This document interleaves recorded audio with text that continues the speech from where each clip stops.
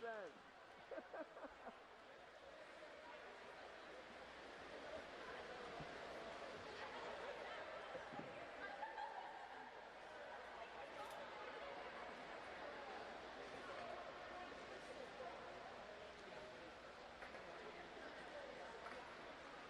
Only 10, right? Oh, yeah, it's not from there.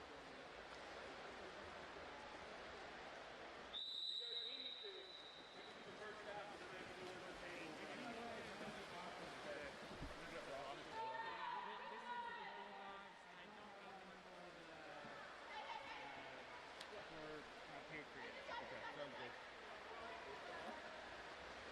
This is the cards I'm going to be using. Those ones are for me, but I can make it for you real quick. Awesome. Are you good to go? Yeah. It's a good job. Good job. Yeah. Okay. Oh, he's talking now too? Okay. For the first half. Okay. Hey, let me know. Alright. I got all the cameras over here, so I'm good. Are we live and everything? Yeah. Okay. Hello, everyone, and welcome to a beautiful day here in Salt Lake City, Utah. We are at the Kearns Oak Park Fitness Center here for a full weekend of water polo. This is our first game of many throughout the weekend. This game started at 3 o'clock. Currently, this game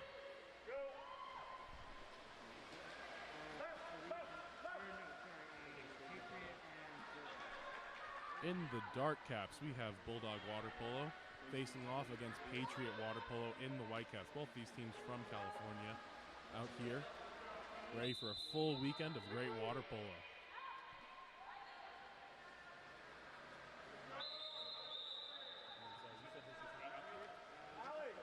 Allie, faster. Maddie, tell her that she's passing close to the ball there.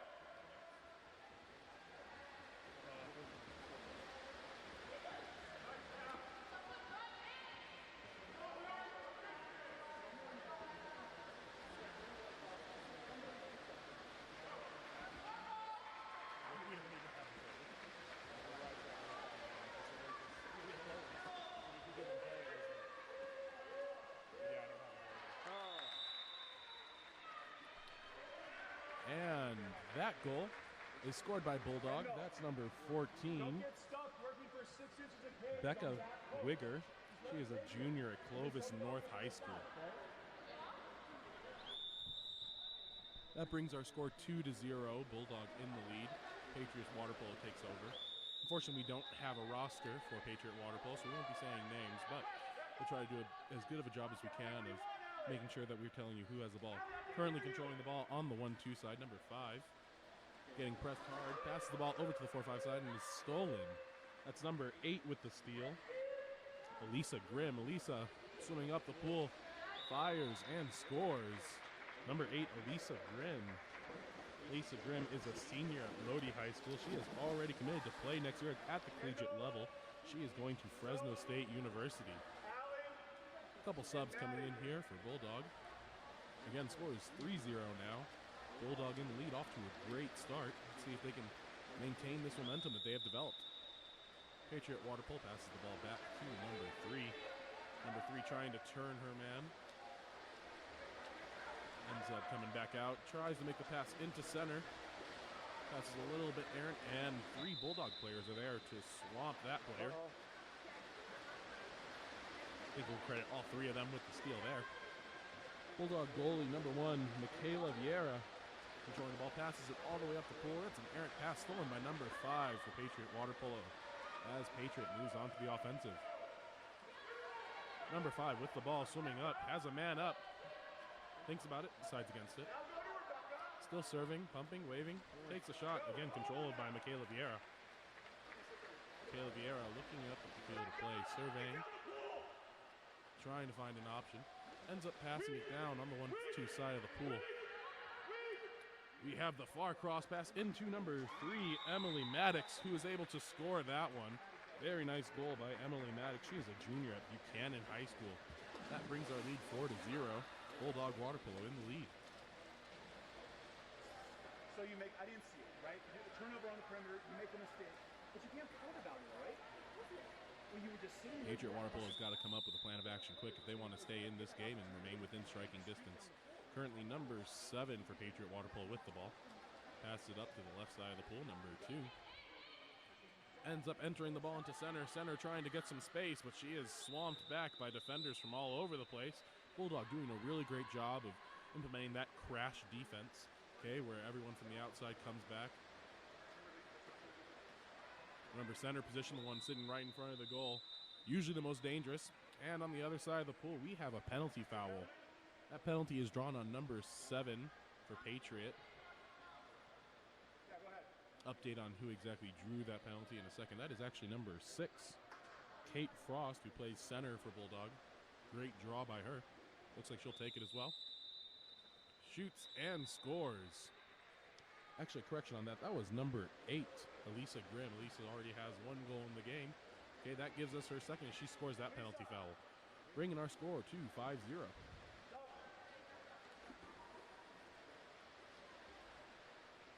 One more substitution coming in for a Bulldog, making sure that their team remains fresh.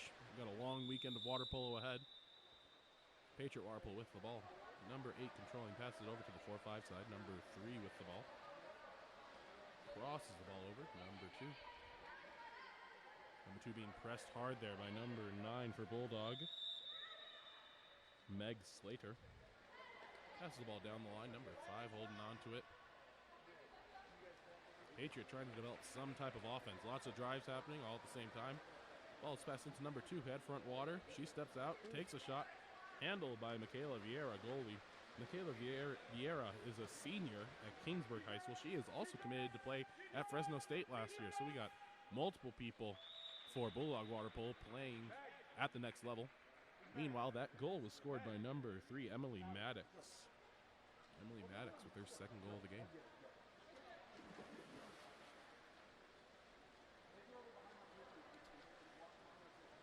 Game seems to be running away already, despite not even being out of the first quarter. Patriot water polo with the ball, trying to develop some type of offense on this next possession. Got a couple of people swimming down hard for Patriot. Ball now controlled by number 3, and an offensive in center. Bulldog will take over. That ball is crossed over to the other side. Number 7, Allie Hepner with the ball.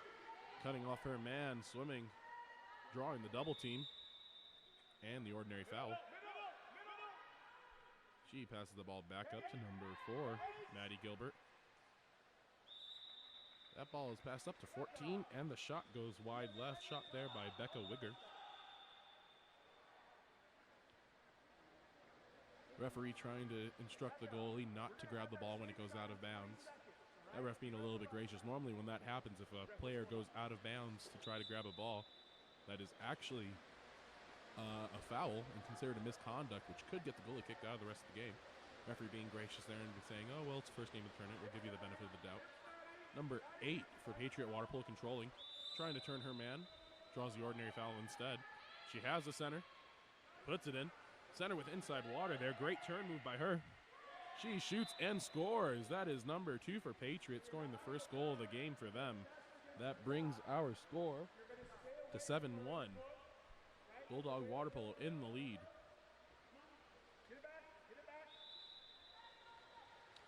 That ball is passed back to number 7, Allie Hepner. Allie with the ball being guarded by the other number 7. The matchup of the 7s right there. Pass the ball over to number 4, Maddie Gilbert. Maddie surveying, looking around. Passes the ball down the line, but an errant pass stolen by number 5 from Patriot as they take over and move on to the offensive end. She dishes that ball all the way up to number 8, who tries turning, loses control of the ball, and that ball is handled by Bulldog. As Bulldog transitions back to offense, that ball is passed up to number 14, Becca Wigger. Becca crosses back up to 7, Allie Hepner. Hepner takes a shot, sails over the cage. And that ball will be controlled by number 1 for Patriot. Patriot kicks the ball way up the right side of the pool. Number, I believe that's 6 over there controlling it. The lefty. Getting pressed hard there by number 10, Chase Hansen. Able to pass the ball over to number 7 and then puts into center. Number 8 for Patriot holding the ball, being guarded hard by number 14, Becca Wicker. Shot is taken and controlled by Michaela Vieira, goalie for Bulldog Water Polo. Michaela, as there's 5 seconds left on the clock. Goalie getting ready to take a shot. She takes it, sails over the cage, and that will bring us to the end of the first quarter. Score at the end of the first, 7-1. Bulldog Water Polo out in front of Patriot Water Polo. So Becca, when you're like this, I'm going to set the ball to 2 meters right now. Everybody can see it coming. All right? You've got to get that left shoulder in front and ball fake. Big movements, right? 2 from 2. Right? Okay. Hey, I think you had it.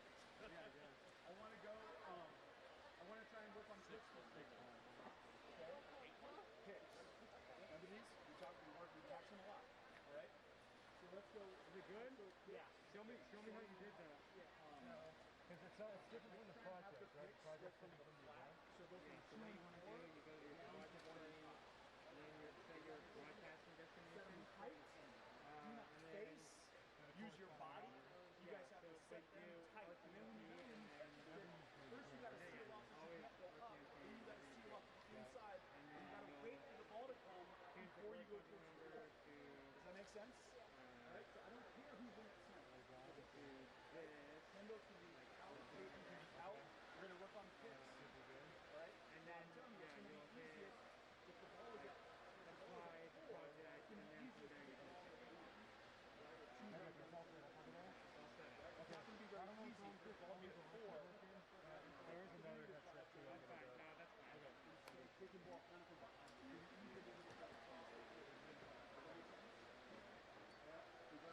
All right, so let's go that starting 6 with. Okay, let's go starting 6 with Meg for Becca.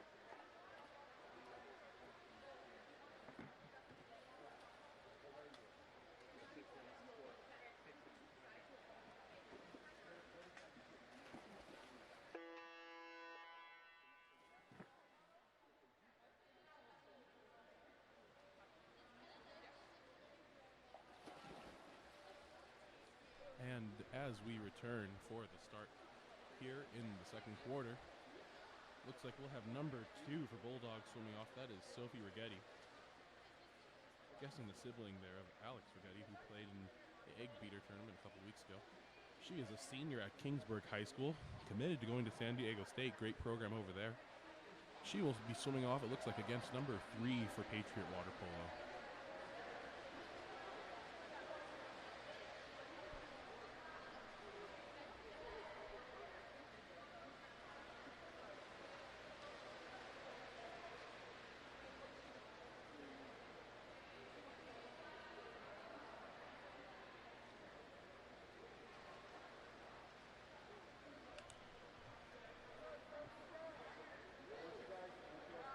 Refs walking over, getting control of the ball, and looks like we are ready to start this second quarter here.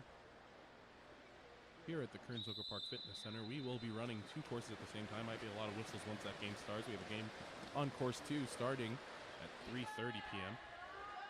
Ball is won by number 2, Sophie Righetti. Passed the ball over all the way to the far side. Number 8, Elisa Grimm has it. Puts the ball into center.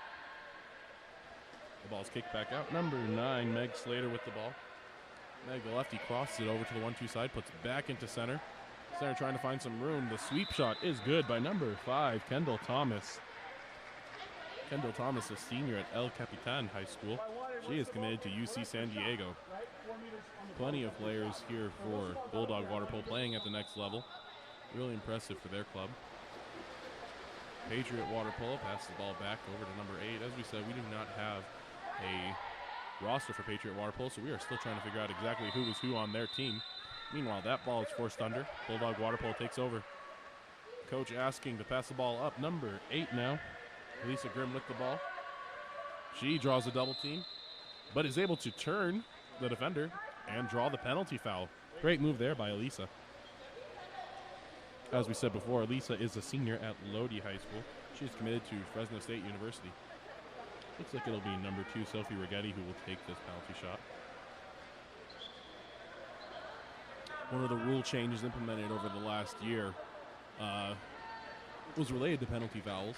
From now on, when a player is able to draw a penalty, when a player has inside water or has a position where they have an advantage and there is a likely goal, anyone that is attacking them is only allowed to touch the ball or the hand. Any other movement or any other, grabbing, holding, sinking, pulling back will result in a penalty foul. Meanwhile, that shot is taken by number 3 and controlled. Right now we have number 7, Allie Hepner, swimming the ball up. Looking at her options, she has a couple of options, but decides to hold onto the ball herself as she advances. Passes the ball up to number 5, Kendall Thomas. Usually plays center, but this time she's settling for the outside. Passes the ball down the line to lefty, number 9, Meg Slater. Back out to Kendall Thomas. She shoots and scores. Kendall Thomas showing us that she can do everything inside and out. Scoring that ball from about 5 meters out on the right side of the cage. Great job, Kendall. That brings our score to 7-1. Bulldog water polo in the lead. Referee's asking for the ball out, or asking us to hold the ball. And we're back. Number 3 for Patriot passes over to number 7. Down the line, number 5 holding it onto it for Patriot. That ball is put into a driver. That was number 3. She is swamped by 2 different defenders, and that ball is forced under, resulting in a change of possession. Bulldog water polo with the ball. That ball is passed up, risky pass, but we're able to grab possession of it. Number 8, Elisa Grimm, draws the 5 meter. That 5 meter will be given to number 4 for Patriot. Okay, that was number 8, Elisa Grimm on the draw. Looks like it'll be number 5, Kendall Thomas, taking it again. Kendall, committed to UC San Diego, a senior at El Capitan High School.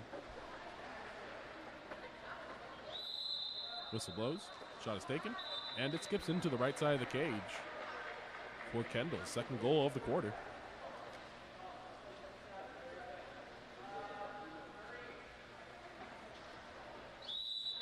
Bulldog water polo trying to generate some offense as we move on. Number 3 for Bulldog controlling. Being pressed hard there by Kendall Thomas. Passes the ball over to the lefty, number 6, who loses the ball. Wasn't quite able to find it there. That ball is stolen and controlled by Bulldog. Goalie again with a long pass. This one might be a little bit long and is stolen by Patriot goalie, number 1. Patriot water polo surveying their options, trying to find someone to pass the ball up to. That ball is a little bit short, but still controlled by number 6 for Patriot. She's being pressed back to her own half. Defender says, oh, you're not a shooting threat out there. I'm going to come back. Oh, maybe not. Goes back to press her. Being pressed hard. That's number 4, Maddie Gilbert, pressing her. That ball is crossed. Shot clock at 2 seconds, 1 second. And shot clock expires. Bulldog water polo ball. She has a trailer, but the pass is a little bit long and stolen by number 1. Intended target for that pass was number 8, Elisa Grimm. Right now, number 3 controlling the ball for Patriot on the 4-5 side. She draws the foul at about 8 meters. Cross the ball all the way up to number 7, who puts the ball into a posted up number 8 for Patriot, who tries the backhand. That backhand sails wide left. And Bulldog takes over. Ball is passed up. Number 8, Elisa Grimm with it. Elisa trying to see exactly what her options are. A little bit of confusion, it looks like, for Bulldog. Number 5, Kendall Thomas passes it up to the lefty, and the lefty shoots and scores. That's number 9, Meg Slater, with the very nice move, getting open, receiving the assist there from number 5, Kendall Thomas, and scoring. Number 9, Meg Slater, is a senior at Sonora High School. She is committed to play at Loyola Marymount University. Congrats to her. Couple substitution coming in here for Bulldog.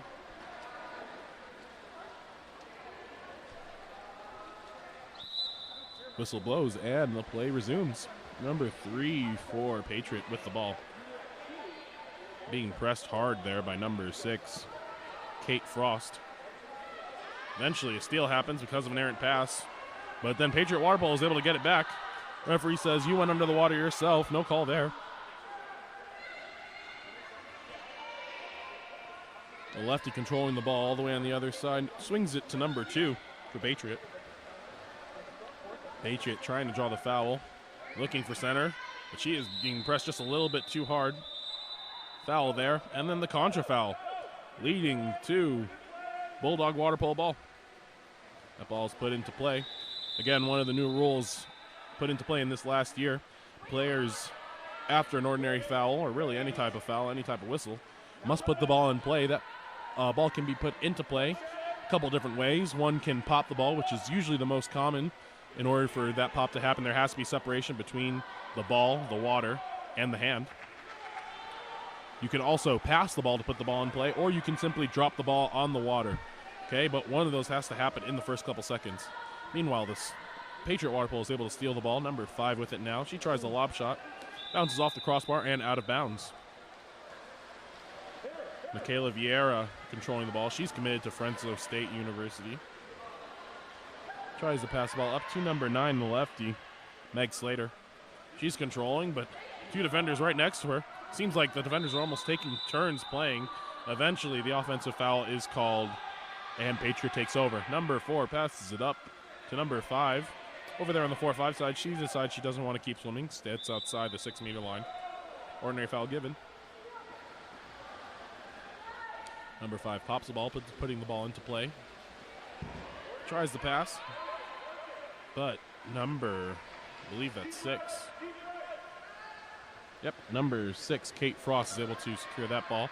The hustle play is so important in water polo. Eventually, that ball is put into number 7, Allie Hepner, trying to find some separation. She takes a lob shot. It drops and is pushed in by number 9, Meg Slater. You know, usually you keep those lefty players on the 4-5 side of the pool, bringing them over to the 1-2 side, and especially posted up on the 1-2 side. Just makes things a little bit more messy for them, but that time it paid off for number 9, Meg Slater. She was able to push in that shot that was taken by number 7, Allie Hepner. A couple subs coming in for Bulldog. Our score is currently 11-1. Bulldog in the lead. 40 seconds remaining here in the second quarter. Number 8 passes the ball down the line to the 1 spot. Number 5 controlling for Patriot. Ball is passed back up to number 8. Ordinary foul given to her. A couple different options here for Patriot, trying to figure out exactly what they have. The pass, the shot, and the score. Number 2 for Patriot water polo gets the ball, is off balance, but able to force that shot up. Goes off the crossbar, off the right bar, and then into the cage. Not much a goalie can do about that. Brings our score to 11-2, 22 seconds remaining here in the second quarter.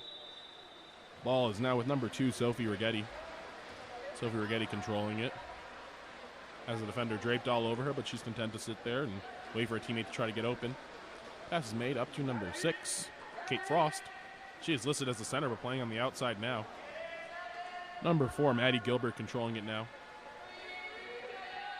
As the clock expires, the pass doesn't lead to a shot, and that will bring us to the end of the second quarter. Bulldog water polo in the lead here, 11-2. And that will bring us to our halftime.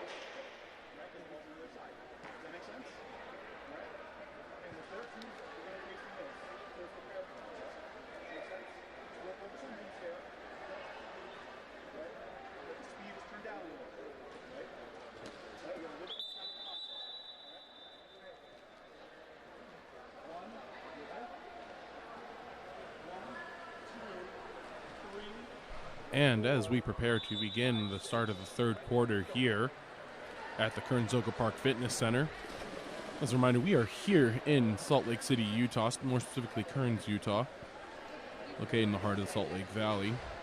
This facility is the home of Kearns Water Polo, one of the powerhouses here in the state of Utah. This tournament, the Salty Summit Water Polo Tournament, is hosted by Olympus Water Polo. This service is brought to you by Game On Live Studio. If you go to our website, gols.co, you'll be able to find exactly what Game On Live Studio is all about. Looks like we have a goalie change for Bulldog Water Polo. Number 13, Bria Zwachka, taking over for number 1, Michaela Vieira. Swim off, Sophie Rigetti swimming off against number 5 for Patriot. Sophie Rigetti wins that, and Bulldog gets the first possession of the quarter. That ball is swung over to number 7, Allie Hepner. Allie trying to draw the ordinary foul. She does. Have a little pick action over there happening on the 1-2 side. Number 4 with the ball, Maddie Gilbert, pumping, looking, shooting. That ball bangs off the post. Looks like we also had a goalie change for Patriot Water Polo. Meanwhile, that goal is scored by number 6, Allie Hepner. That was number 7 for Patriot, that water polo that was playing a little bit of center and a little bit of 1-2 side for them now in goal. Trying to figure out something to get their offense flowing a little bit. Ball resides with number 8, who passes it over to number 3. She draws the ordinary foul. Bulldog Water Polo playing a strong drop defense here. Patriot Water Polo trying to make some movement. Ordinary foul given, number 3 with the ball. She puts the ball in play. Passes the ball down the line, but that is an overpass. And will be stolen by number 5, Kendall Thomas. Ball with number 13, Bria Zwachka. Also had an older sibling playing in the Egg Beater Showcase sponsored by Cap 7 a couple weeks ago. Lochin Zwachka, one of the powerhouses for that team. Meanwhile, a pass is stolen. Patriot Water Polo with the ball. Ordinary foul given there, number 2 for Patriot holding on to it. Pass the ball up to number 5. Ordinary foul. She's pushed back to her own half tank. Pops the ball. She is live. Able to shoot if she wants. That is another one of the rule changes here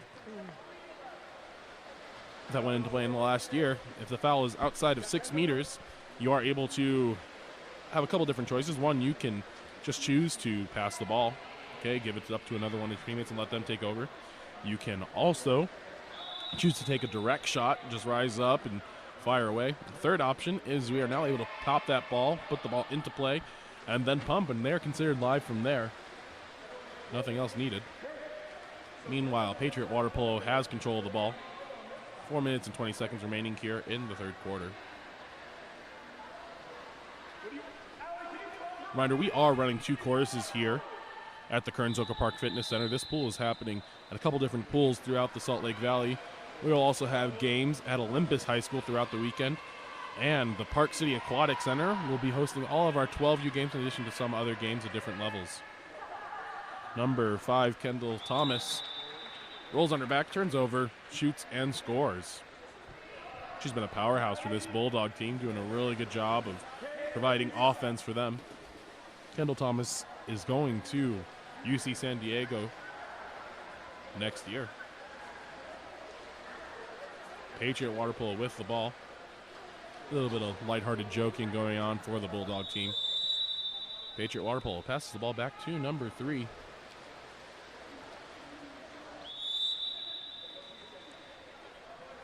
Ball is passed over to number 5. Patriot Water Polo, a couple drives trying to create some offense. Pass back down to number 3 after the drive. Looking for her options. Up to number 4. Meanwhile, she is swamped. Number 9, Meg Slater, comes up with the ball. And Bulldog controls. Looks like our second course is just about to start. I'm going to head over there to help out, make sure that table is ran smoothly. I'm sure we'll see you back here in the next couple of games. Okay, so this is Seth Hughes signing off.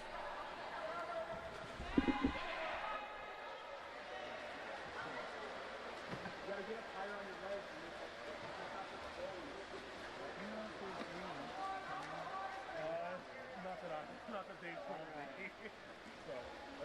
takes over there, I mean, Emily, when you make that pass, you got to get up higher so it doesn't skip.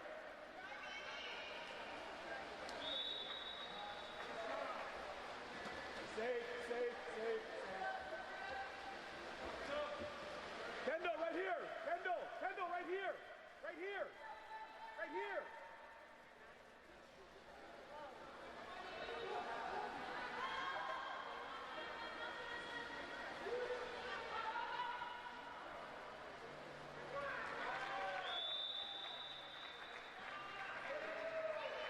I want you to set the pick with 1 or with 5.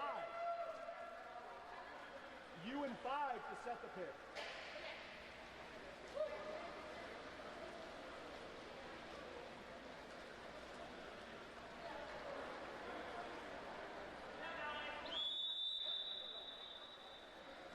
Hey, ref, I'm going to call timeout if we get the ball here, okay? I'm going to call timeout.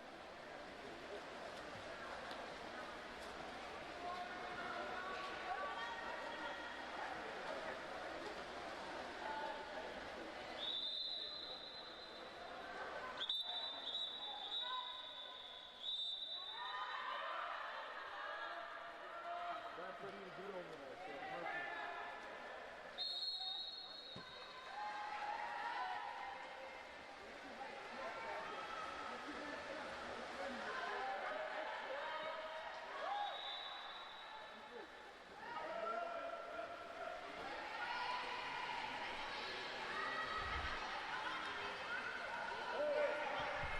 So as our second course begins action, our pool director, Brad Pierce, actually is running the course over there all by himself, so it looks like I'm going to be able to remain here and continue commentating for you guys. Meanwhile, Patriots scored their goal while I was away. Sorry, ref. Bringing the score to 14-3, 1:59 remaining here in the third quarter.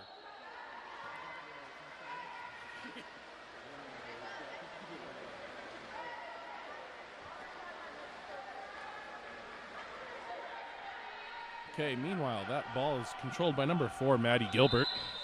Maddie with the ball. Looking around at their options, passes the ball into number 6, Kate Frost. Kate Frost working. No help really coming for Patriot. So she's able to take that shot, but it bangs off the right post. And Patriot Waterpolo controls the ball. Ball's passed up to number 5. She has someone out in front, number 7, asking for the ball. The ball's put in. Unable to turn to the inside, though. So the ball's passed back out to number 5. Patriot Waterpolo really trying to develop something in the offensive end.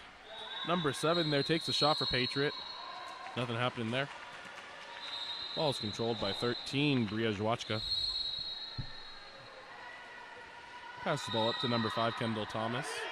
Kendall looking around, surveying her options. Coach asking for drives. Number 4, Maddie Gilbert driving. Ball still controlled, though, by Kendall Thomas. Eventually, the ball moves over to the 1-2 side. Put into center, but that's an errant pass. Stolen by number 8 for Patriot. Over to number 7 again. Number 7 trying to direct traffic as she's swimming up the pool. They have numbers, puts the ball in, but that's an errant pass. Stolen, number 10. Shea Hansen able to draw that contra foul, sending Bulldog Waterpolo onto the offensive. Meanwhile, that ball is passed up to, I believe that's number 6, Allie Hepner. Eventually, the ball makes its way down to number 4, Maddie Gilbert. She shoots, skips it under the goalie's arm, and scores. 21 seconds remaining here in the third quarter. Bulldog Waterpolo out in front of Patriot Waterpolo. Patriot trying to get some offense going here as the third quarter winds to an end. Number 8 with the ball. Ball's passed up to number 3. Number 3 down at the 1 spot. Puts it into the center. Wasn't really ready for it, but now she has it. Turning, shooting. And that ball is blocked by number 13. Bria Zwachka able to get 2 hands on that. Really nice job covering that shot. That is going to result in a corner throw here for Patriot. 1 second left on the clock. And that's the end of the third quarter. At the end of the third, our score is 15-3. Bulldog Water Polo out in the lead ahead of Patriot Water Polo. We'll see what the fourth quarter has to bring when we come back.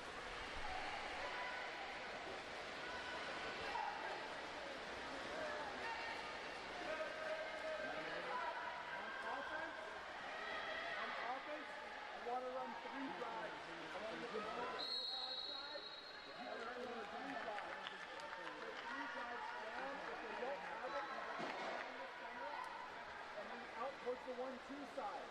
Get the ball to the 4-5 side. But right from 3. If 3 doesn't have it, and if 2 is coming up, and then there's that hard 90-degree turn, and then you go. And if you don't have the rest of the ball coming up, it's a havoc offense. On defense, I want you to foul and knock the ball away and take exclusion. If Taylor's going to start with whoever's short, and you're going to go to that play.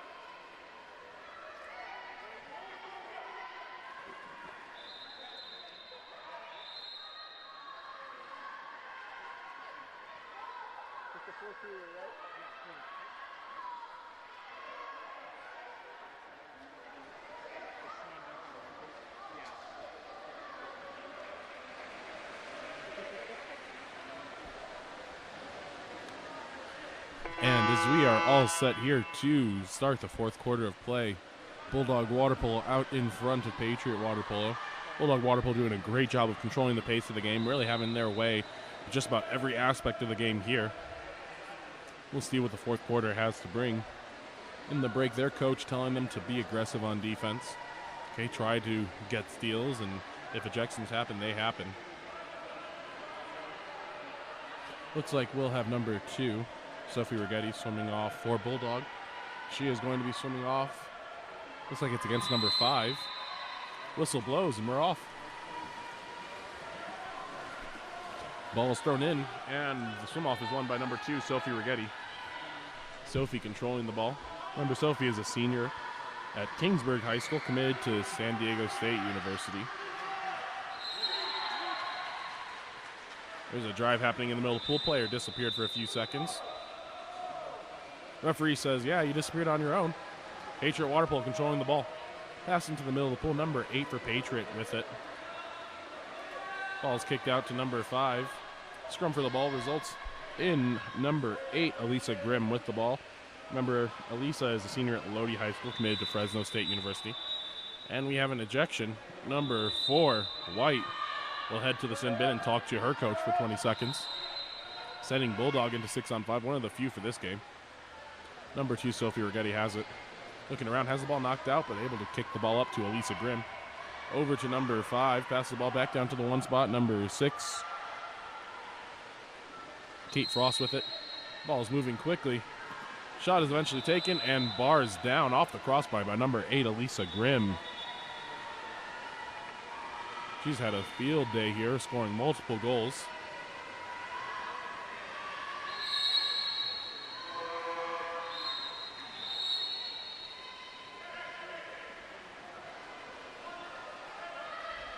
Patriot Water Polo takes back over the ball.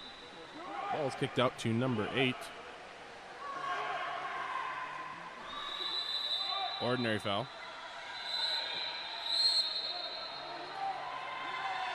And Bulldog Water Polo will head into their 6-on-5 defense after number 5, Kendall Thomas, gets ejected. Number 8 with the ball. Kicks the ball over. Shot is taken by the lefty over there.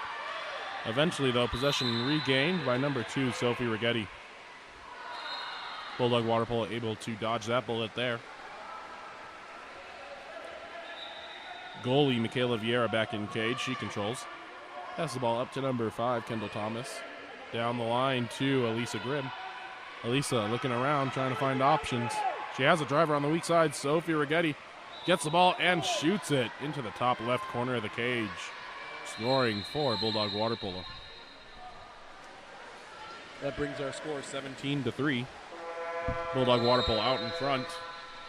Patriot Water Polo really just trying to find any type of answer at this point.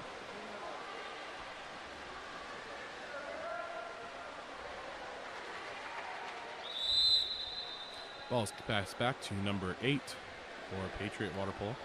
Kicks it over to number 3 on the 1-2 side. Ordinary foul there. And number 8, Elisa Grimm, takes the ejection. She will head to the corner. Talk for a couple seconds. Shot is taken early by number 6. Eventually there's a scrum for the ball. And ends up, there was a contra foul. Number 2 for Patriot will control the ball up to number 3. Still on their 6-on-5.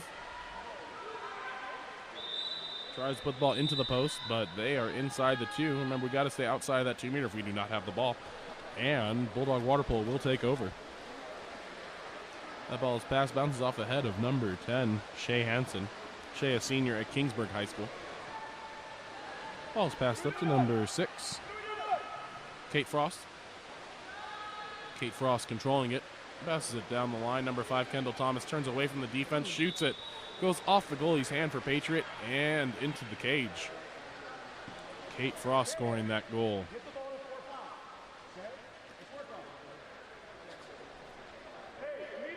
Excuse me, that was number 5, Kendall Thomas, on that goal.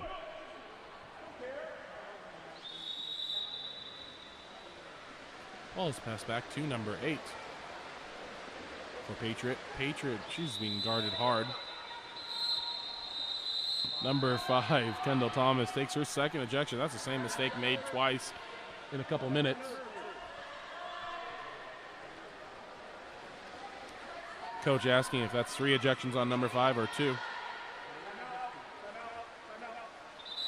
And the timeout is called by the coach for Bulldog Water Polo. A lot of ejections happening for them here in this fourth quarter. Coach might be trying to work on his 5-on-6 defense, or his players could have just stopped listening to him.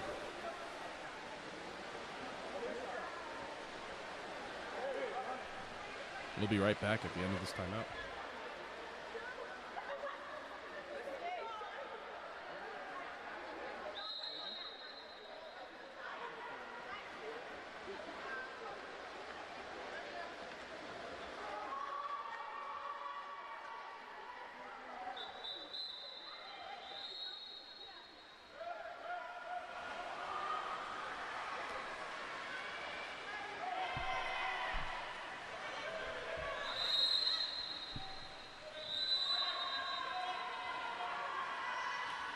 And as we return from the Bulldog timeout, there are 3 minutes and 16 seconds remaining here in the fourth quarter. Let's see exactly what Coach for Bulldogs has planned. Whistle blows. Number 13, Bria Zwachka with the ball. Passes the ball up. It's number 14, Becca Wigger. Becca looking around. Got a couple drives happening. Number 9, Meg Slater with the ball. She turns, but the offensive is called, saying someone was locked up, and that will result in Patriot ball. That ball is kicked all the way up to a streaking number 8 for Patriot. She is covered, though. Number 10, Shay Hansen with it. She goes to the corner, giving another chance for Bulldog Water Polo to work their 5-on-6. Meanwhile, Patriot goes into their 6-on-5, trying to create some offense. Ball is kicked over to number 4. Shot is taken, tipped out. I think that field block was by number 9, Meg Slater. And that ball will remain with Bulldog. Bria Zwachka with the ball. Pass the ball up to number 10, Shay Hansen. Shay with it. Looking around. Passes that ball down the line. Number 6, Kate Frost, able to draw the exclusion. That exclusion is taken by number 3. Kate Frost, a freshman at Buchanan High School, a major contributor for this Bulldog team. She's doing a great job of controlling the ball. She also plays center for that team, but despite being young, has done a great job of scoring and drawing ejections and 5 meters and just about everything else for this Bulldog team. That shot is taken. Looks like that goal is scored by number 3, Emily Maddox, who's a junior at Buchanan High School. 2 minutes and 6 seconds remaining here in the fourth quarter.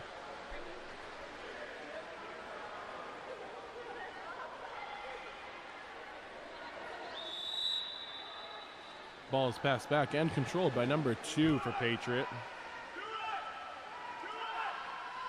Swings down the line to number 5. Ordinary foul given to her. Number 9, Meg Slater with the ejection. You know, that's every single possession so far that Bulldog is taking an ejection. You've got to realize that they're being coached somewhere. Coach is telling them to do that same thing. Shot is taken, bounces off the crossbar, still controlled by Patriot.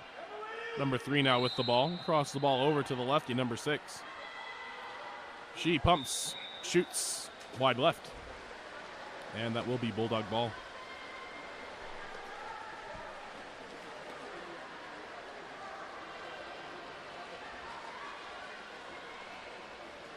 Number 9 with it. That's Meg Slater controlling the ball. She passes the ball over to the 1-2 side. Got a couple drives happening for Bulldog. Pass the ball into number 10, Shea Hansen. Eventually the ball is put into center, stolen by number 8 for Patriot. Goalie kicks the ball up to number 6. Ordinary foul there. And as has been the pattern this fourth quarter, ejection taken by Bulldog. That is number 6, Kate Frost, a freshman. Patriot water polo on their 6-on-5. Number 4 with the ball. Pass it over to number 8. And down the line to number 3, trying to run a 1-in play, create some movement and some advantages. Number 8 gets the ball up top. She takes a shot, handled by Bria Zwachka. And Bulldog goes into their offense. 40 seconds remaining here in the fourth quarter. Bria Zwachka with it.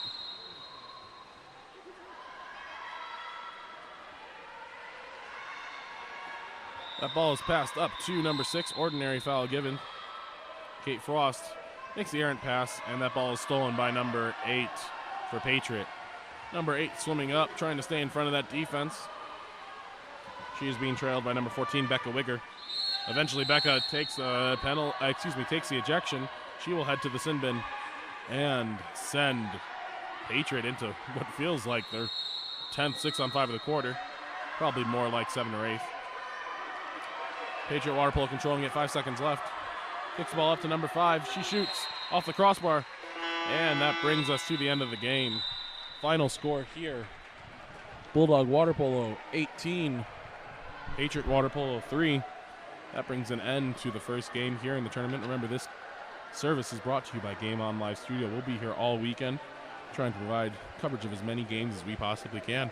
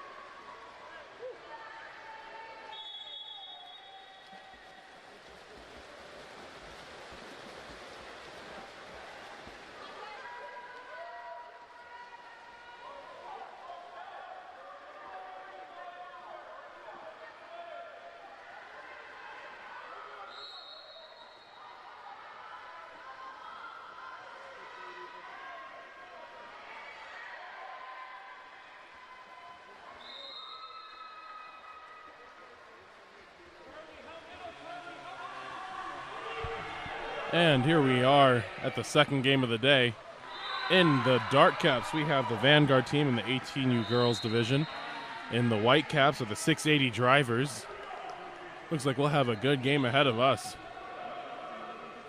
First goal of the game is scored by 680. Score is now 1-0, 680 ahead of Vanguard. 5:28 remaining here in the first quarter. Ball is passed back to goalie, number 1. Looking around, surveying, trying to create some type of option. Lots of driving here going on for Vanguard. That ball is crossed over. Shot is taken by number 3, but number 1, goalie for 680, is all over that. Looks that'll result in a corner throw. Number 3 for Vanguard going to take that. Ball is popped and we're live. Remember, one of the new rules that came into play in the last couple of years. Off 2 meters, we are now able to pop that ball and we are live from there. Number 7 controlling the ball, passes over to number 9 for Vanguard. She has the center, puts it in. Trying to kick the ball out, but swamped by number 11, helping off of the 5 position, resulting in 680 ball. Number 3 for 680 controlling. Pass the ball down the line. I think that's number 7. Able to cross the ball over the far side. She shoots and scores. Number 14 for 680. Able to sneak that ball in past the goalie, bringing our score to 2-0.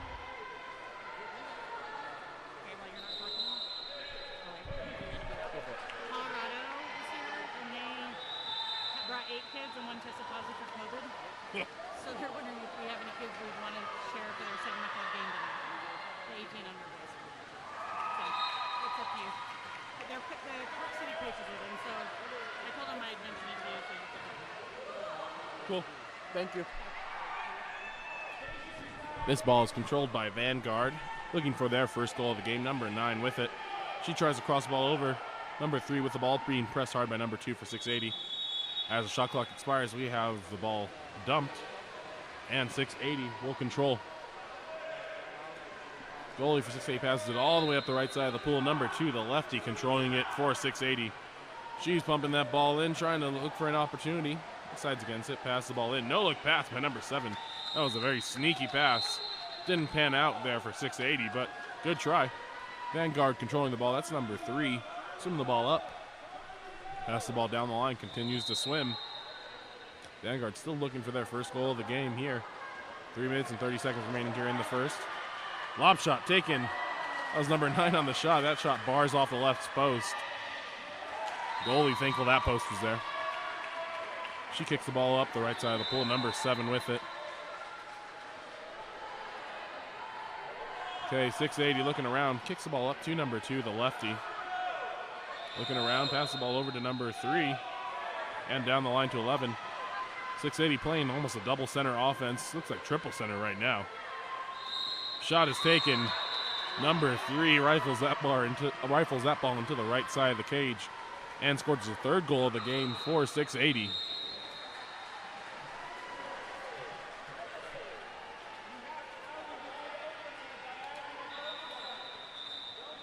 Score is now 3-0, 680 ahead of Vanguard. Bunch of subs coming in for both sides, trying to keep each side fresh. We have a long weekend of water polo ahead.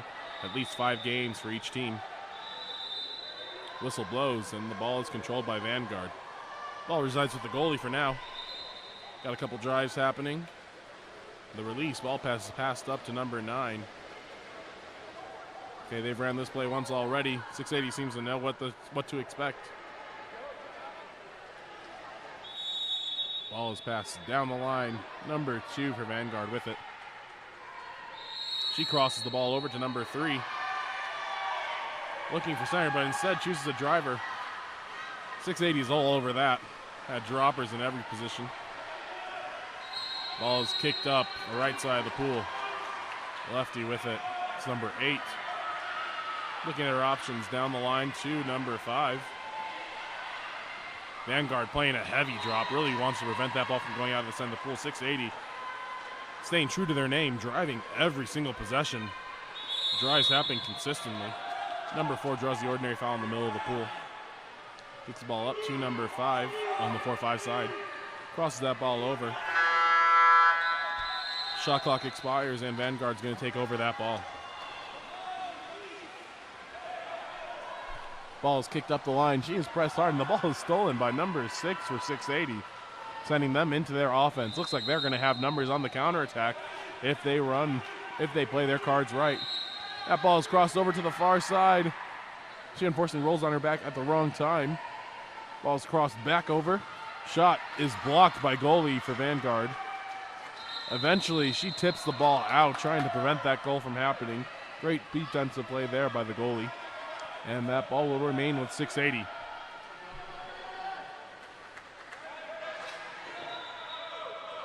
Ref making sure that corner throw is taken from the corner of the pool. Ball is popped. She is live and able to shoot if she wants to. Again, lots of drives here for 680. Great job of creating movement. Number 9 with the ball. Coming inside of Tumir, she crosses that ball over to number 5. She takes a shot, again blocked out by goalie for Vanguard, resulting in a third straight possession here for 680.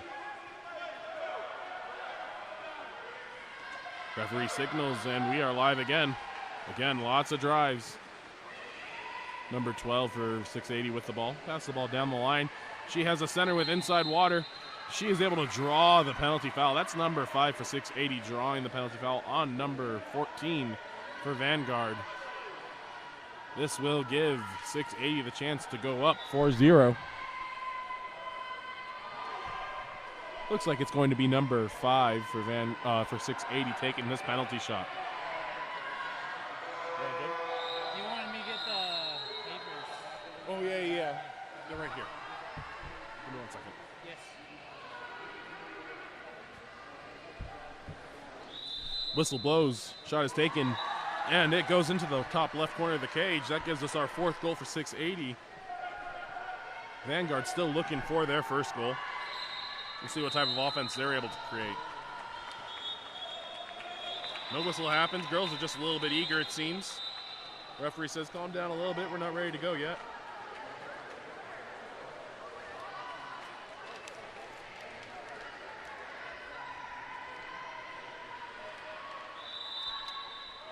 Finally, whistle blows, and the ball is kicked back to the goalie. That ball is kicked over to number 9. She passes it down the line to 2. Has a driver, puts it into her, and the penalty foul is given. That is number 3 for Vanguard, drawing that penalty foul, giving Vanguard their first real attempt at a shot on cage. Looks like number 3 is going to do all the work on this play. Not only is she drawing the penalty foul, but she's also executing it. We'll see if she's able to put this ball in the back of the net. Whistle's blown. She shoots, skips it into the right side of the cage, and scores. First goal for Vanguard. Scores 4-1 with 51 seconds remaining here in the first quarter.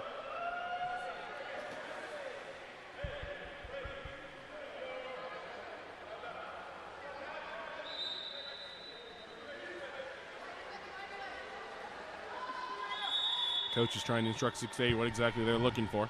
Ball is kicked back, and now out to the side, number 5 with it. Passes the ball down the line. I believe that's number 8 with it. Number 6, actually. Cross the ball over to the far side. Errant pass stolen there by number 3 for Vanguard. Ordinary foul given to her. And Vanguard heads into offense with about 30 seconds remaining. Kicked up to number 2 on the 4-5 side of the pool. Great defense there by number 6. Ball's crossed over number 3, who has scored the only goal for Vanguard so far. She shoots and scores it. Goalie's going to wish she had that one back. Definitely within her reach. She just missed that ball, giving Vanguard their second goal of the game. That's a little mini run for Vanguard going on here. Scores now 4-2 with 20 seconds remaining.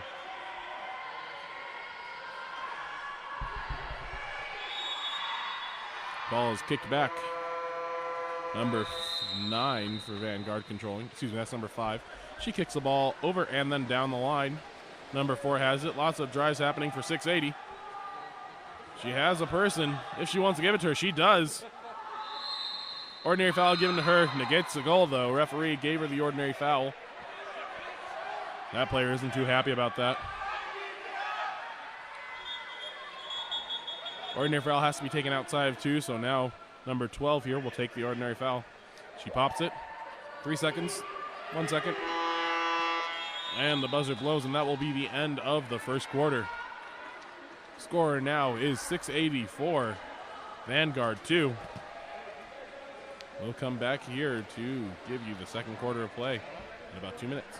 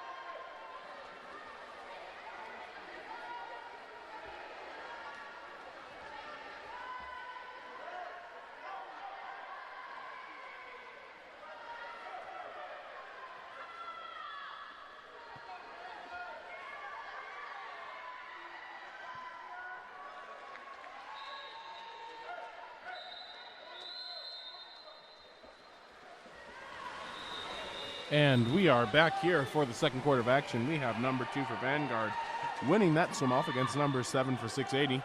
Vanguard on the offensive. Ball's kicked back to number 3, who puts the ball into a number 11 who is posted up on the 1-2 side. She is able to draw the ejection. That will be number 3 for 680 heading to the sin bin. She'll talk to her coach for 20 seconds. Number 9 with it for Vanguard as they head into their 6-on-5. Kick down to number 7. Back up to 2. Errant pass, but the defense is unable to control it. Kick backed over, and then eventually we have a ball under call. 680 takes over. Vanguard's going to want that one back. Those 6-on-5 are such valuable opportunities for them to score easy goals. 680 with the ball, casts it back up. And over across the pool, number 11 puts the ball into number 14, who takes a lob shot from center and is able to score that one. Great shot there. Number 14 stepping out, looking at the goalie, and then taking the lob shot. That brings our score to 5-2. 680 in the lead.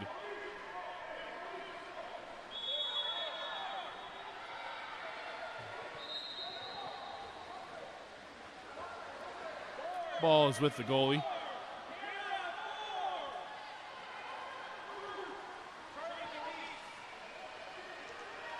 Ball is kicked down the line. Has a posted up number 3, but doesn't look like that happened. Number 9 with it. Ball over to number 2. Down the line to 3. She's at the 5 spot, not a normal spot for a variety. Eventually, she kicks the ball all the way across the pool. 5 seconds remaining here in the third quarter. Shot is taken. 680 has the ball. 680 is up.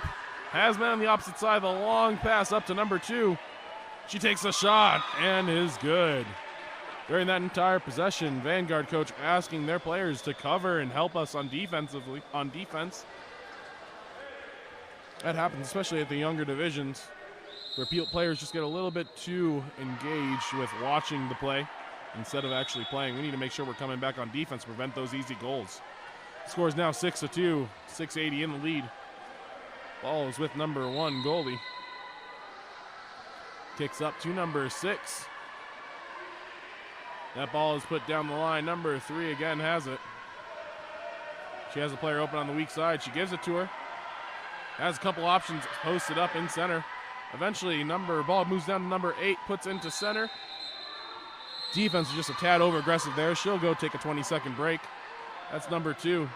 Kicked back out to number 7. She takes a shot and scores it. Number 7 for Vanguard. Brings them to within 3. Score is now 6-3, 680 in the lead.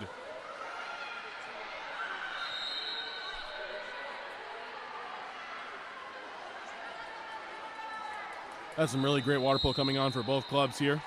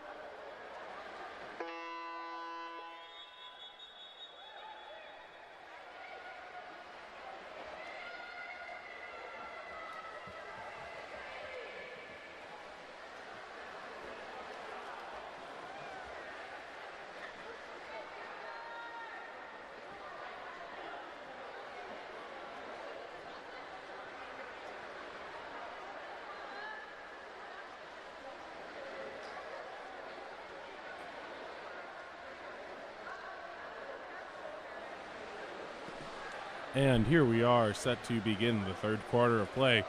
At this point, 680 is leading Vanguard 8 goals to 3. We'll see if Vanguard is able to do something and cut that lead down by a little bit here in the third quarter. We have number 7 winning that swim off for 680 against number 2. Ball is quickly swung to the middle of the pool, and number 3 for 680 advancing. She swings the ball down line, has center. That ball is put in, swamped by a couple defenders. 680 able to regain possession.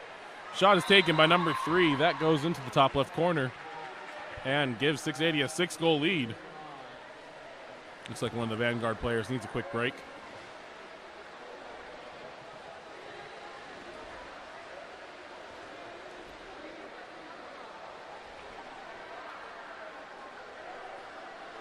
Score is now 9-3, 680 in the lead. Ball is kicked back to the goalie.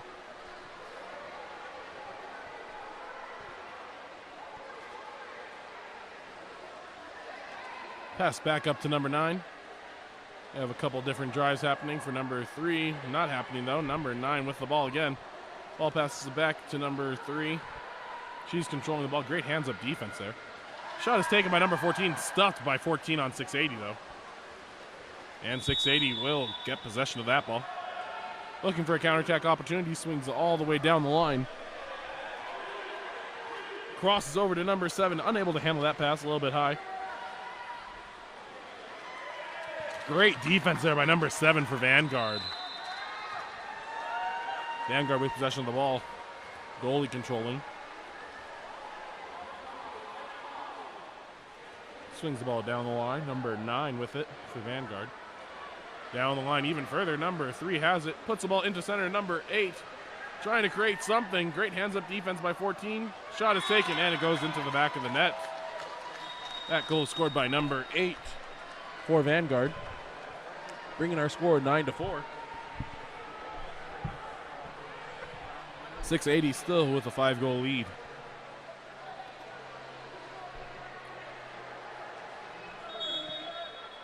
And as play restarts, number 3 for 680 controlling the ball. Pass the ball up to number 14. Down the line to number 2, the lefty. We have a driver for 680. Instead, that ball is swung. Number 3 has the ball, puts it into a posted up number 10. Ordinary foul given to her. She kicks the ball out. Number 7 on the 4-5 side takes a skip shot. Is able to get around the goalie there, scoring the 10th goal of the game here for 680, number 7. Really nice awareness there by 680.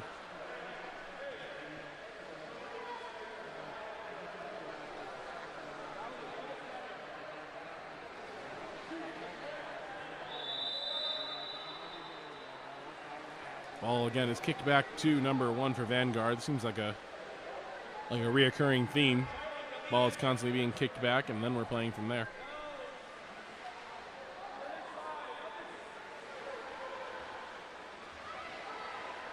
The overpass, trying to go to number 3. Help defense is there. Ordinary foul given to her. She kicks it up to number 7. Shot is taken, but that is field blocked by number 10 for 680. 680 swimming hard down the pool. Number 7 has it. Kicks the ball down the line to number 2. Number 2 looking around, kicks the ball inside. And the ejection foul there, drawn by number 3 on number 3. Sends 680 into their 6-on-5. Ball's passed up to number 7. Over to 11. Sliding, pumping. Down to 14, back up to 11. Sliding, pumping again. Over to 7. Down the line, and the 6 in play. They cross the ball over into an open post. Number 10 able to catch that ball and shoot. Scoring that 11th goal for the game. 11th goal of the game for 680. Was number 10 on the goal. Great find there by the passer over at the 1 spot. At the 6 spot, excuse me.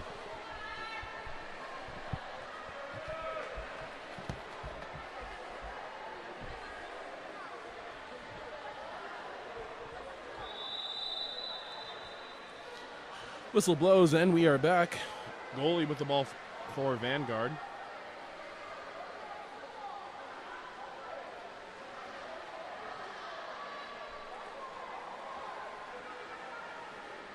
Eventually, ball is put into center. Number 3 with it. She takes a shot. Ball goes off the crossbar and right back to her. Over to number 2. Cross pass is made. She scores a goal, but is unfortunately inside the 2, so that goal will be negated. Nothing happening there.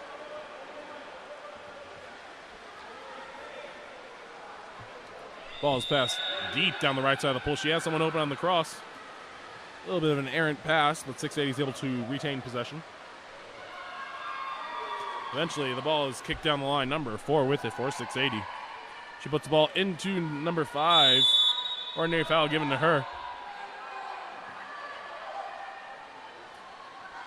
Again, back into number 5. And this time, there's an ejection there. Number 2 would go to the corner and talk to the coach. The referee explained she was holding under the water with her other hand.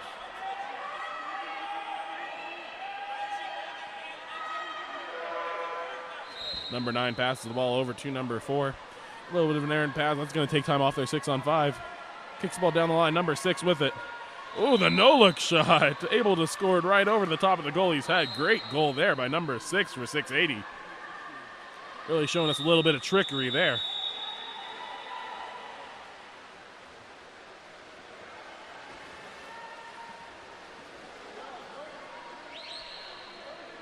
Vanguard coach trying to plead his case during that last ejection. As we resume, score is now 12-4. 680 in the lead. They've really taken control of this third quarter, excuse me. Number 3 with the ball, passes it up to 14. Down the line to 2. Trying to find something in center, not happening, so they'll drive instead. Ball is kicked down to number 14. She is inside water, and she draws the 5-meter. Great penalty foul draw there by number 14. That'll be given to number 9 on 680. Looks like it'll be number 3 taking the shot for Vanguard.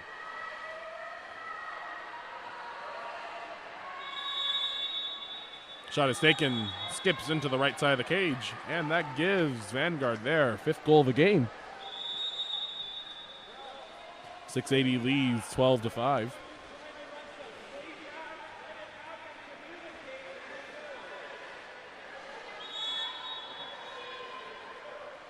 Both coaches preaching patience, preaching communication, two of the most important aspects of water polo and what makes our sports great. Lots of drives happening here for 680. Ball is kicked in. Number 4 on the drive, able to get that ball into the back of the net. Number 5 with a great dish there, giving her the assist. What's really impressive about this 680 team is the fact that they're able to have so many different drivers and yet still keep their spacing between players, not get bunched up, and find those little tip-in passes. That is not easy to do. Vanguard now has the ball. 1:30 remaining here in the third quarter. Goalie passes the ball up to number 14. Over to the 4-5 side. Number 2 controlling. They have a center with inside water. Defense takes that away, though. Number 5 with it.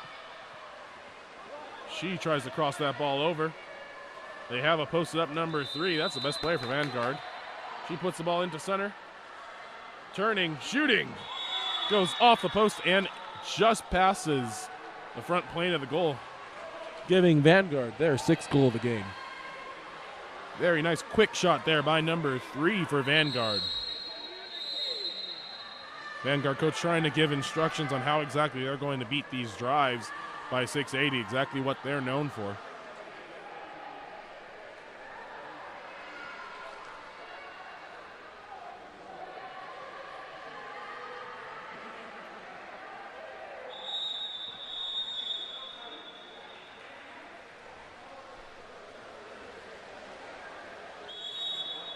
Whistle blows and 680 resumes.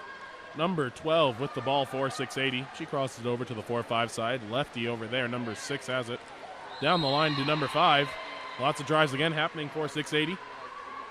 Surveying. Crosses the ball up to number 12. Number 12 has the ball. Pumping. Looking for options. Crosses it back over to the 4-5 side. Number 5 with it.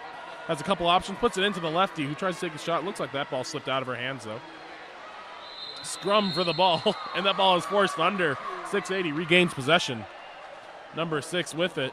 That's a costly turnover for Vanguard, right in front of their own cage. Errant pass there. Number 12 will track that down. She brings the ball back up. 20 seconds remaining on the shot clock. 30 in the quarter. Ball's put into the lefty for the second time. She's able to score that one. Looks like that number 3 player just kind of disappeared for a couple seconds. Might have been a little bit of push down, but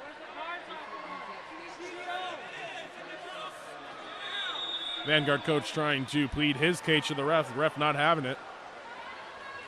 It's one of the beauty of water polo is the aggressiveness we're able to have in this sport.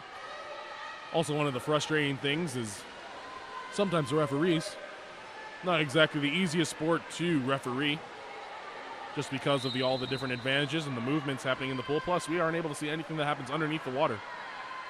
Vanguard with the ball. 10 seconds remaining in the third quarter. Ball's put into a posted up number 3. Ordinary foul given. Negates that shot. 4 seconds remaining here in the third quarter.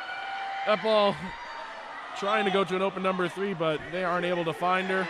And that is the end of the third quarter. Score is now 14 for 680. 6 for Vanguard. We'll see what Vanguard put together here in the fourth quarter.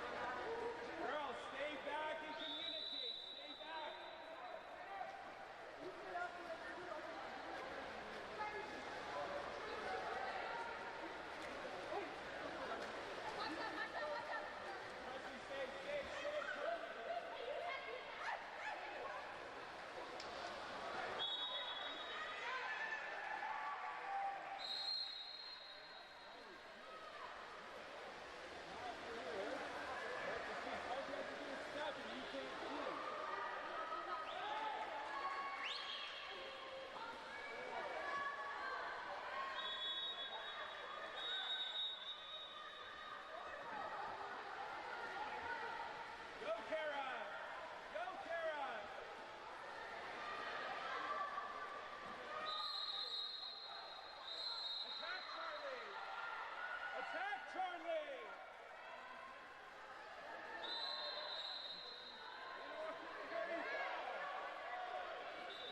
This is such a joke.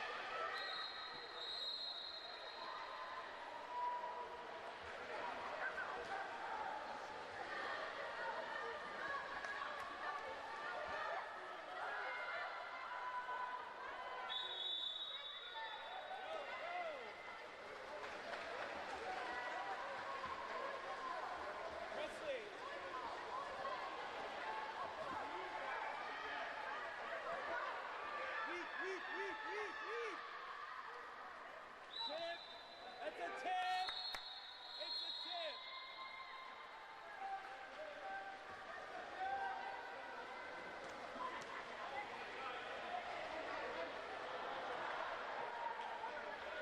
Go, Kara!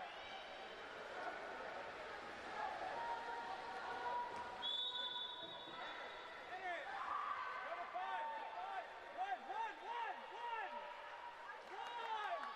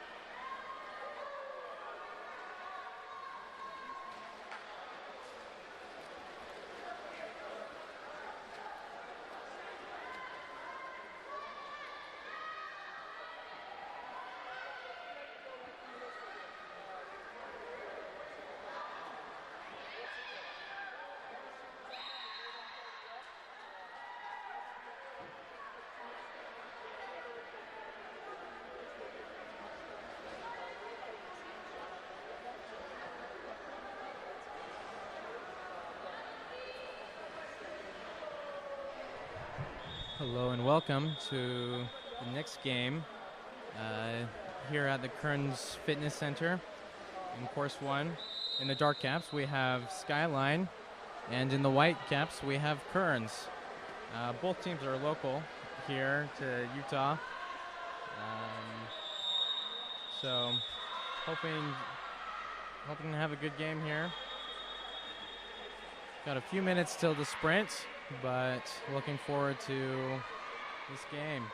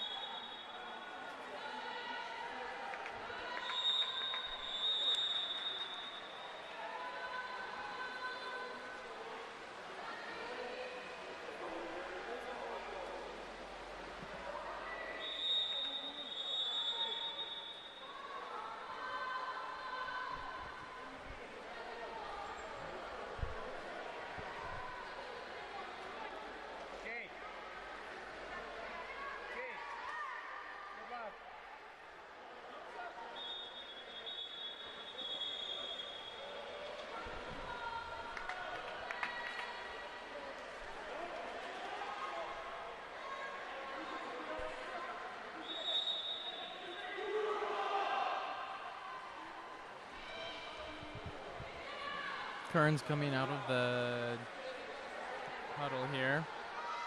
Skyline's already lined up, ready to go. So this game should be underway shortly. Refs both look like they're ready. So, table's ready.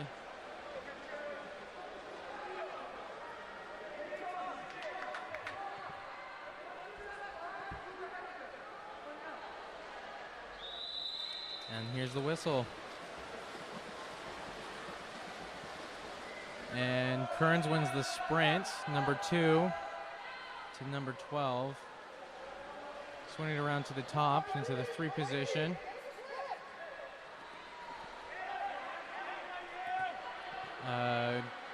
Kearns looking for the center, running a post, two on each post. That's saved by number 13 from Skyline. Skyline attacking now.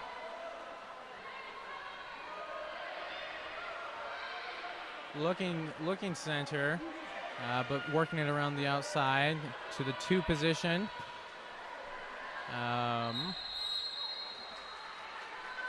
Turning it back to the other side. Shot clock runs out there, and Kearns goes on the attack. Goalie sprinting out to the corner where it was dumped to get that ball and move it forward. Skyline sloughing in on one of the posts, but pressing out hard on the outside. Really trying to prevent any passes from coming around. Only 5 seconds left on the shot clock. Kearns sets it, but are unable to convert from the center. Pass comes forward for Skyline. Kearns has some good pressing defense, which prevents the pass into the center, where Skyline had an open man. Working it around on the outside. Pass comes into center. A backhand, which is stopped by Kearns goalie. It's a good stop. Kearns looking. Passes it down to the 5 side, up to 4 now. Looking center. Cross pass. And goal. Kearns is the first score here. And leads 1-0.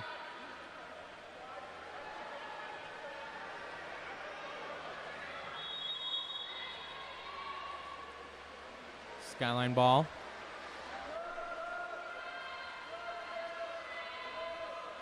Working it around to the 1-2 side.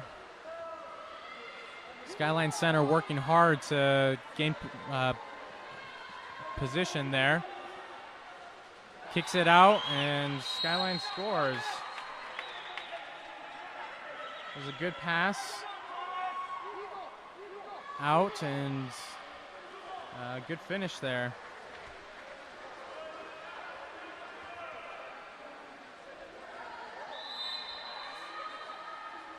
Kearns puts it into play. Number 14 with the ball. Working it to the 1-2 side. Looks to the wing.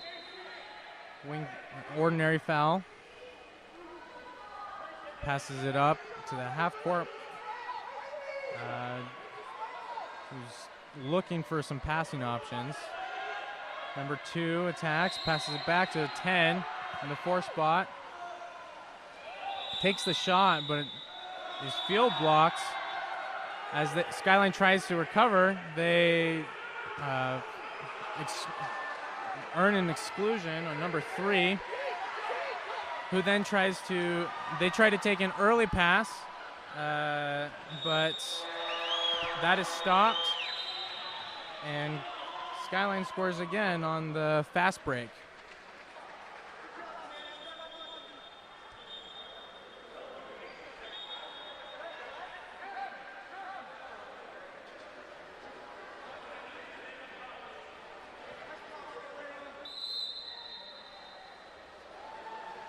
Kearns has possession. They're swimming it forward.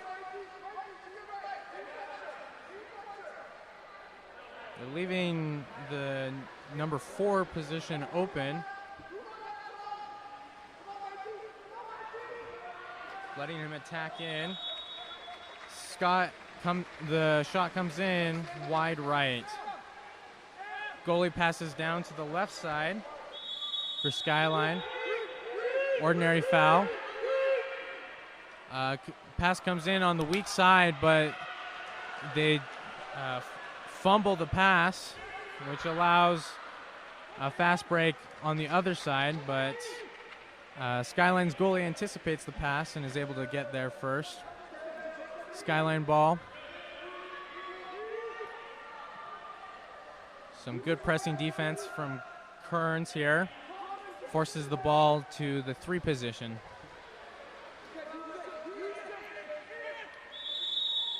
Pass comes to the 4-5 side, but center has position on the other side. Shot comes in tries a lob, but is unable to get it over the goalie.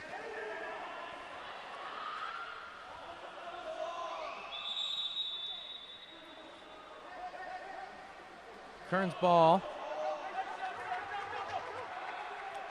Turnover to Skyline. Safe pass comes in here, so they move it forward. A good move to get inside water on some defenders here, but unfortunately, Skyline is unable to retain possession with that inside water, and they turn it over. Kearns ball.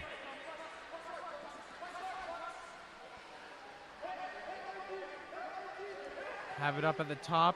Try to set it in, but the slough comes in for the center, and they're unable to overpower the defense there. Kearns earns it right back as they had numbers advantage on the Skyline players.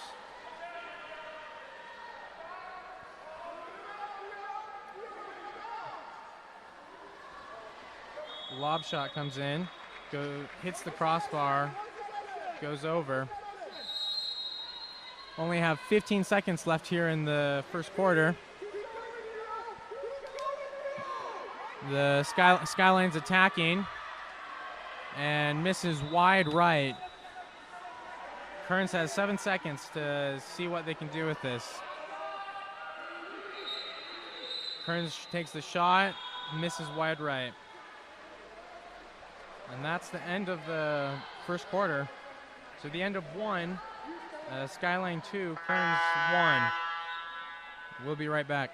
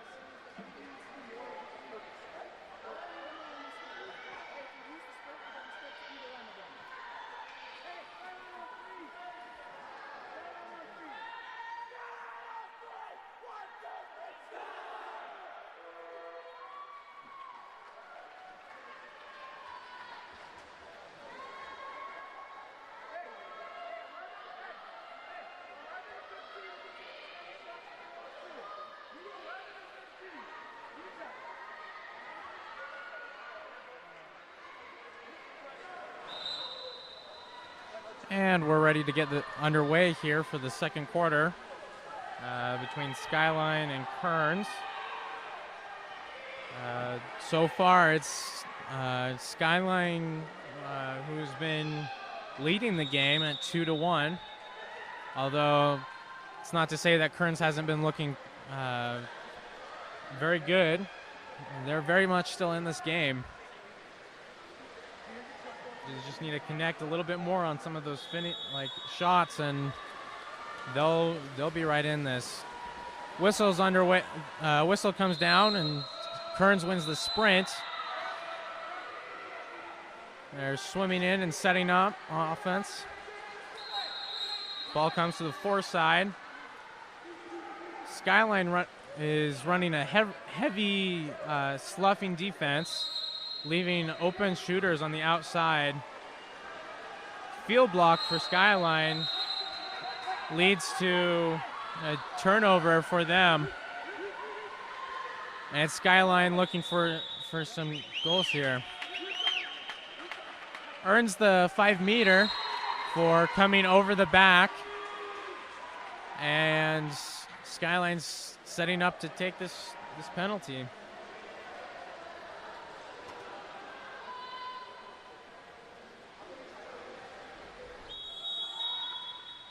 Quick shot. The skipper comes, takes it into the left corner, and that's a goal for Skyline, bringing us to 3-1.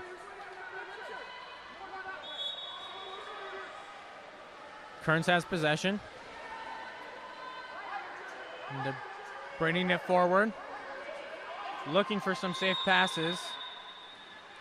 Sets it, and it's goalie ball. Goalie looking for an open pass, finds it on the left side. Ball at the 1 position, coming back up to the 2. Center has position in that spot, but Kearns is sloughing down. Some heavy defense wins it, but Skyline intercepts the pass and takes the shot. Kearns has the ball, and it's looking safe for them now. So goalie looking for an open pass. Ball comes into the center, but 2-on-1, there's no advantage there. And it's Skyline ball again. Ball comes to the corner for Skyline. Swimming up, looking for an open pass. Crosses to the weak side. The 1 position now.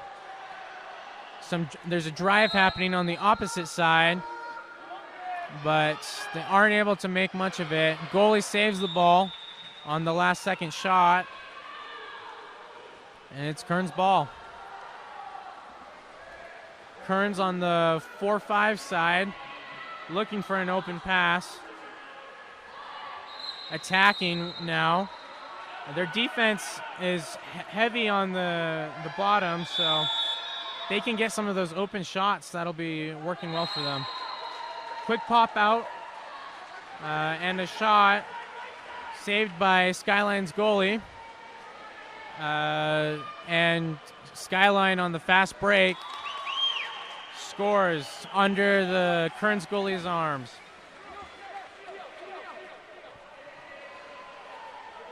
Brings our score 4-1.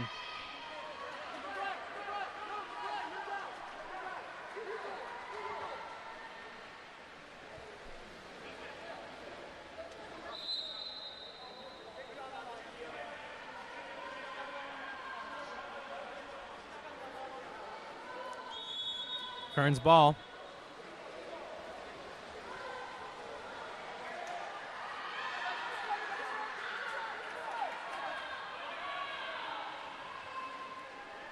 Kearns ball at the 1-2 side, works it to the center, but he doesn't have any possession of the ball. Quick pass to Skyline, and Skyline converts on a fast break.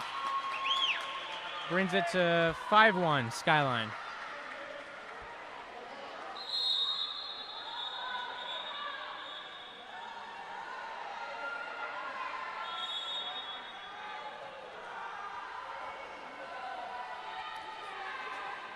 Kearns at the 3. Working it to the 4-5 side. They're able to work it down to the post, but 2-on-1 advantage for Skyline. And Skyline swims the ball up.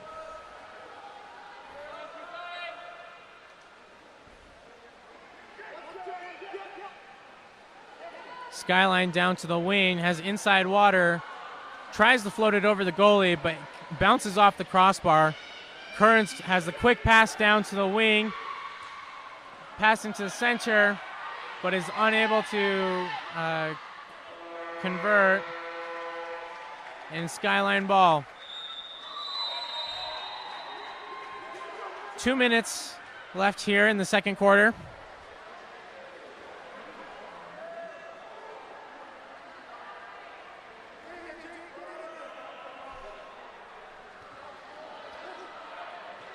And a good shot that's blocked from Kearns goalie. Looks like it was about to go in, but a quick, some quick hands there saves it.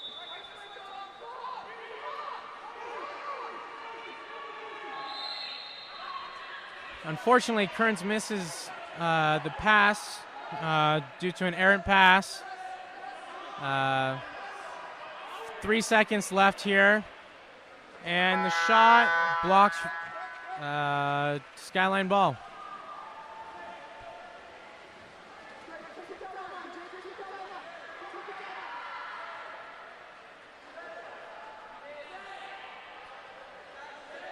Skyline walking it in. Exclusion on number 10, Kearns. We try for the quick pass, but they're able to stop it due to a slow pass. So Kearns gets the ball back. That's a lucky break for Kearns, and hopefully they can convert here and change some of the momentum of this game. A great shot coming there from number 14 on Kearns. Finally connecting on that outside, punishing that sloughing defense that Skyline's been running. Makes the score 5-2 for Skyline. Skyline ball. Some hard pressing defense here from Kearns. Finds an outlet.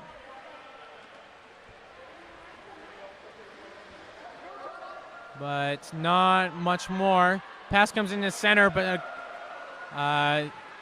the defense steals it away. Kearns goalie looking. Finds his open man. Passes. He's outside the 6, so he could take a shot here, but passes instead. Went for the lob, but was blocked by Skyline's goalie. That ends the first half at 5-2 for Skyline. And we'll be right back after this break.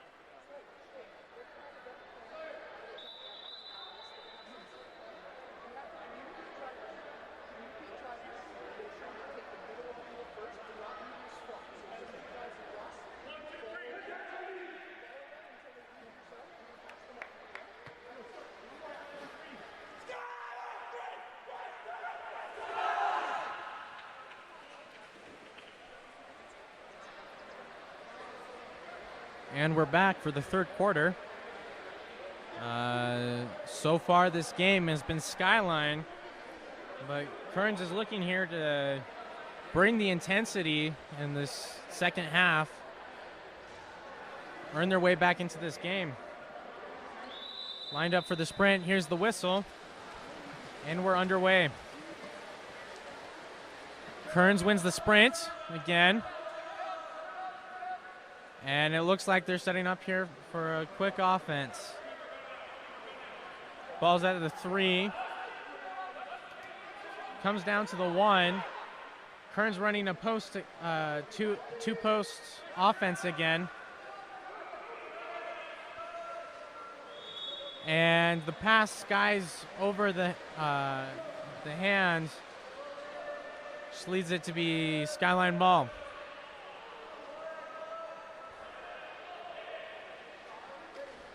Skyline on the one side. Some good defense earns the steal for Kearns, and it's Kearns' ball. He's looking downfield for the open pass, but comes a little slow. Ordinary foul. Pass to the wing. looks up to the top. Number 14's scored here from that spot. He's dangerous, but unfortunately it bounces off the post, and it's Skyline ball.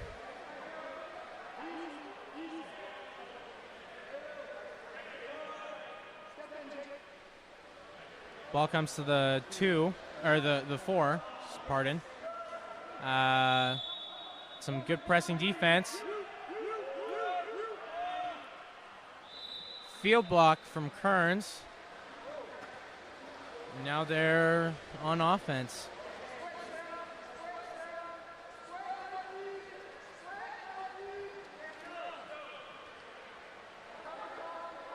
Kearns has the ball at the top.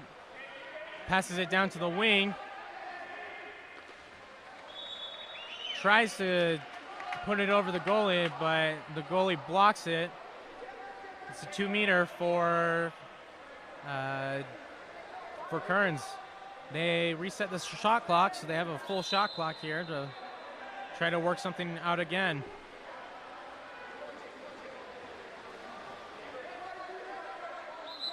Ball under call.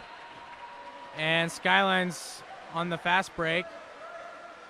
Don't have any open opportunities down line, but so they pass back to their goalie,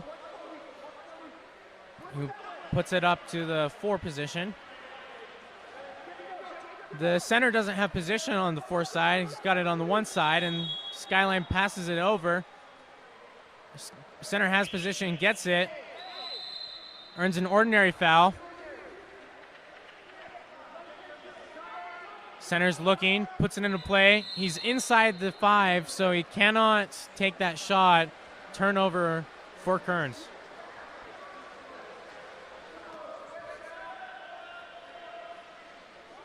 Kearns walking, passes it down to their wing, looking for a pass. Passes it up top. And quick touch tip there in the passing lane, turns the ball over for Skyline. On the fast break, exclusion earned on Kearns on number 12, and now Skyline has the power play. Pass is coming here a little slowly. That's an errant pass, which hurts them. They only have 3 seconds left on this exclusion, and a quick steal. It's just a jungle ball here, and they're even. Skyline attacking, cannot finish.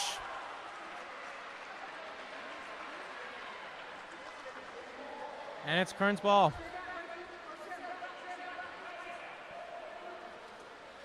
Kearns down line to number 2. He's looking, but doesn't have any open shot passes. Takes the shot and scores. That's exactly what Kearns needs. They need to take those outside shots and punish the sloughing defense that Skyline's running here. Try to bring some of those defenders out so that they can open up the center there. That was a good shot. And a lot of patience there from Kearns. 2 minutes, 13 seconds left here in the third quarter. Skyline ball.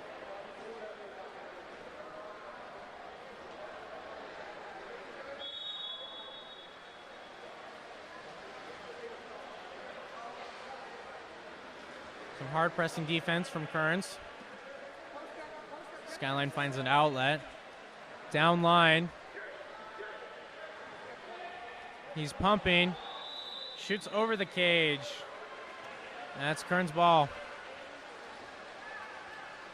Pass comes down to the wing. Finds an open center. Kearns hasn't had that kind of advantage all game, and unfortunately doesn't react quickly enough to take advantage of the one-on-one. Skyline ball. They're looking for some open pass. Set. is on the other side, but Kearns is able to steal it. And now they're swimming down.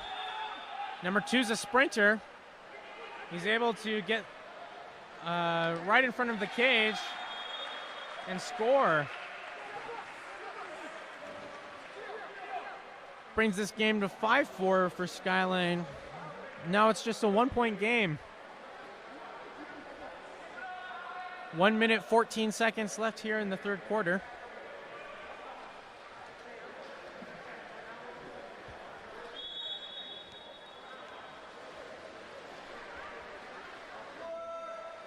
Skyline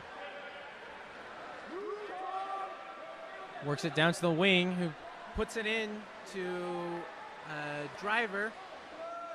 Driver kicks it back out, and they set up on defense or on offense again. Skyline's looking, takes the shot but misses wide right. And now it's Kearns looking to tie this game. Pass comes down to the wing. Tries to turn his defender, ordinary foul. Pass to the far side. Into the center, who's able to get a quick drive pass. And in the scrum, Kearns earns it and scores. And tie game, Kearns really bringing the intensity like they were looking to do coming out of that first half. And it's a tight game.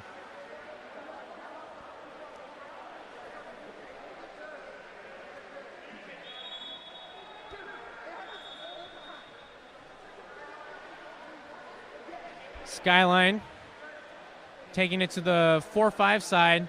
Their center is set on the 1-2 side, and an errant pass turns it over for Kearns, and they're looking.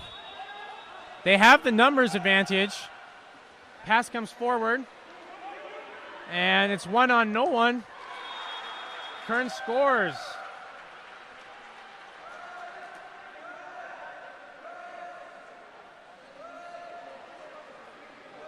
Seven seconds left here in the third quarter.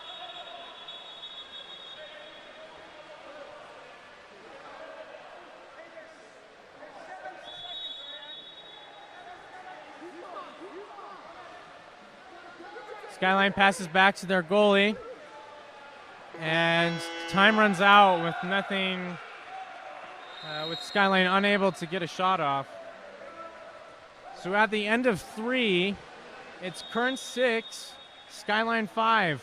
Skyline held scoreless in that last quarter, and Kearns really turning up their the intensity and scoring and taking the lead. We'll be back for the fourth quarter.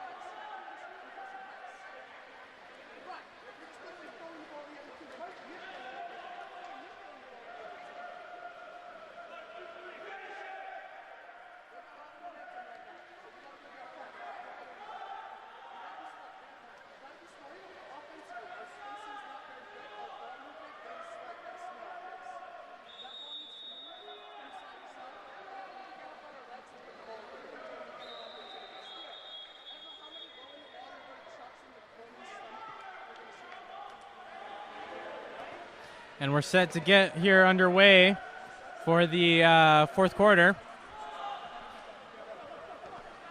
Kearns ready and rearing to go.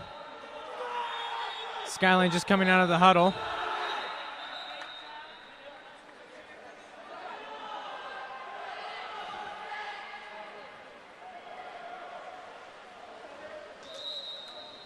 And we're lined up for the sprint.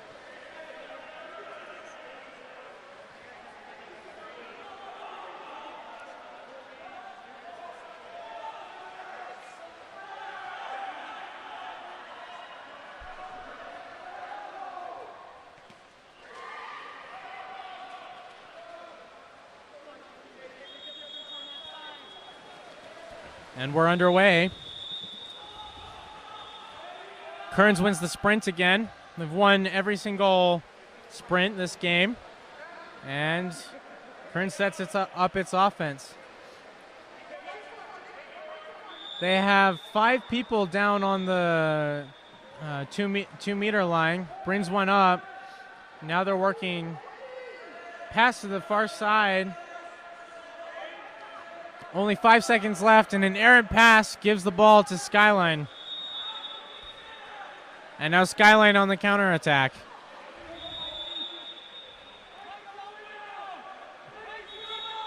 Ordinary foul. Puts it into play. And Skyline looking on the outside.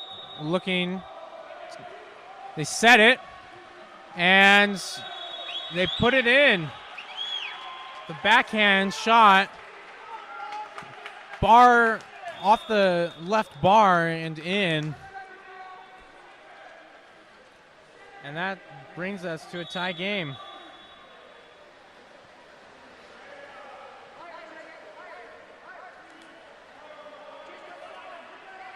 Kearns passing down to the wing. Pass to the far side. And goal.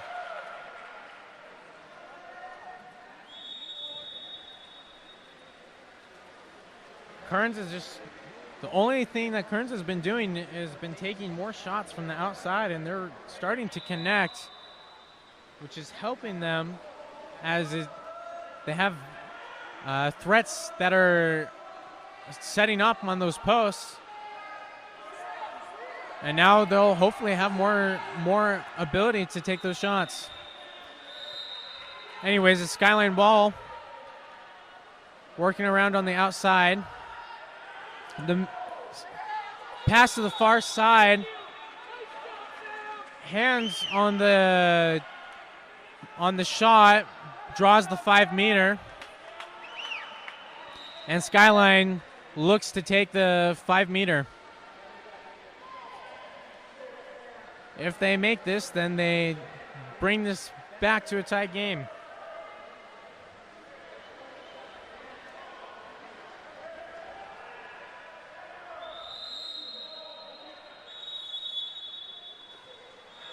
And the shot is good.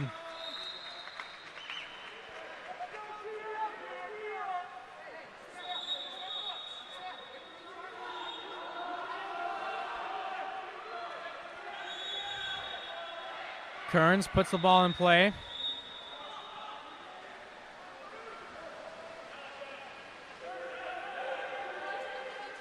And Kearns runs the same play again. Passing it down to the wing, who takes that shot.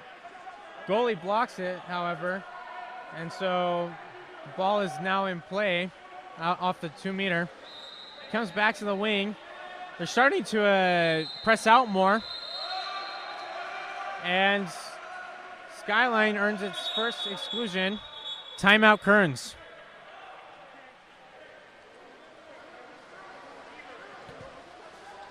And that's exactly what I was talking about. As those defenders come out to protect those shots, it's going to give more opportunities for those people on the post to make a move. So that was a great move by Kearns there to draw that exclusion. And now they have the power play.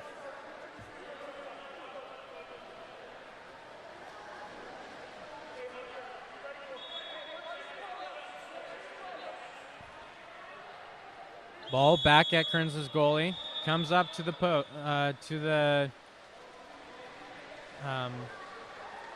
top. Kearns making some quick passes around the outside. Puts it into the center, who is unable to finish the shot. Tries to sneak the ball away from the goalie, but the goalie is able to pass it away first. Down line. Looking for some passes. Takes the shot from the outside. And it's Kearns on the attack. Ordinary foul. It's in the 6, so can't take the shot, but quick pass and goal, Kearns.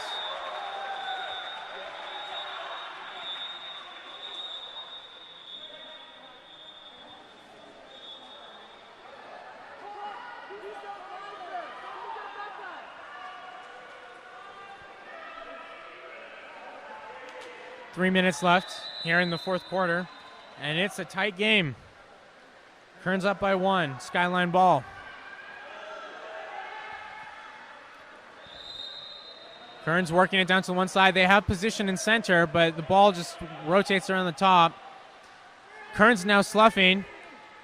Pass to the far side, almost goes in, but bounces off the crossbar, and it's Kearns ball. Kearns looking for an open player. Working it up the line.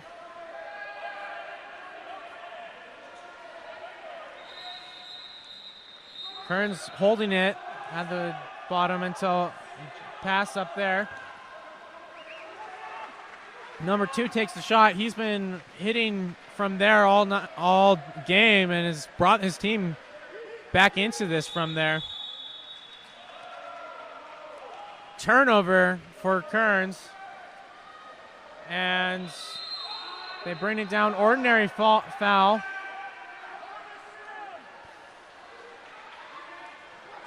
Errant pass goes over the Kearns player, but is able to recover it.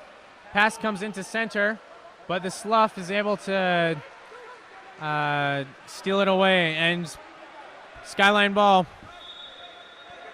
Got it down on the near side. Takes the shot. Goalie saves it.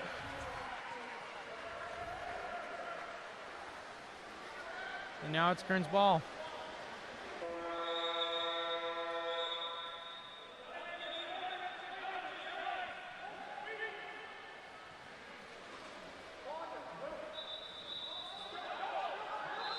Contra foul called.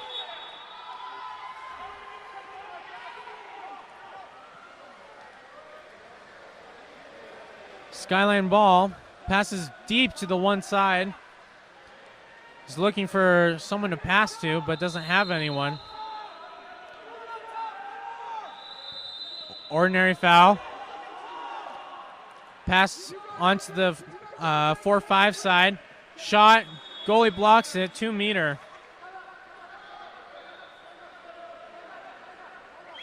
Skyline trying to call for the timeout. Finally gets it. We'll be back after this break.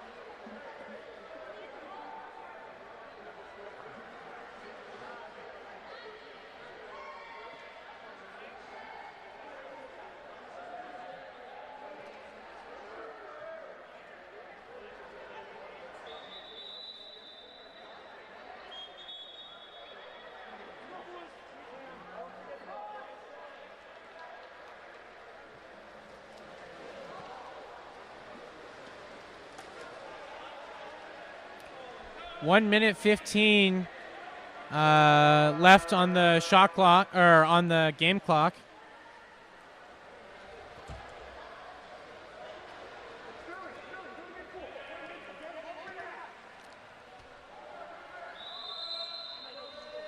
Ball at Skyline's goalie. Looking for an open player, but no one's moving. Got 2 picks running. Finds an open pass on the left side. He's got no passing options. Passes down line, but there's 2 defenders. And a ball under, Kearns ball. 1 minute left to play.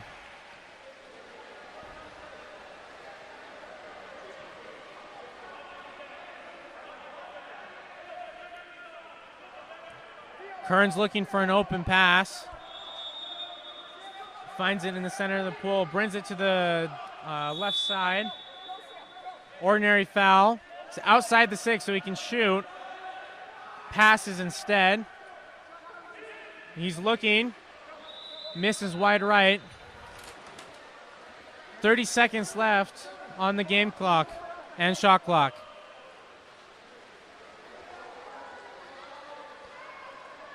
Skyline's goalie coming up to the half. Trying to get an extra player here to get an advantage. Ordinary foul. 8 seconds left.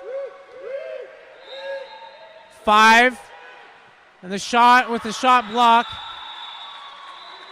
Timeout Kearns with 1 second left. And that'll be the game here after we come out of timeout.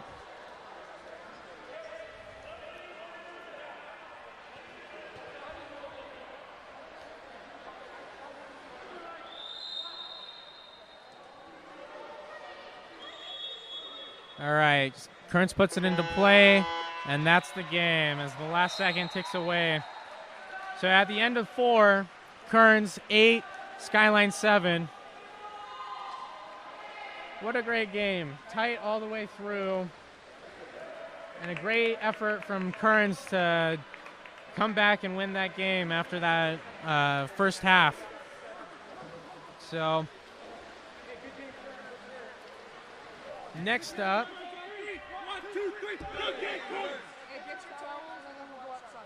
Next up, we have a different Kearns team playing against Team Vegas. So we'll be back for that.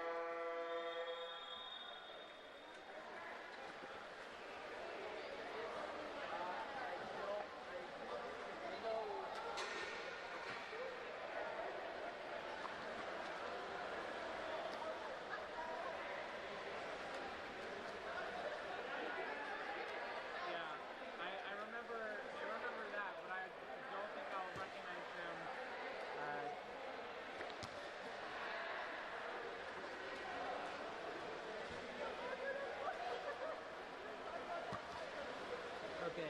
Charge your block.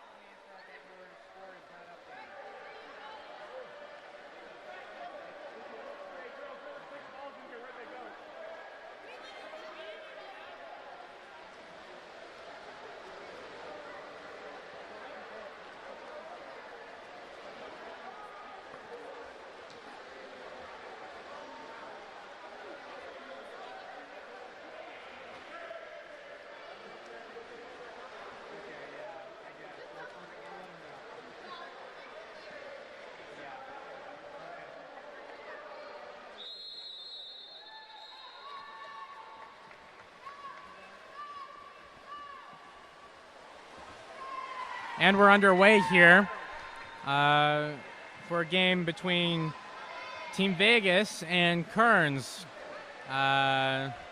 Team Vegas in the white, Kearns in the dark caps. Kearns won the sprint, but we're unable to finish off of that offense. The pass comes into center, blocked by the goalie, and then the second shot bounces off the crossbar. Contrafoul turns it over for Kearns. Kearns finds an open pass to the left side. Looking for an open pass. Finds one in the center. Getting her legs under her. Takes the shot, but into the goalie. Goalie knocks it down. Now it's Team Vegas looking for the open pass. Finds it on the left side at number 6, who passes down line. Contrafoul in the center for pushing off. Turns the ball over. Kearns ball.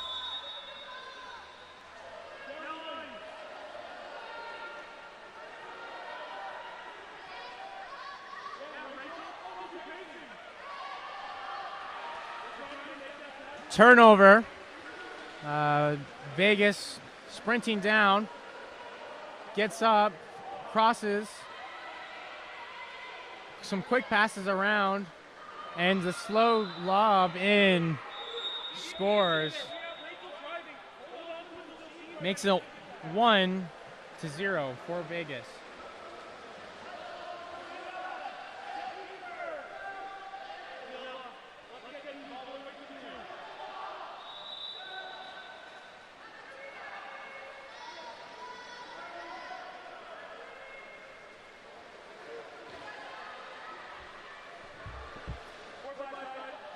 Kearns brings it to the 4-5 side. Passes to the 1, but goes over and into the hands of Vegas. Vegas swims it up. Passes down line to the 1. Puts it up at the top. Passes it down. And some good moves there. Gives her the space to take that shot. 2-0 for Vegas.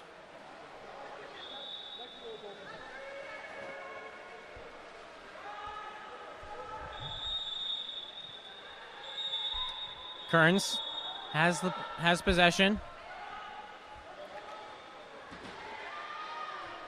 Looking for some open passes.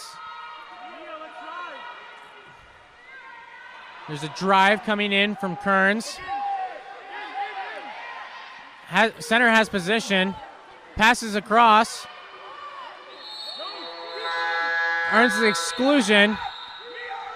And a fresh shot clock for Kearns. Oh, and some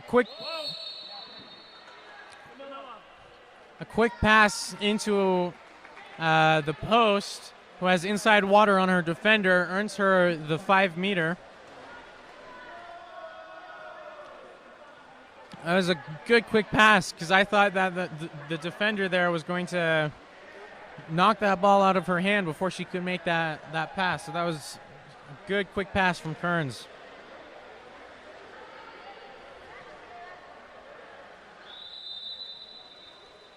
Kearns takes it and scores to get their first point of the game. Vegas 2, Kearns 1.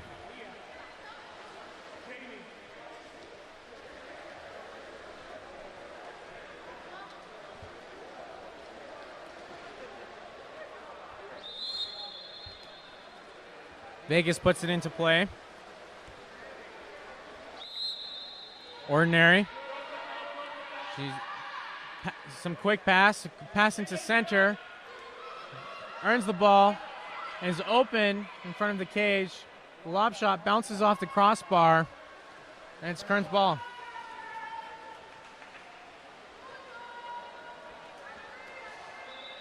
Some hard press defense. Steals the ball and it's Vegas ball. They have position in center, but a slough from the top is preventing the pass. So she takes the shot, seeing that her defense isn't there. And Vegas scoops up the rebound and scores off of it. Brings us to 3-1 for Vegas.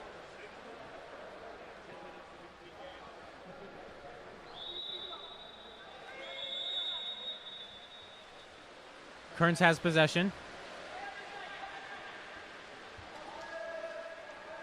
Passes it down to the 1-2 side. Into center with the quick shot and goal. It was a great move to get under her legs there and to take that shot. Kearns now at 2. 2 minutes left here in the first quarter.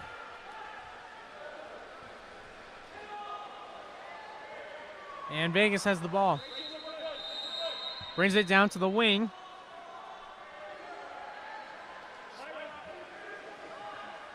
Pressing defense. But Vegas is able to connect to the driver who passes it up and over to the center. Shot goes over the cage. The ball in from the bench. The goalie just passes up the line. Center has position on the 4-5 side. But the pass comes in slow. She gets it in. She takes the shot but misses over the cage.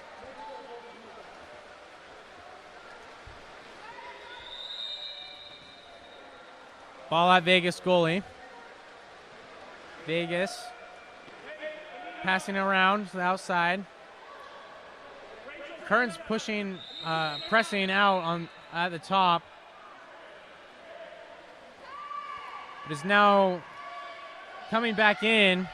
5 seconds left on the clock. And Vegas takes the shot. Blocked.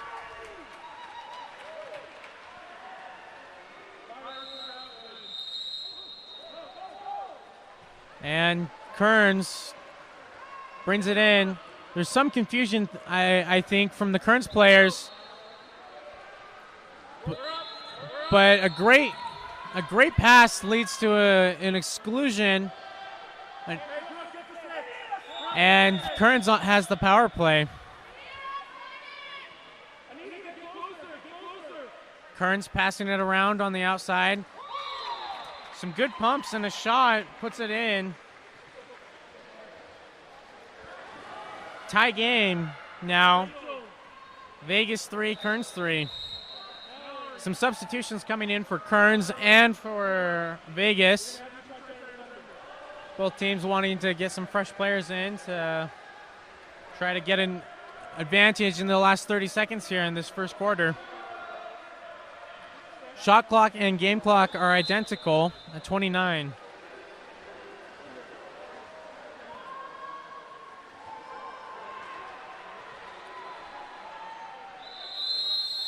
Ordinary foul. Vegas passes, finds the center who's open, who scores. There's a great pass to the one position. The Vegas saw that they had they were set on that one position, or the 1-2 side, and the ball across was able to get it in there. Some hard pressing defense earns a ball under for Vegas, but are not able to score off of that turnover. So at the end of one, Vegas 4, Kearns 3.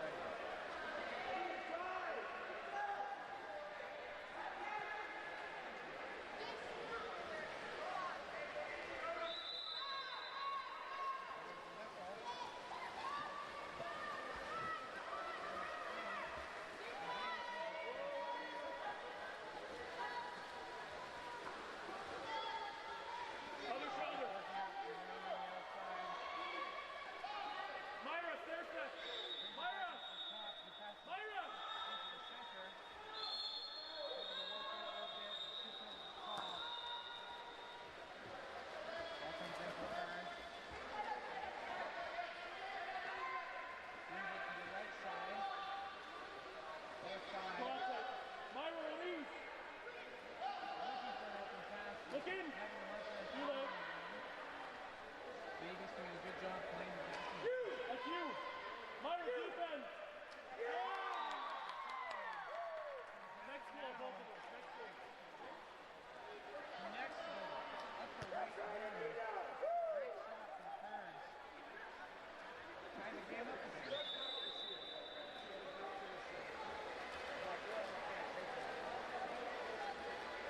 Myra. No help.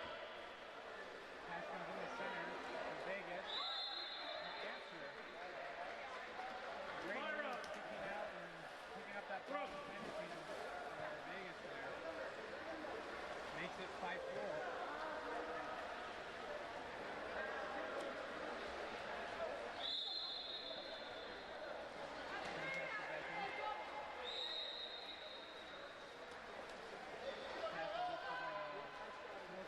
Drive now. Bring it up. Bring it up.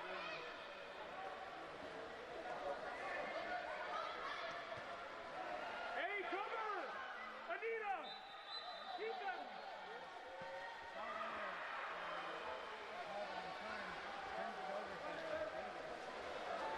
Anita, help! Help! Help!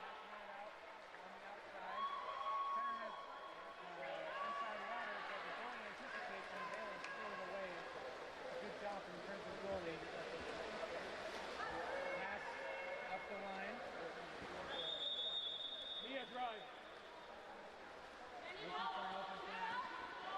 Attack! Attack, Jamie! Now in! Takes the shot. Nicole knocks it down. Davis on the fast break. Passes a little short, but players able to get it out here.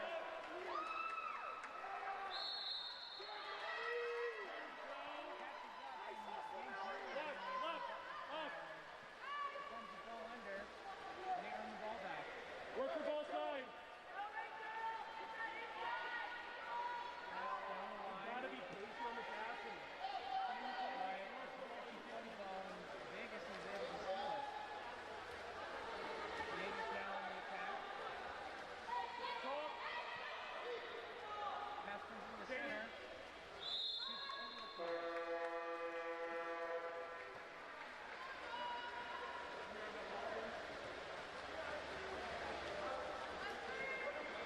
Hard press defense from Vegas. Brings the ordinary.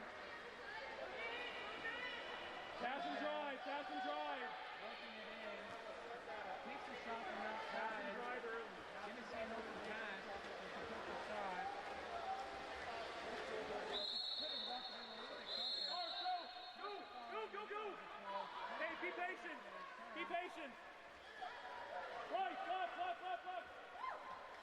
With the numbers advantage, Kearns just moved over the line, but are unable to finish. This is wide right. Can't tell if the goal's got a hand on it or not. Pass comes down to number 5 there for Vegas and earns an exclusion. Number 6 for Kearns takes that exclusion. Now Vegas on power play. Some good quick passes on the outside.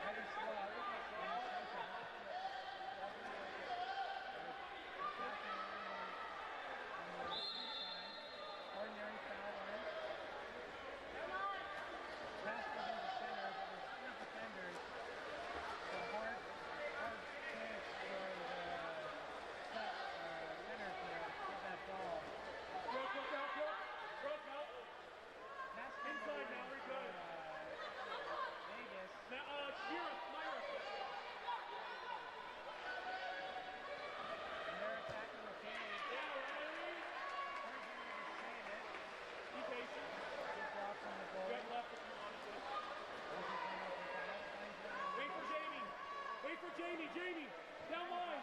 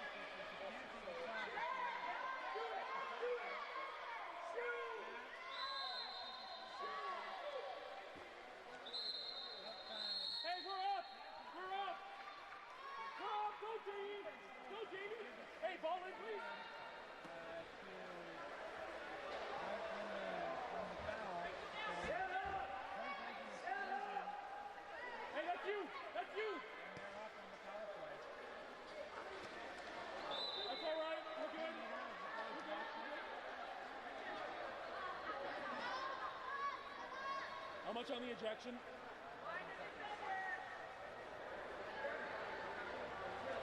have all the way weak if you want it. Top tip, walks it in. Passes it up to the top. Eric pass goes over the top. Bring it up, Mallory. Bring it up. Weak. Back to her.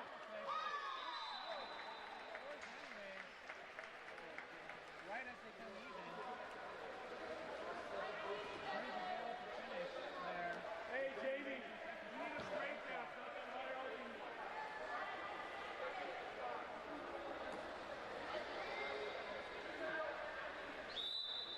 Defense, 19 seconds. Go. Defense. Hey, Brooke, what the hell, Brooke? Passes down the center, and that's inside water.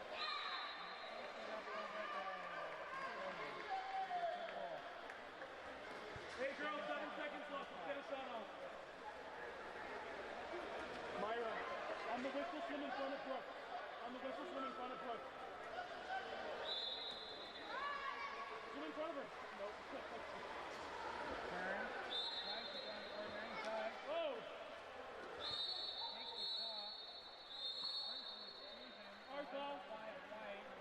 Our ball, our ball. Necessary for the foul. Easy, easy. And at the end of the second quarter, Vegas is 8, Kearns is 5. We'll be back after this.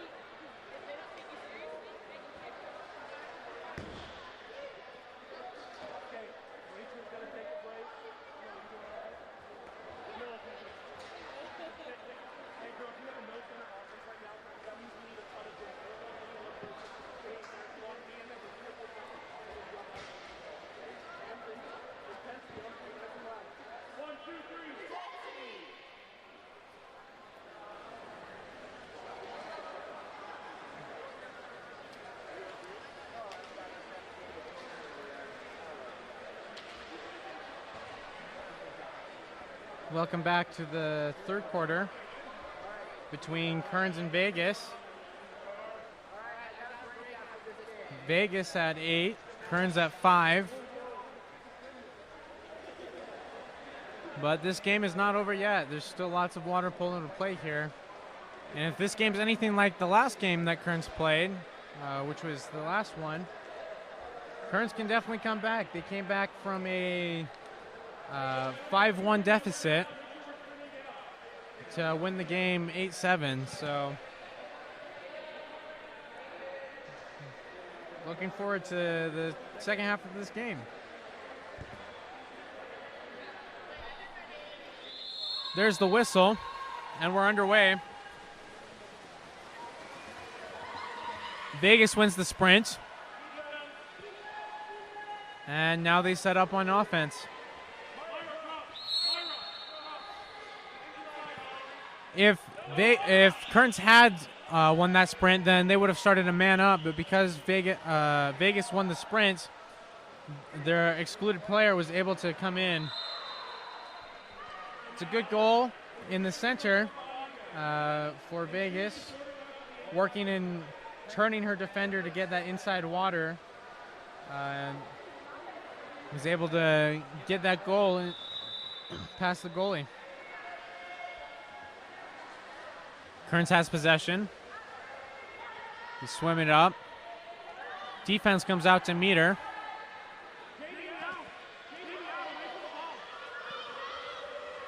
And a good block there from the defender leads to a steal. And 680 driving in.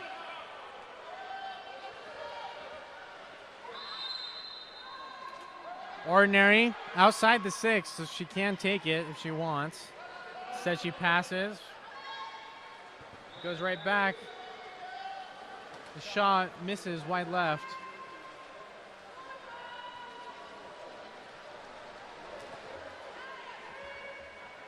Goalie passes it up.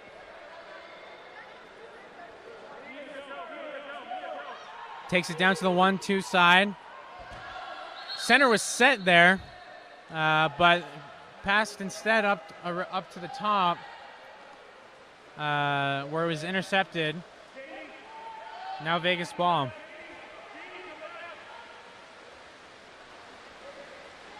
Center kicks it out.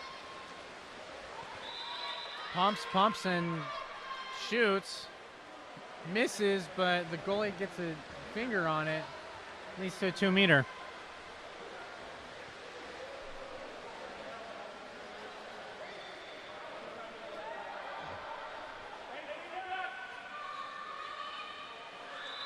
A great attack from the 2-meter. Brings the defense out, which leads to a pass into the center. He's just able to dunk it right over the past the goalie. Brings us 10-5 for Vegas.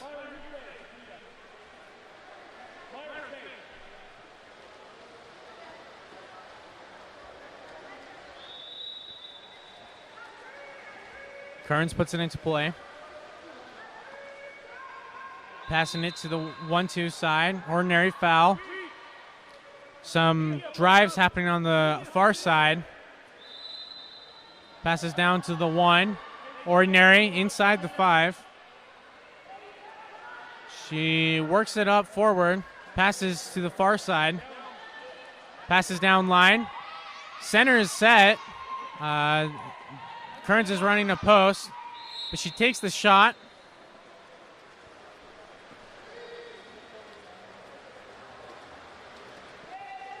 And Vegas ball.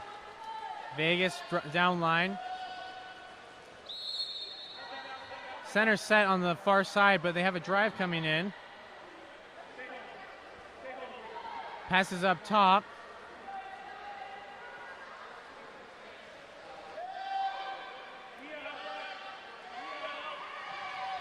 Passes down to the wing. He takes the shot. Bounces off the left bar. And now it's Kearns ball.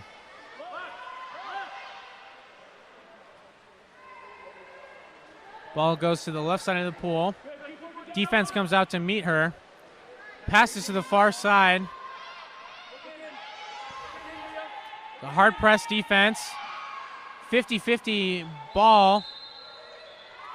Kearns earns the foul though. Takes the shot from half court and skips it in. It's a great shot. Brings your team to within 4.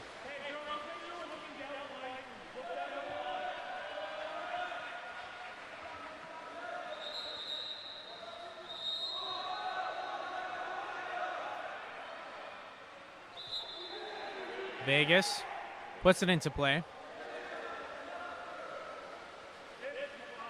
Kearns pressing out. Ordinary foul. Passes back up to her.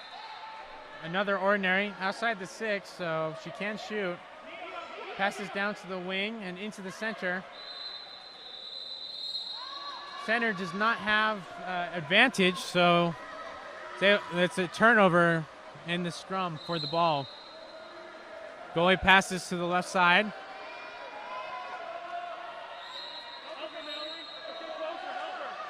Play is continuing here. I think the players backed off a little bit thinking that the whistle was for a foul, but tries to set it, but is blocked by the defender.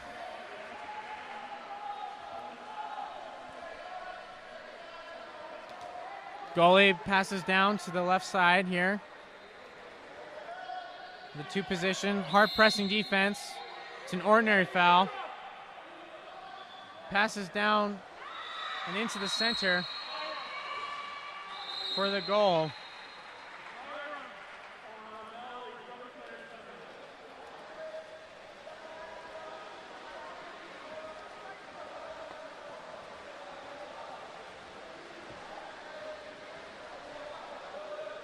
Vegas is certainly picking up some momentum here. Let's see if Kearns can respond.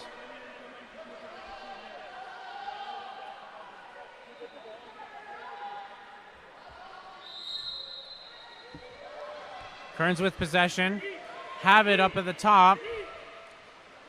Passes it to the weak side, who goes down line.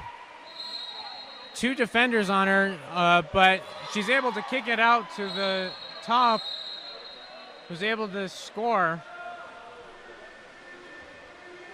It was a good look and a good pass there for Kearns.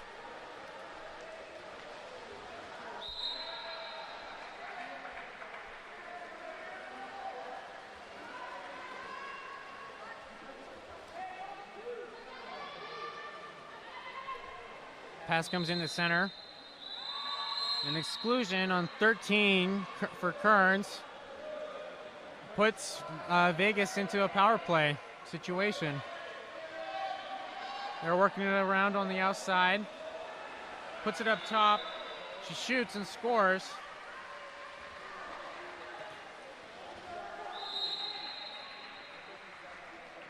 Makes it 12-7, Vegas.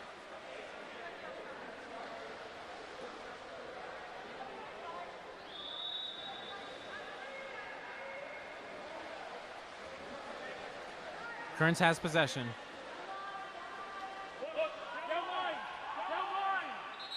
Passes into center, who earns an exclusion.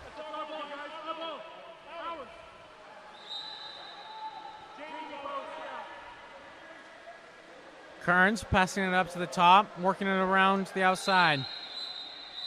Moving in towards the ball.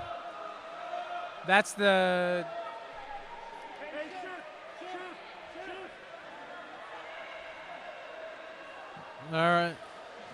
pass to the left side, quick shot.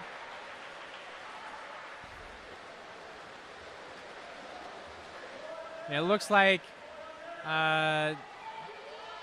have a new player in here for Vegas, as that was the 3rd exclusion on their previous center defender. Pass to the wing, takes the shot and scores. Good quick shot there.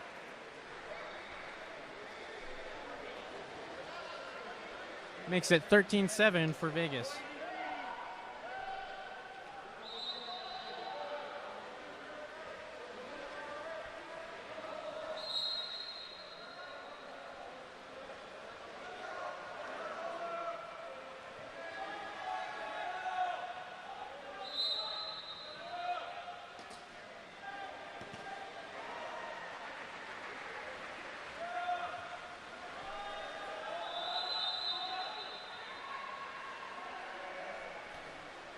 Kearns ball. Passes it to the left side, but the pass is intercepted. But the Kearns player is able to grab the ball. Ordinary foul.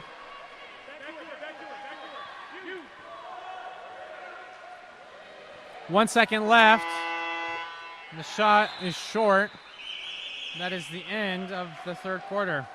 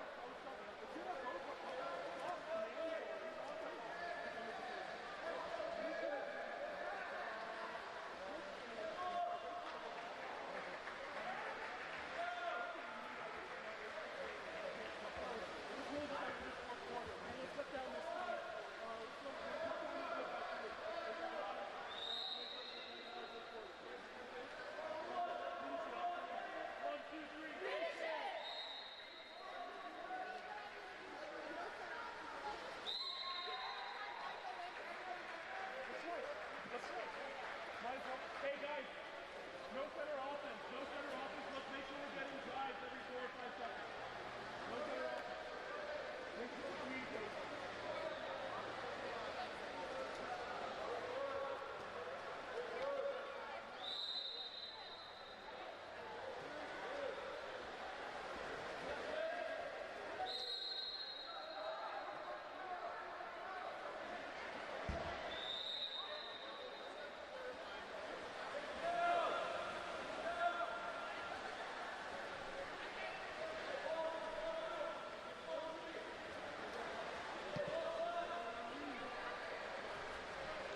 And we're good to start the fourth quarter here. Both teams are lined up. And some whistles from the other court. There's our whistle, and we are underway.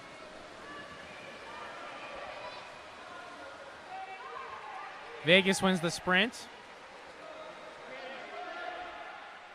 And they go to set up their offense. Pass comes down to the 5 position. Passes into center. Passes a little far, so she kicks it out. And they have to go chase the ball down. Pass comes back into center. And they earn an exclusion. So Vegas on the power play. Goal saved by the Kearns goalie, but they attack.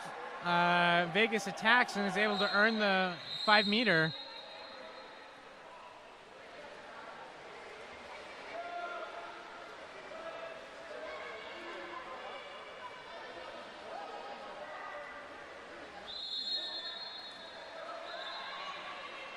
She shoots and she scores.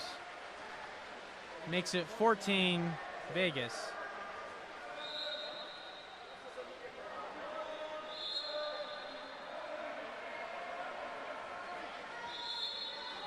Kearns puts it into play.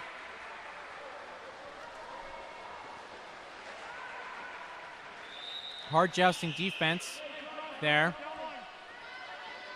Kearns trying to turn their defender. Drive coming in. And the pass goes down line.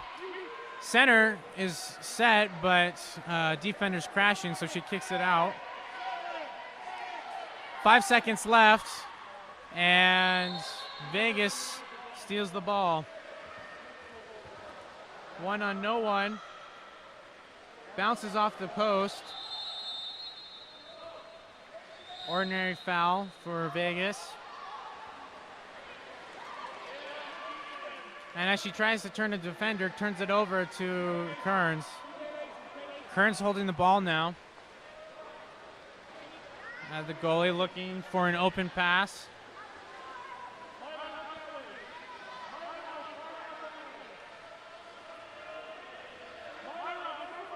Down to the 1, but it's a 50-50 pass. And Vegas ends up with it. Vegas passes down to their driver, earns an ordinary foul.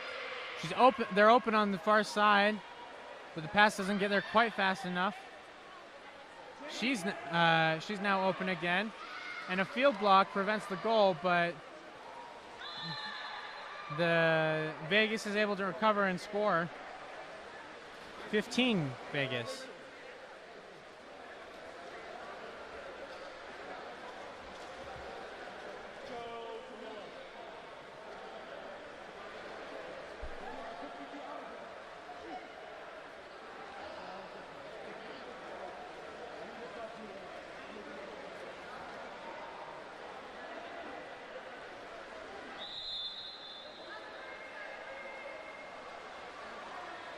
Kearns ball.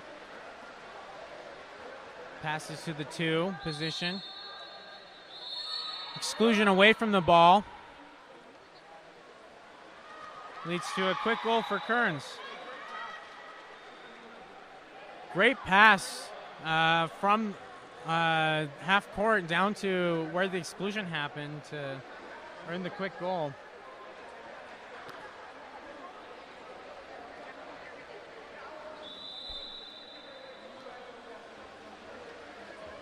And it's now Vegas ball.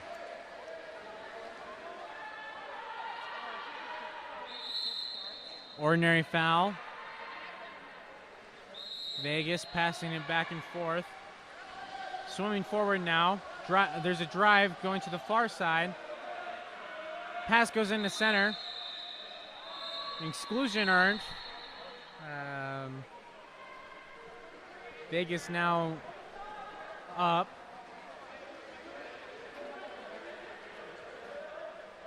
Vegas passing around the outside.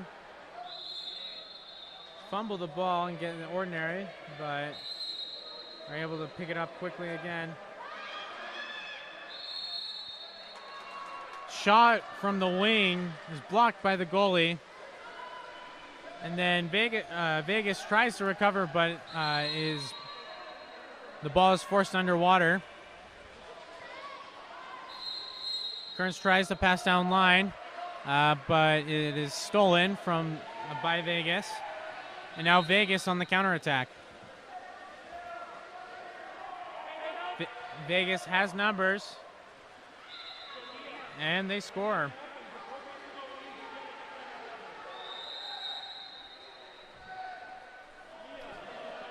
(16-8) for Vegas.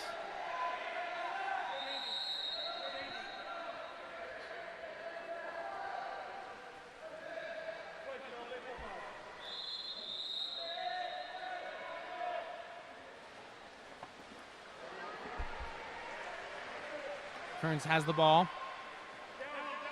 Pass to the right side. Drive coming through. but Vegas forces the ball under.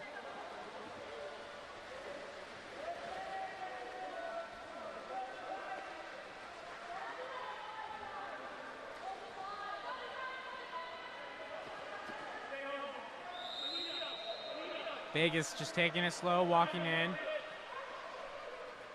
Takes the shot and makes it.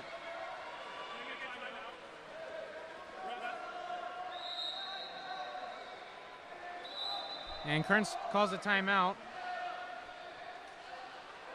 There's 2 minutes left here in the fourth quarter, so.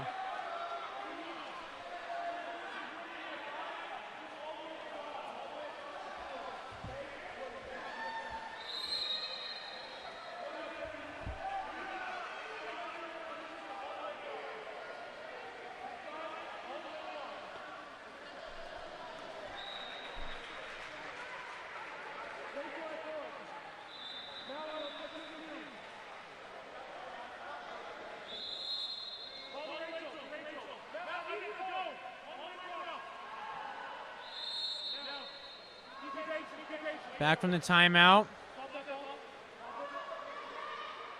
Vegas pops it, puts it into play, but pass comes down. Pass goes far.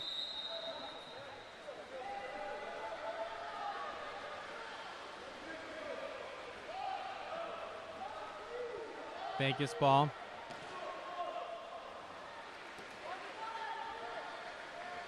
Takes it down to the wing.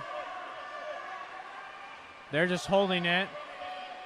5 seconds left on the shot clock, and they dump it.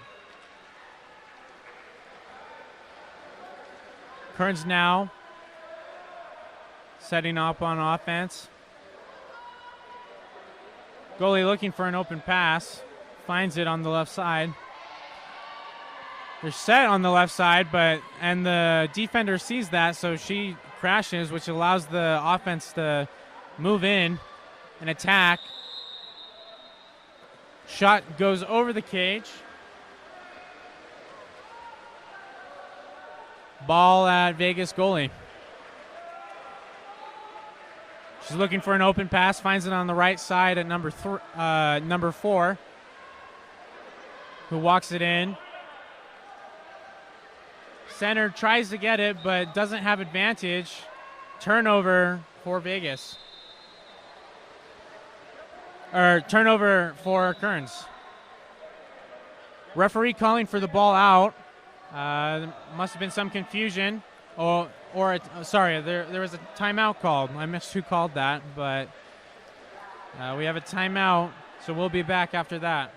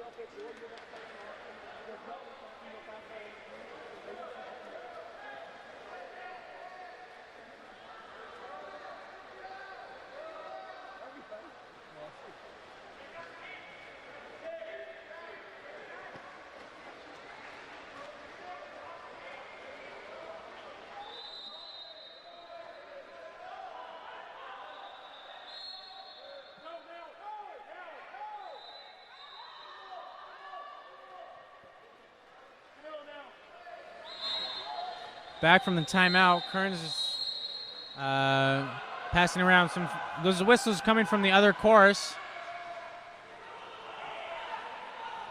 And for the last 15 seconds here, it looks like Vegas is content just to spread out and play keep away.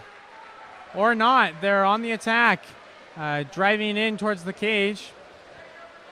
And she takes the shot, misses wide right, but the shot clock ends before anyone can get to it, and that is the game. So at the end of 4 quarters, Vegas with 17. And Kearns with 8. Next up, we have a game between San Francisco Water Polo and Colorado Water Polo, I believe. So stay tuned for that. We'll be back for that.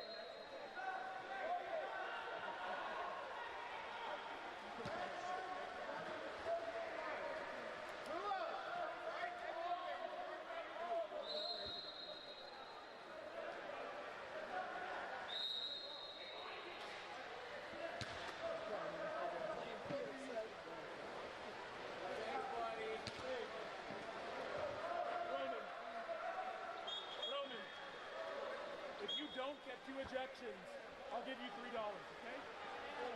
You don't get 3 ejections.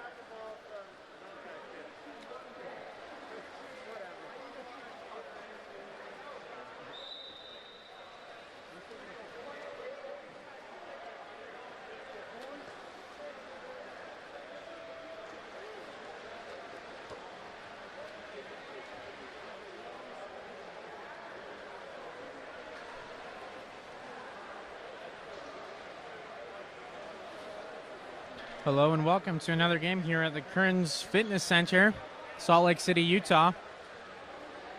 We have a game here between San Francisco Water Polo and Colorado Water Polo, I believe. If I'm misinterpreting the CEO there, please let me know. This is an 18U boys game. So we're looking forward to it here.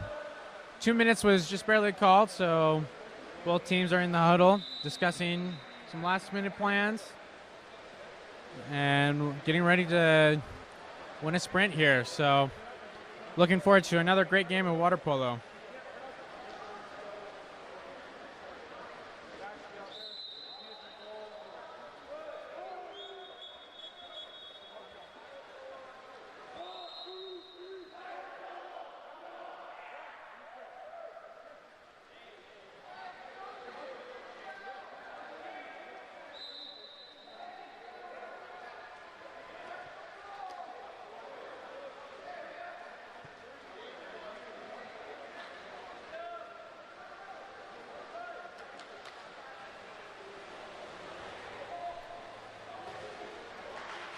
Players lining up for the sprint.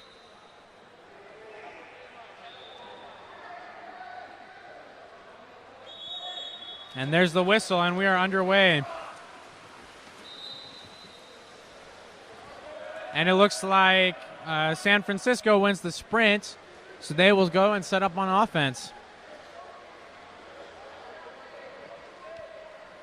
San Francisco has the ball at the top. Some quick drives lead to it to come to the right side. Attacking from the top now. Working it around to the pass down to the 1. 5 seconds left on the shot clock. He's able to turn his defender and earn an exclusion. San Francisco on the power play. And a fresh shot clock. San Francisco passing it around. Looking for some more passes here. And a good look and a shot. And San Francisco draws first blood here.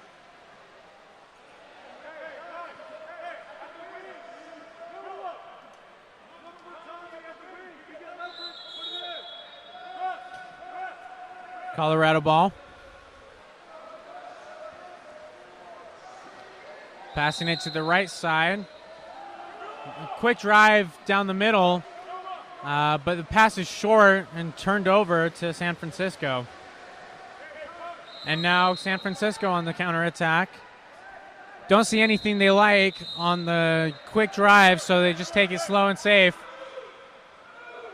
Center has position, but outside looking to try to draw a foul first. He's working, puts it into center, and an exclusion on number 7 for Colorado. And now San Francisco has another power play opportunity. They're passing it around on the outside. Number 8 takes it in to get a better angle for a pass. Some quick passes on the outside, and another shot and goal from San Francisco. Some great clean passes on the outside. Leads to a great shot. Puts it into the bottom right corner. And San Francisco now leads 2-0. Colorado puts it into play. Passes it to the 4 position. San Francisco tries to steal, anticipating the pass, but it's an ordinary foul is called. Pass goes down to the wing, back up to the 4 position. Massive shot from the outside, bounces off the post. And it's San Francisco ball.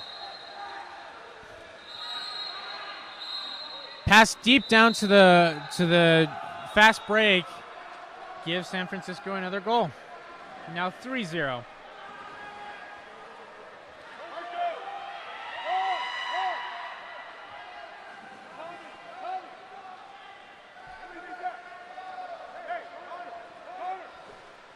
Some subs on both sides. Trying to get some fresh players in here. Both these teams have already played, I believe. Thank you, Tamara, for confirming that. I was pretty confident, but I wasn't sure, so I appreciate that. Colorado now with the ball. Earns an exclusion for going over the top, and now Colorado has the power play opportunity. Working it around on the outside. Number 6 takes the shot, bar down, but not in, and the goalie is able to swim it out and protect it. Goalie's calling for a stop in the ball. The goalie has to call for the ball to come out when there's confusion. And number 9 was just excluded again for not swimming to the exclusion box before entering. So that's 2 on him, and Colorado has another power play opportunity. They're working it around on the outside. Big look here, and misses to the right of the cage. San Francisco goes on the attack again. Passes to the incoming player from the exclusion. And they work it to the 1-2 side. Center has inside water, but loses position, unfortunately. Regained it and goes for a quick shot backhand, but it goes just to the left of the cage. Ball comes in for Colorado. Now they're looking for an open pass. Finds it on the left side. And a pass inside is recovered by number 3 for Colorado. Passes it up to the top. Sets it in and gets the backhand goal to score 1 for his team. It's now 3-1 for San Francisco.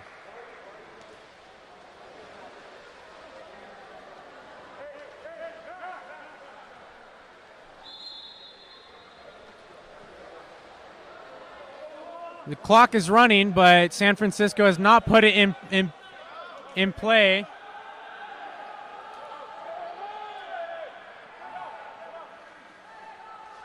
San Francisco trying to do an in-play substitution. So they're a man down temporarily. 15 seconds left in the clock. Unfortunately, they lost a lot of time due to some confusion. But they'll get it back there, drawing an exclusion.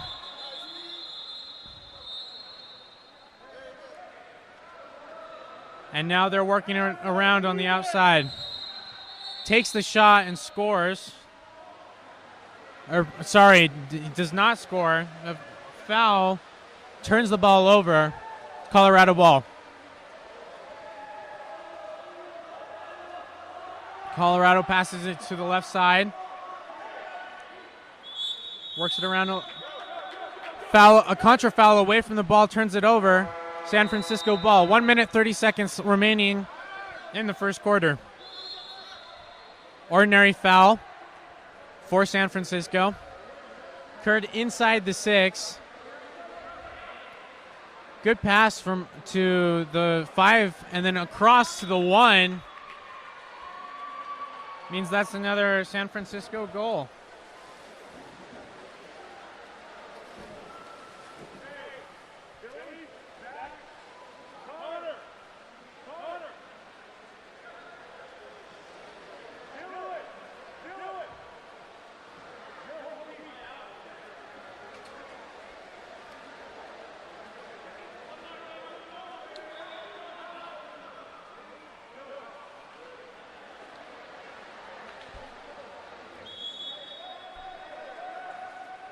Colorado puts it into play. Hard pressing defense from San Francisco.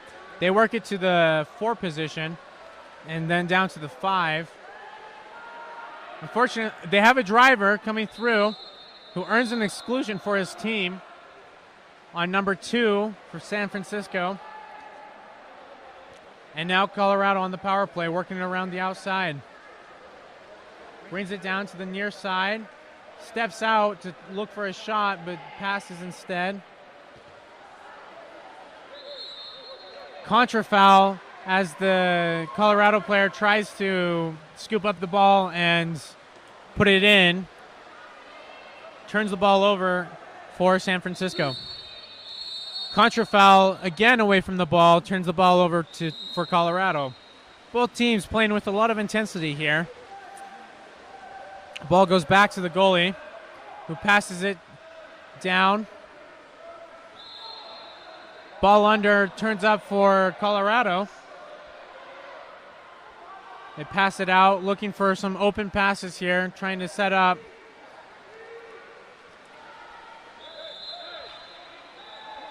Ordinary foul. 9 seconds left on the shot clock. Got a driver coming down. 5 seconds left.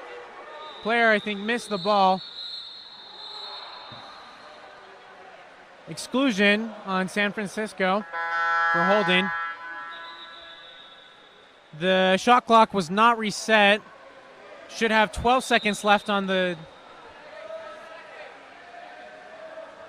Sorry, 13 seconds left, not 12, on the shot clock.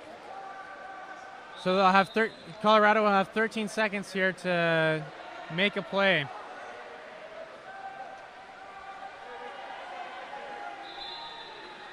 They shoot and they make it. Brings it 4-2, San Francisco. 5 seconds left on the clock.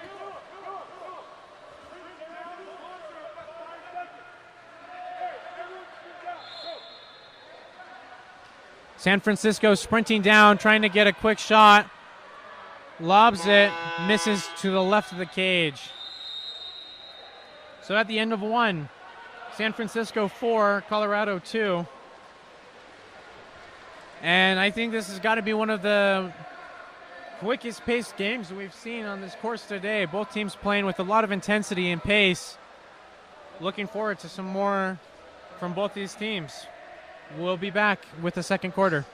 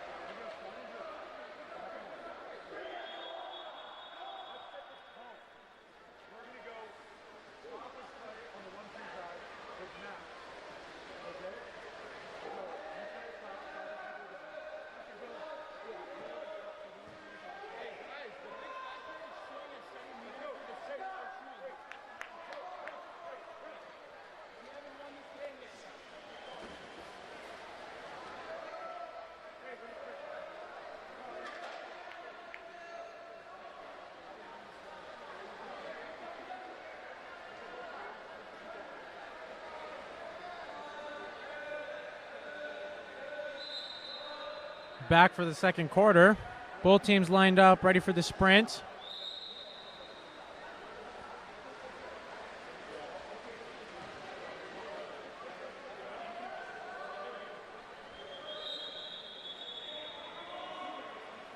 Ref on the far side saying there's some confusion. Looks like he's ready now. And we're good to go.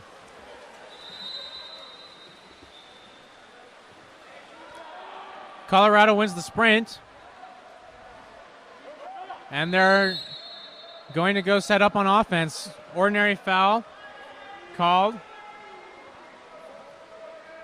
Colorado driving down. San Francisco sloughing in on him, so he couldn't quite get the position he wanted. And the shot into the goal turns it over to Colorado. Or to San Francisco. There's a turnover. Don't know, I missed why, but it is now Colorado ball. They're coming down to set up. They got a driver down the middle. Pass just bounces off his hands. Returns to San Francisco. Down line and in for San Francisco. Brings it to 5-2.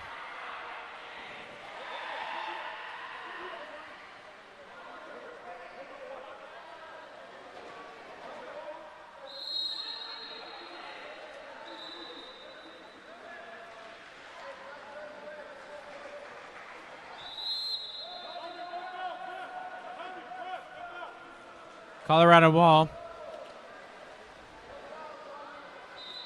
Looking for an open pass. Having a hard time finding it. Passes it down to the 4-5 side. Draws an ordinary foul. That position on the 1-2 side for the set. Tries to pass over the defender, but doesn't quite get it.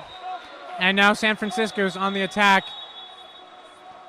Colorado, exclusion called on Colorado away from the ball as one of the players was trying to sprint down. Goal, San Francisco. Brings it to 5-2. That was scored by number 6. We don't have any rosters, unfortunately, so we don't know any of the player names, but hopefully one of you know who that is. A parent hopefully will recognize their kid's name. So, Colorado ball.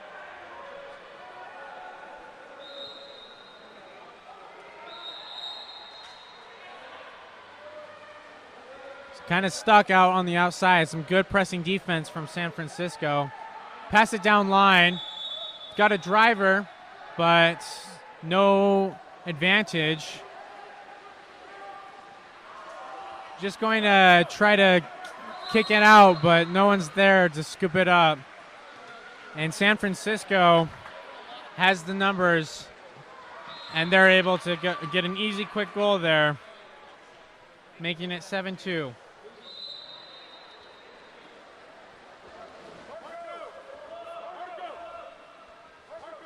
Some substitutions coming in here for San Francisco.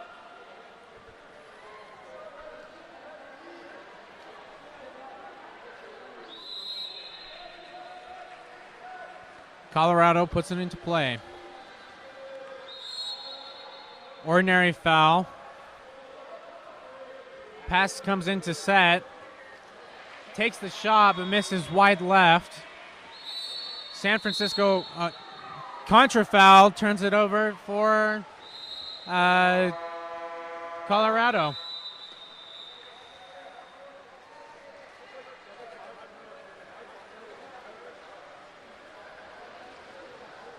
Colorado at the 2-meter. Passes up the line. Some hard pressing defense. And Colorado just works it around on the outside. Tries to turn his defender. Can't get around him quite. Tries again. And does it again. This time he has inside water. He's walking it in. 5 seconds left. Takes the shot and makes it. Way to work for that goal. hard fought from the outside all the way in, beats 2 defenders and the goalie to get that in for his team. Makes it 7-3.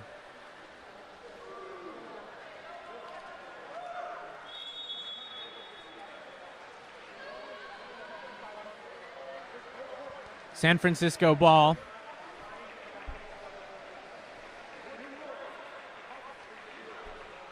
Shot from the wing, lobs it over the goalie.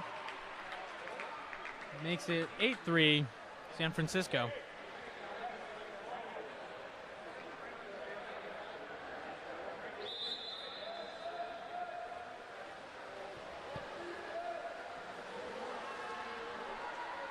Colorado ball.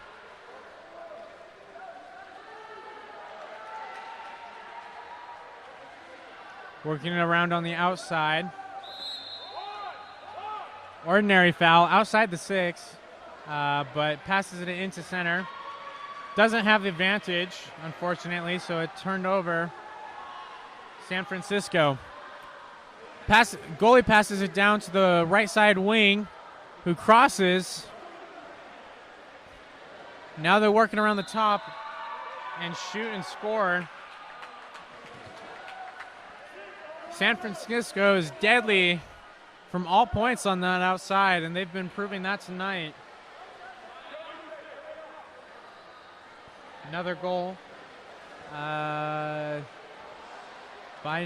number 6, I believe, but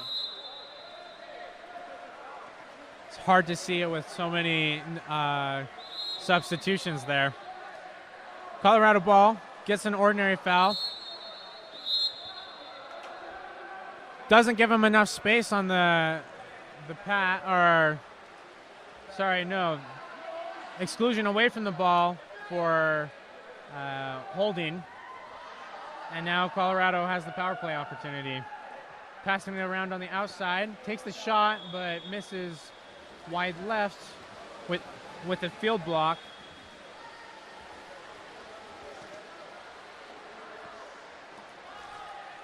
Pass comes in down on the wing. Crosses it to the weak side. Pumps it and shoots and scores.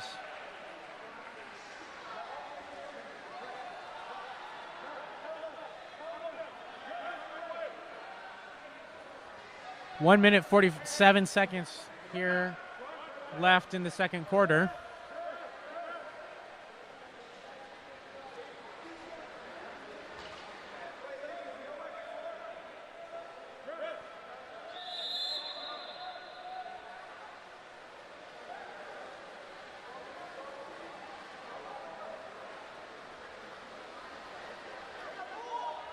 No foul called. Colorado ball still. Pass comes in and down in. Goalie blocks it. San Francisco ball. Pass down to the right wing again. Crosses it to the left side. It's working it. Gets in front of his defender. And just barely skips in for the goal. That was number 3 who scored it.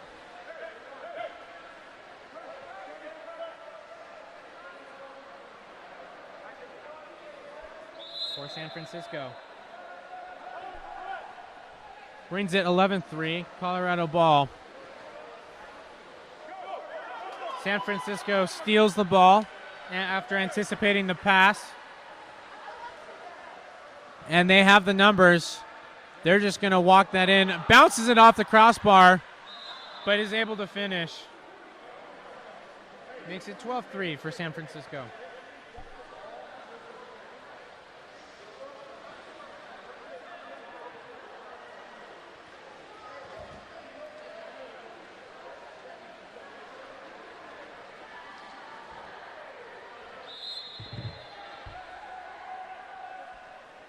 Colorado ball. Colorado player tries to turn his defender, but can't quite do it. San Francisco steals it. made a bad pass, but was ruled in Colorado's favor. And they have the ball down at the 2-meter. Passes it up to the 4 position. Ordinary foul. Crosses over to the 2.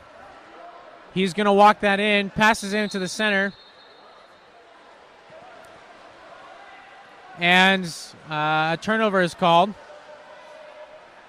Pass coming in down for Colorado to the wing. Turns his defender. And makes a quick pass, but is stopped by the defender behind him. 5 seconds left. And a shot way over the cage from the goalie. Leaves us at the end of the second at 12-3 for San Francisco. We'll be back for the second half.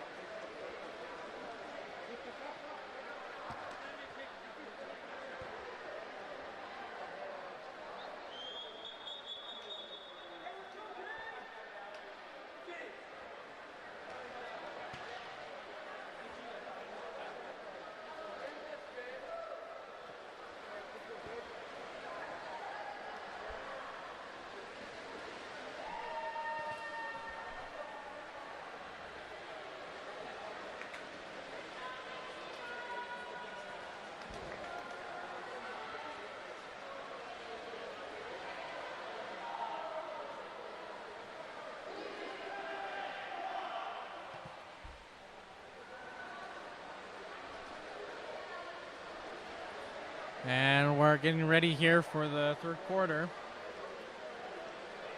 Colorado lining up now. San Francisco already lined up, ready to go.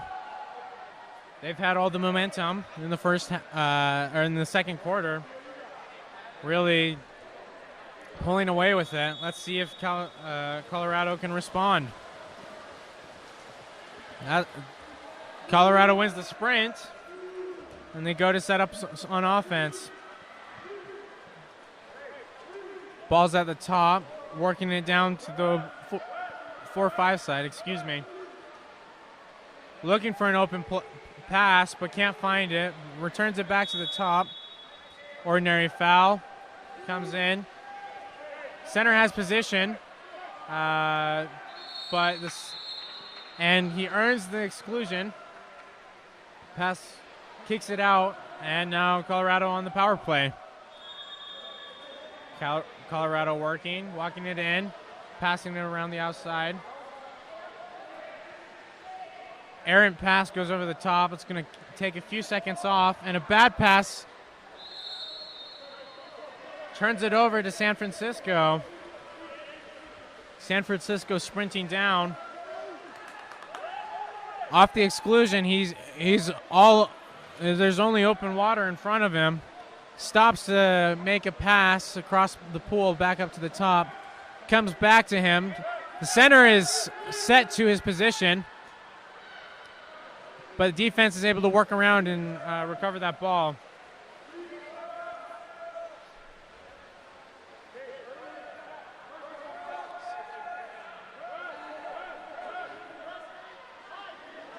Goalie finds an outlet pass on the right side.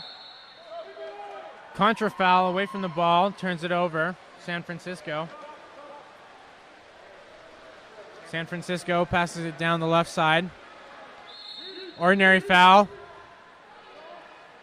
He's looking. There's a driver coming down.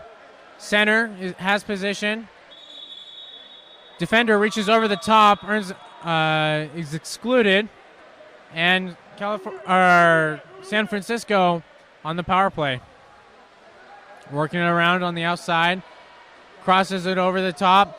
Field block by number 3 for Colorado.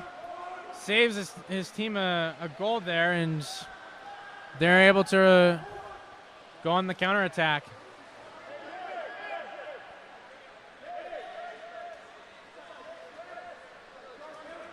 He's working on the outside. Doesn't draw a foul. Puts it into center. Exclusion on number 10 in San Francisco. And Colorado on the power play.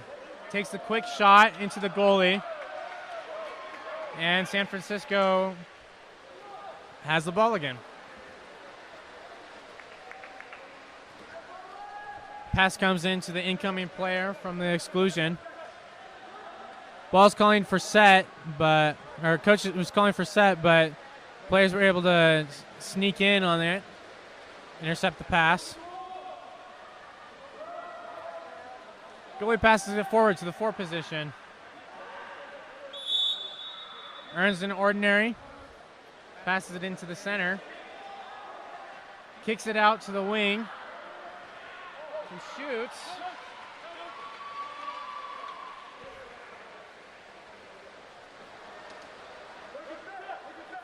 San Francisco ball.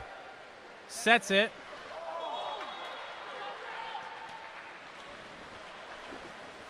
And a goal.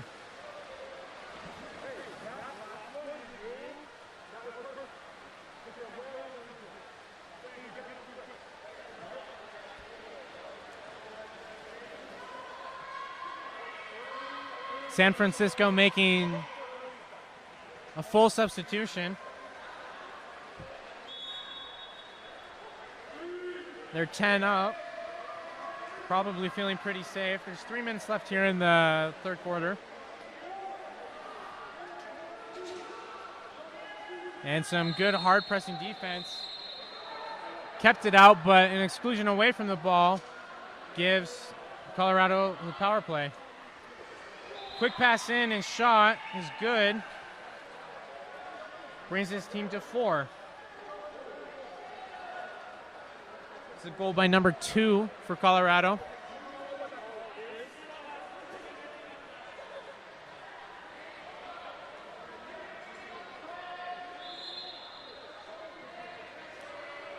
And San Francisco puts it into play.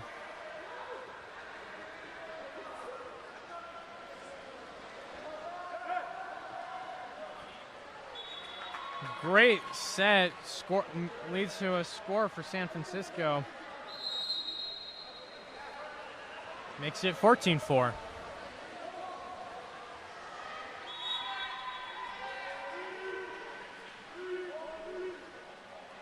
Colorado ball.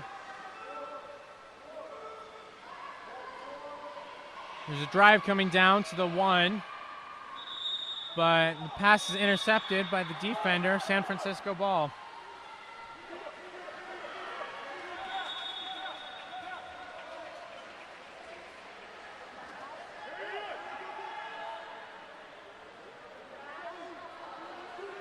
Pass into set, kicks it back out. San Francisco walking it in. 7 seconds left. Sets it again, but the center's head was underwater, missed the pass. Colorado ball. Goalie looking for an outlet pass. Finds one on the right side, but is now being passing down the line. Sets it. An exclusion on number 3, White. And Colorado are up. Number 4 walking it in, passing it down. Wings taking it into the 2, getting an easier pass angle.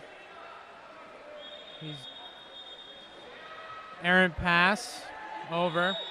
And we're now even. Colorado are unable to get the goal off before, but are able to get it off of the rebound. Takes their team to 5.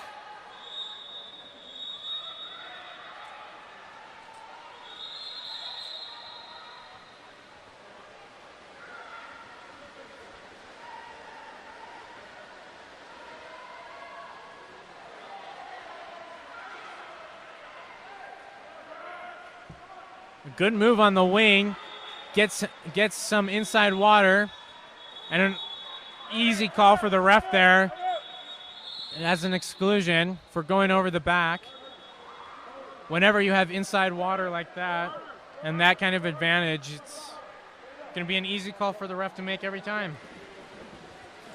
Timeout was called by San Francisco. Make some substitutions here.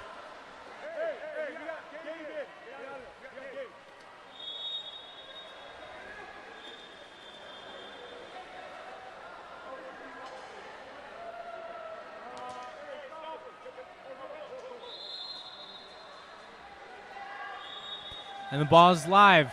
San Francisco working around on the outside. Quick pass to the post.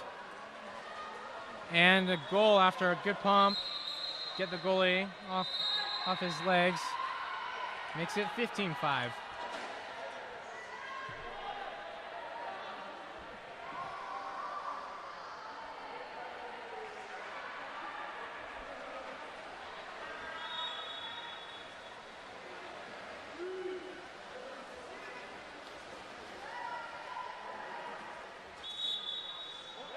Ordinary foul. Colorado. Colorado reads the pass coming and go on fast break. 2 seconds left. Shot stopped by the goalie. And that is the end of the third. Score is 15-5 for San Francisco. And we'll be back for the fourth quarter shortly.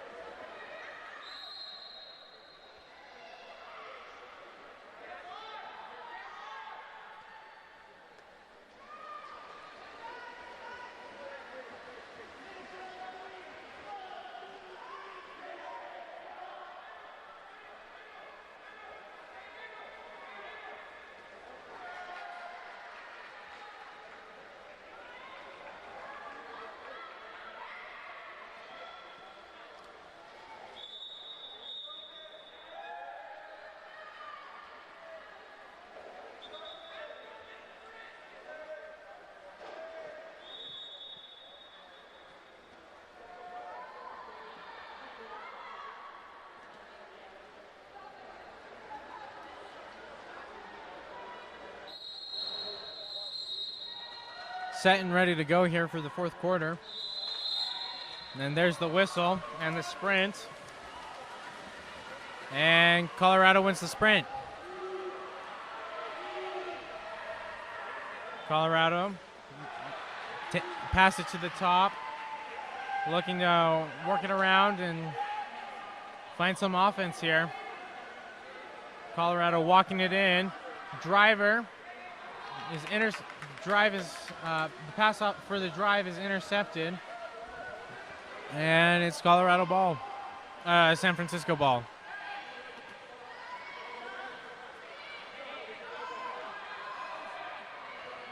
Pass down to the wing. Exclusion called. And a quick pass and shot. And San Francisco scores again to bring their team to 16.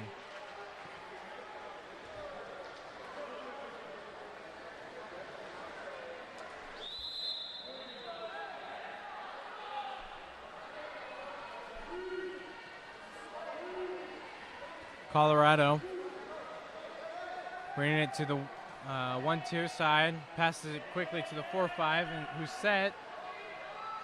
He's working, trying to get it into the goal, but this,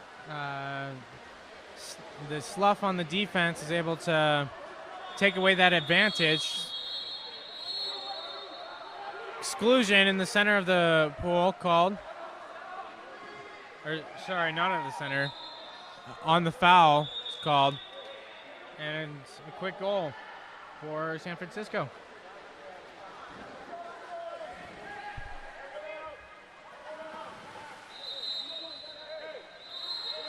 San Francisco making some substitutions.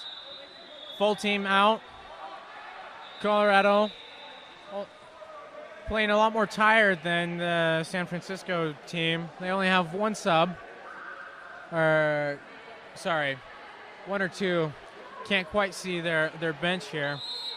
But San Francisco has a very deep bench, which makes it hard in any of these tournaments when you have to play lots of games with little rest. Pass down line. Good shot by number 3 for Colorado. Saved by the goalie. San Francisco ball. Colorado reads the incoming goalie pass and force the ball under and get the ball back. Ball sent down to the 4-5 side. The Colorado players working to try to turn his defender. Doesn't quite get it, but gets the foul. As the Colorado player tries to sweep the ball to safety, a defender is able to pick it up, no problem. And it's San Francisco offense.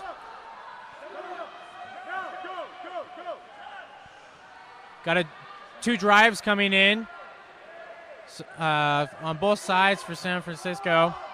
5 seconds left on the shot clock, though. And shot clock ends. Turnover for Colorado. Colorado goalie looking for an open pass. Finds it. They're able to move it down the line.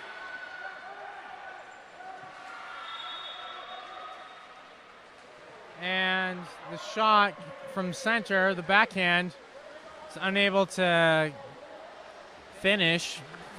Just went in straight to the goalie. And San Francisco scores on the counterattack.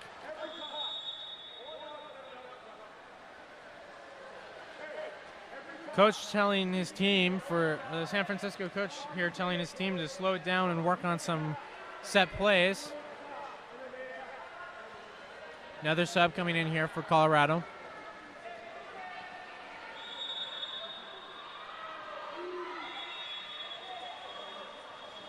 Whistle was not blown for this course. A whistle from the other course was heard and confused some of the players here.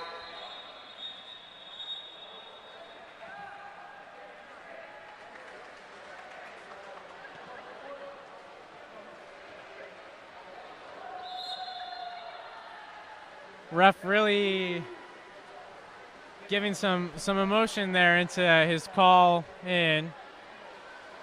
He's a funny guy. Colorado able to work it on the inside, get inside water, but lose it, unfortunately, and unfortunately lose the ball as well.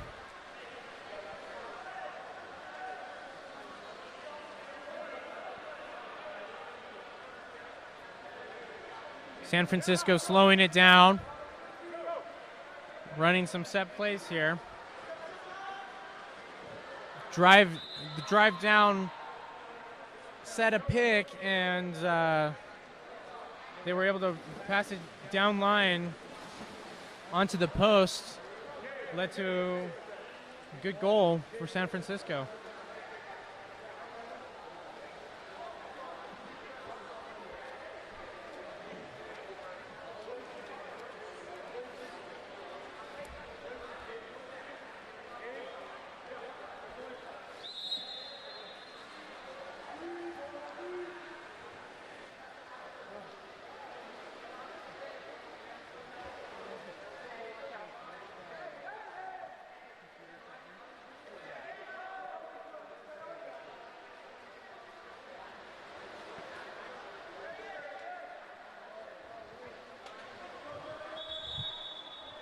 Colorado earns the 5-meter, got the inside water, and the defender on his back right in front of the goal.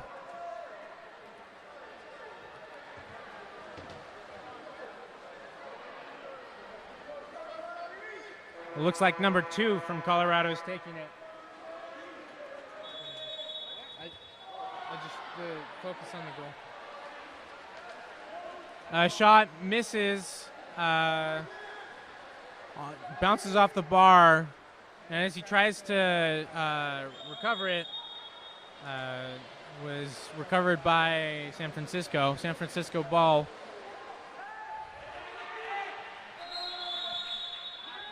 Ordinary foul.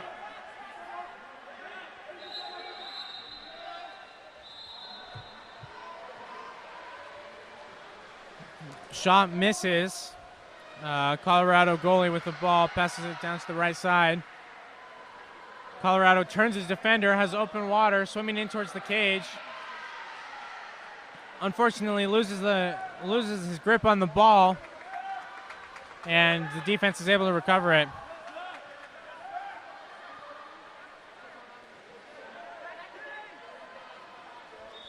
Lob shot bounces off the crossbar, is recovered by the defense. Colorado now with the ball again. 1 minute left here in the quarter. And as it is right now, it's looking like San Francisco is going to be walking away with the win. That's not going to stop them from scoring, though, as they make it 20-5.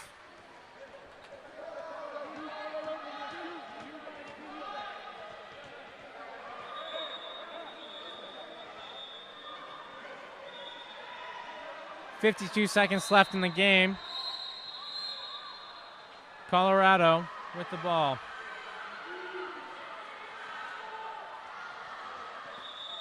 Colorado working it to the 1-2 side. Whistles were for the other course, not for this one, but players had stopped. Defense recovered a bad pass into the set, turned it over to San Francisco.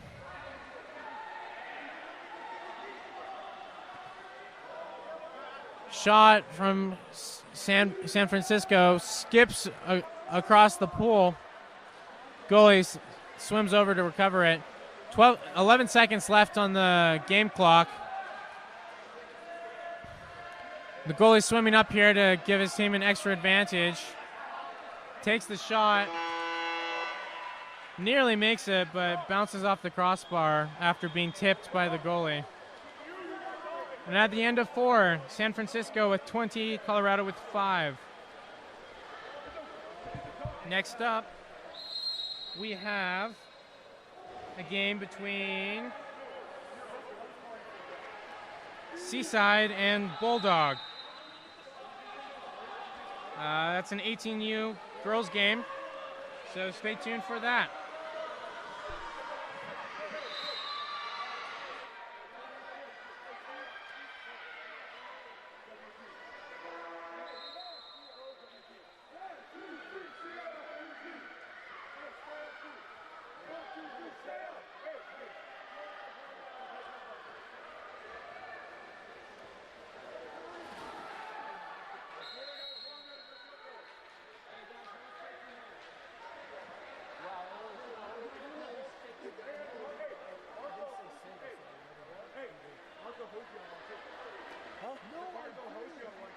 Bullshit ejection. That's second goal.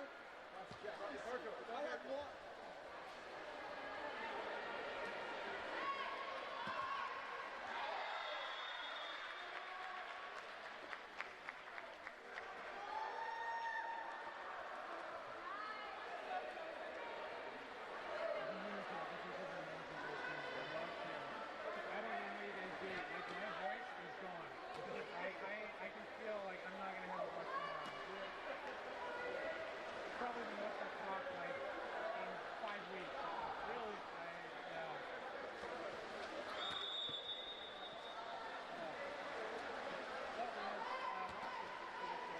We have one of the other dudes. Yeah, that's Seaside.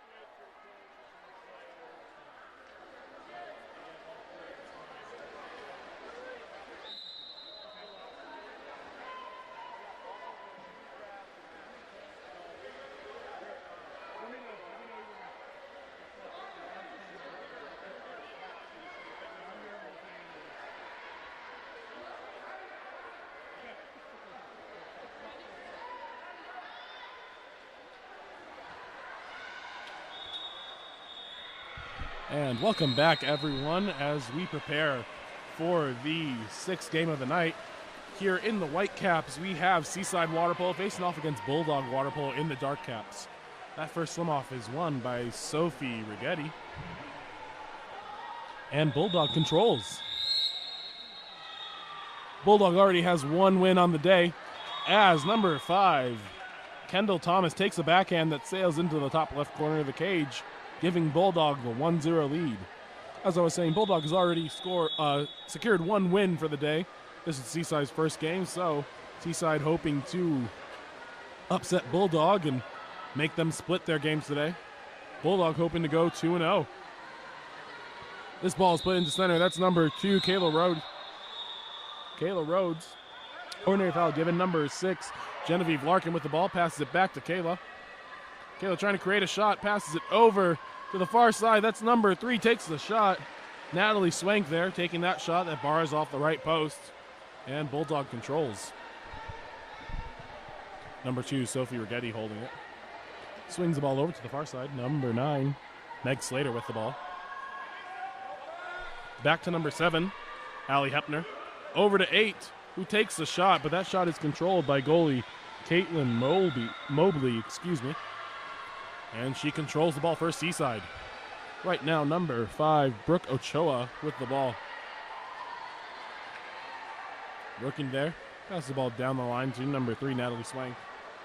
Natalie controlling the ball, looking around, trying to find some options for her offense. Shot clock now at 7 seconds. Puts that ball into number 5, Brooke Ochoa. Brooke Ochoa working. Ordinary foul given to her. 1 second left on the shot clock. That ball is kicked out. And the shot clock expires, sending Bulldog into their offensive possession. Bulldog controlling. That's number 9, Meg Slater with the ball. Passes it up to number 5, Kendall Thomas. Into number 8, Elisa Grimm, who kicks the ball out. Shot goes off the crossbar. That shot taken by number 9, Meg Slater. And Seaside Water Polo takes over. Ball up there on the 1-2 side. Working. Trying to find a way around her defense. Number 5, Brooke Ochoa controlling. Still working. Able to get inside this time. And she draws the ejection. That ejection will be given to number 5, Kendall Thomas. Again, that was number 5, Brooke Ochoa, earning the ejection. Sending Seaside into their first 6-on-5 of the match. Number 8, Caitlin Hind with the ball. Passes it over all the way across the pool. Natalie Swank with it. Passes it up to number 6, Genevieve Larkin. Back down to number 8, Caitlin Hind. Swings the ball across the pool. Swank with it. Swank rises, fires over the cage. And Bulldog has the ball. Goalie Michaela Vieira with the ball. Passes it up to number 5, Kendall Thomas. Kendall bringing the ball up. Swings the ball across the pool. Number 2, Sophie Rigetti controlling. Passes the ball down the line. Elisa Grimm with it. Elisa looking, surveying, trying to wait for a post up. Decides not to happen, so we have a drive for Bulldog. That was passed up to Kendall again. The shot happens. Catches the goalie off guard, but it goes off the right post. Trickles on the goal line, but not quite past it. Seaside ball. Number 5 with it, Brooke Ochoa. She's done a lot of work for Seaside thus far. Looking at her options, swings the ball across the pool to Kayla Rhodes. Kayla Rhodes controlling, passes it up to number 4, Emily Ferguson. Emily being guarded tightly by Sophie Rigetti. Ordinary foul given to her. Ball swings down the line to number 8, Caitlin Hind. Shot goes off the crossbar, bounces off into the field of play. And looks like Bulldog is going to control that ball.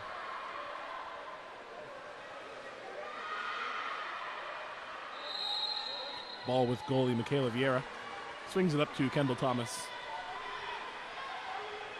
Kendall surveying. That overpass is handled easily there by number 5, Brooke Ochoa. Brooke swimming up the pool, trying to create something for her team. Passes down the line, Swank with it. Excuse me, that's not Swank. And we have an ejection in center. Number 5, Kendall Thomas, that's her second. That is a big hit for Bulldog. Kendall Thomas, one of the better players on that Bulldog squad. She's going to have to be careful to not get her third ejection and be majored from the game. Seaside Water Polo on their 6-on-5. Natalie Swank with it. Pass the ball over to number 2, Kayla Rhodes. Kayla swings the ball. The shot goes off the post. That shot taken by number 8, Caitlin Heindel. If anyone has any corrections on that pronunciation, please go ahead and feel free to drop that in the chat. Anyway, Bulldog has the ball. Number 6, Kate Frost, the freshman, comes in for number 5, Kendall Thomas. Try to mimic her offensive contributions that Kendall normally brings to the team. Number 7, Allie Hepner with the ball. Controlling, being pressed hard there by number 2, Kayla Rhodes. Shot clock running down. The shot happens. Desperation heave is no good. Controlled by goalie Caitlin Mobley. Ball swings all the way up the pool and then into the center. Number 6, Genevieve Larkin with the ball. She rises up, fires, but that is handled by goalie Michaela Vieira. That was an important block there for Bulldog squad. Really impressive, too, that she was able to cover that despite Genevieve being center cage with about the best shooting angle you can get. Ball swung up to number 8, Elisa Grimm. Grimm controlling. Looking at her options, trying to draw the ordinary foul. She does.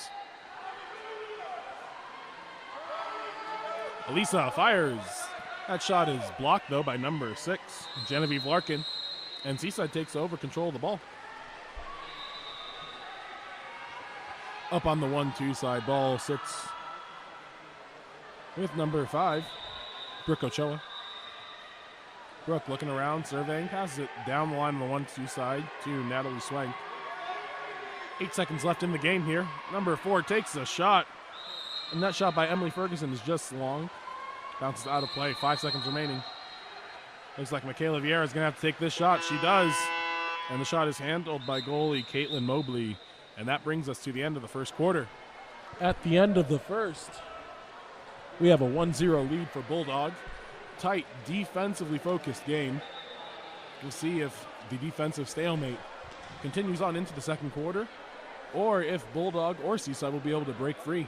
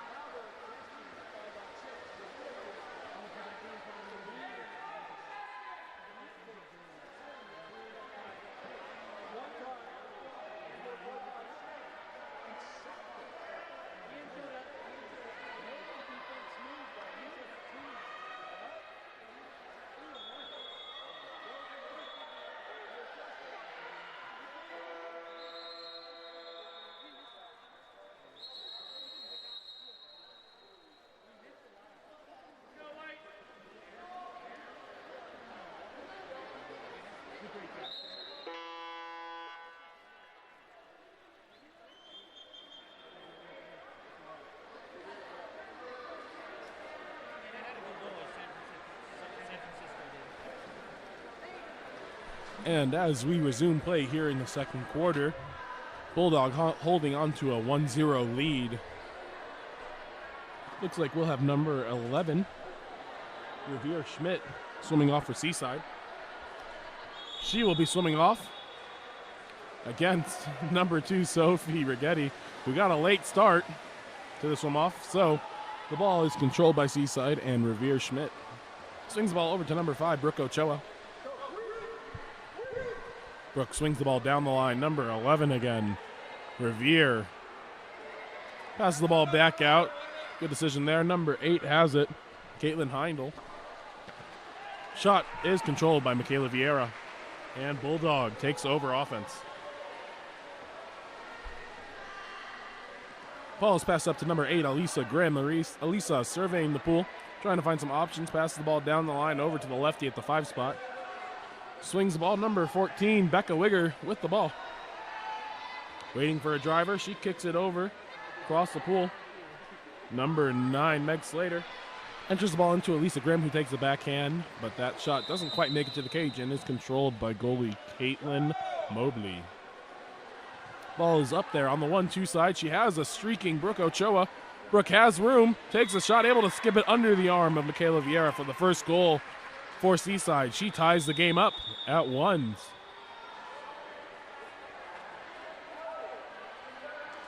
Score is now 1-1 with 4:58 remaining here in the second quarter. Number 7, Allie Hepner with the ball.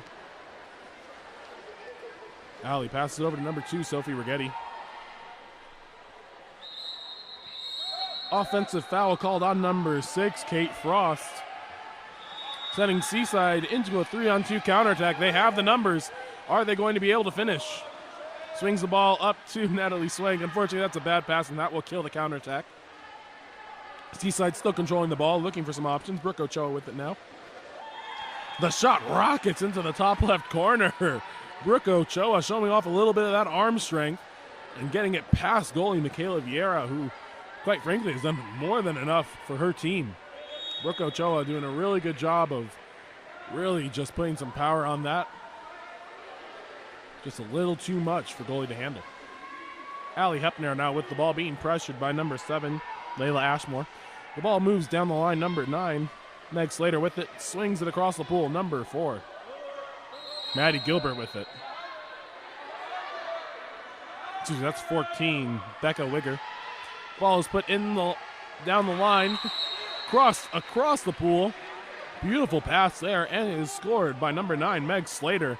That pass and the assist given to number 8, Alisa Grimm. Really had to thread the needle on that one to make that pass. That reestablishes Bulldogs' lead, 2-1.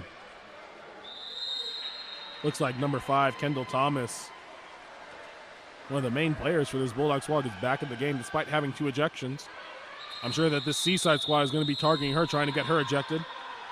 Meanwhile, someone else gets an ejection. That's number 2, Sophie Rigetti.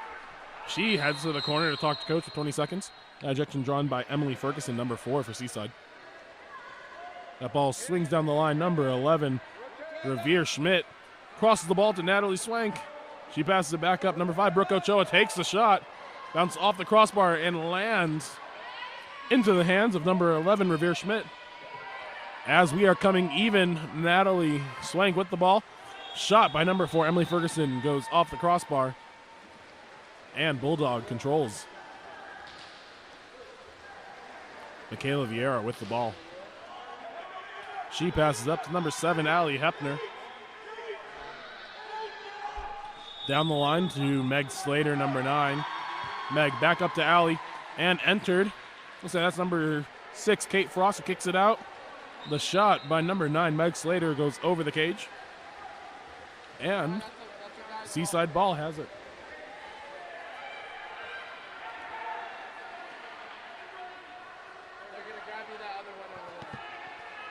A little bit of confusion on the counter balls. Meanwhile, Brooke Ochoa enters the ball into center, but she is swamped by a couple different defenders and somehow emerges with the ball and draws the penalty shot. Not quite sure if I agree with that call, but the ref saw what he saw.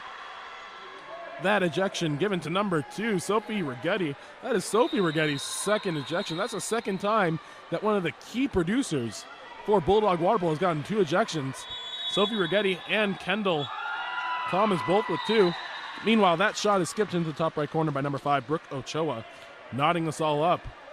Seaside doing a really good job of controlling this ball and making sure that they get ejections on the people they want to get ejections. One more ejection for either Kendall Thomas or Sophie Rigetti, and they are out of the game. Bulldog coach is not happy with this one. Couple subs coming in for both sides, and Bulldog takes over the offensive end of the pool. Number 7, Allie Hepner with it. Swings the ball to Meg Slater, who's attacked from behind. Gives him the ordinary foul. Crosses the ball. Number 14, Becca Wigger with it. Passes it in to number 5, Kendall Thomas. That shot is blocked, though, by Caitlin Mobley. Bulldog retains control. Ordinary foul given to her. Ref asking her to move outside the 2-meter. Put into Kendall Thomas. We have an ejection. Number 2, Kayla Rhodes will go to the sin bin. She'll talk to coach. Number 14, Becca Wigger passes it back up to Kendall Thomas as Bulldog goes into their 6-on-5. Down the line, number 3, Emily Maddox swings the ball. Kendall Thomas with it. Catches it cross face, shoots it, hits the crossbar, and goes out of bounds. Seaside ball. Ball is passed up to Kayla Rhodes. Kayla Rhodes swimming the ball up into the Seaside's offensive side of the pool. Ball is kicked down the line. Number 11, Revere Schmidt puts it into center. And the ejection is drawn by number 6, Genevieve Larkin. That's given to number 6 as well. Kate Frost, the secondary center for Bulldog water polo. Seaside water polo on the attack. That ball is put into the post. Great defense there by number 5, Kendall Thomas. Again, she needs to be careful. That's about a 50-50 call between an ejection, or excuse me, actually a 5-meter. Some confusion. As I was saying, that play by Kendall Thomas could have been either a 5 or a clean play, really risking it. If she gets her 3rd ejection, she is done for the game. Looks like referees wanted to correct call. Seaside Water Polo has control of the ball. Bulldog Water Polo coach kind of in shock at what's going on right now. Score is 3-2. Bulldog Water Polo in the lead. The Bulldog or Seaside in the lead?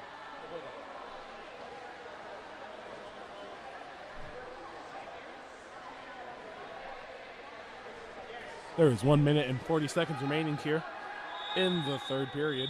Oh, excuse me, the second period.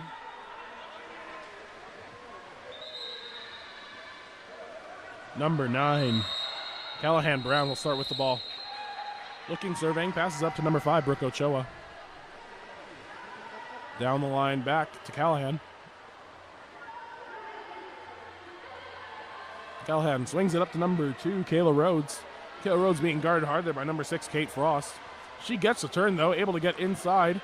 Kayla Rhodes kicks the ball down the line and drives. Callahan with the ball, swings it, but that ball is eaten up by number 5, Kendall Thomas, as Bulldog gets into offense. Michaela Vieira controlling the ball for Bulldog. Passes up to 14, Becca Wigger on the 1-2 side. They have a center if they want. Instead, they use the post up. Number 7, Allie Hepner has the ball stolen from her. That's number 11, Revere Schmidt on the steal. Ball now with goalie Caitlin Mobley. Caitlin looking around the pool trying to find someone to pass the ball to. She has an advantage. Number 5 now, Brooke Ochoa with it. She's by herself. Coach says turn and go. She listens. Gets around the defender. Now looking to create a shot. Takes a shot on the near side. Able to wrap it around the goalie. Brooke Ochoa on the goal. Got a lot of power behind that shot. Obviously a very strong lady. Able to get around her defender and kind of just have her way with it.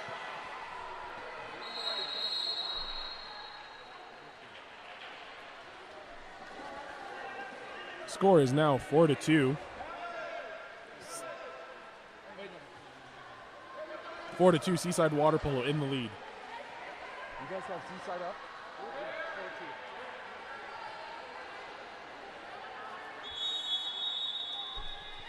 Bulldog Water Polo with the ball. Number 8, Elisa Grimm holding on to it. She passes it up to number 10, Shay Hansen. Tries to pass the ball, but that pass is deflected by number 4, Emily Ferguson. Emily passes the ball up the line. Number 6, Genevieve Larkin with it. Genevieve surveying. Passes the ball back up to Brooke Ochoa. Back down to Genevieve. 13 seconds remaining here. Back up to number 4, Emily Ferguson. Emily looking walking. 5 seconds left in the quarter. Trying to draw the ordinary foul, nothing there. Shot is taken. Doesn't quite reach the goal line. Michaela Vieira handles it, and that will be the end of the second quarter. Score here, 4-2. Seaside Water Polo ahead of Bulldog Water Polo. Defensive battle here as these teams try to compete. Bulldog Water Polo wanting to secure the first spot in their bracket.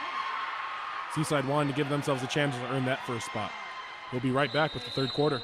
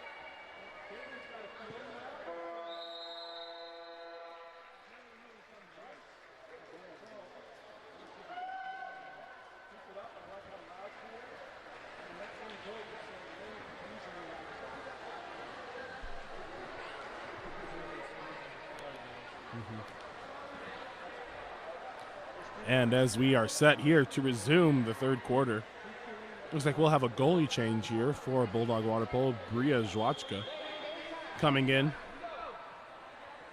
Referee Scott Krasinski trying to get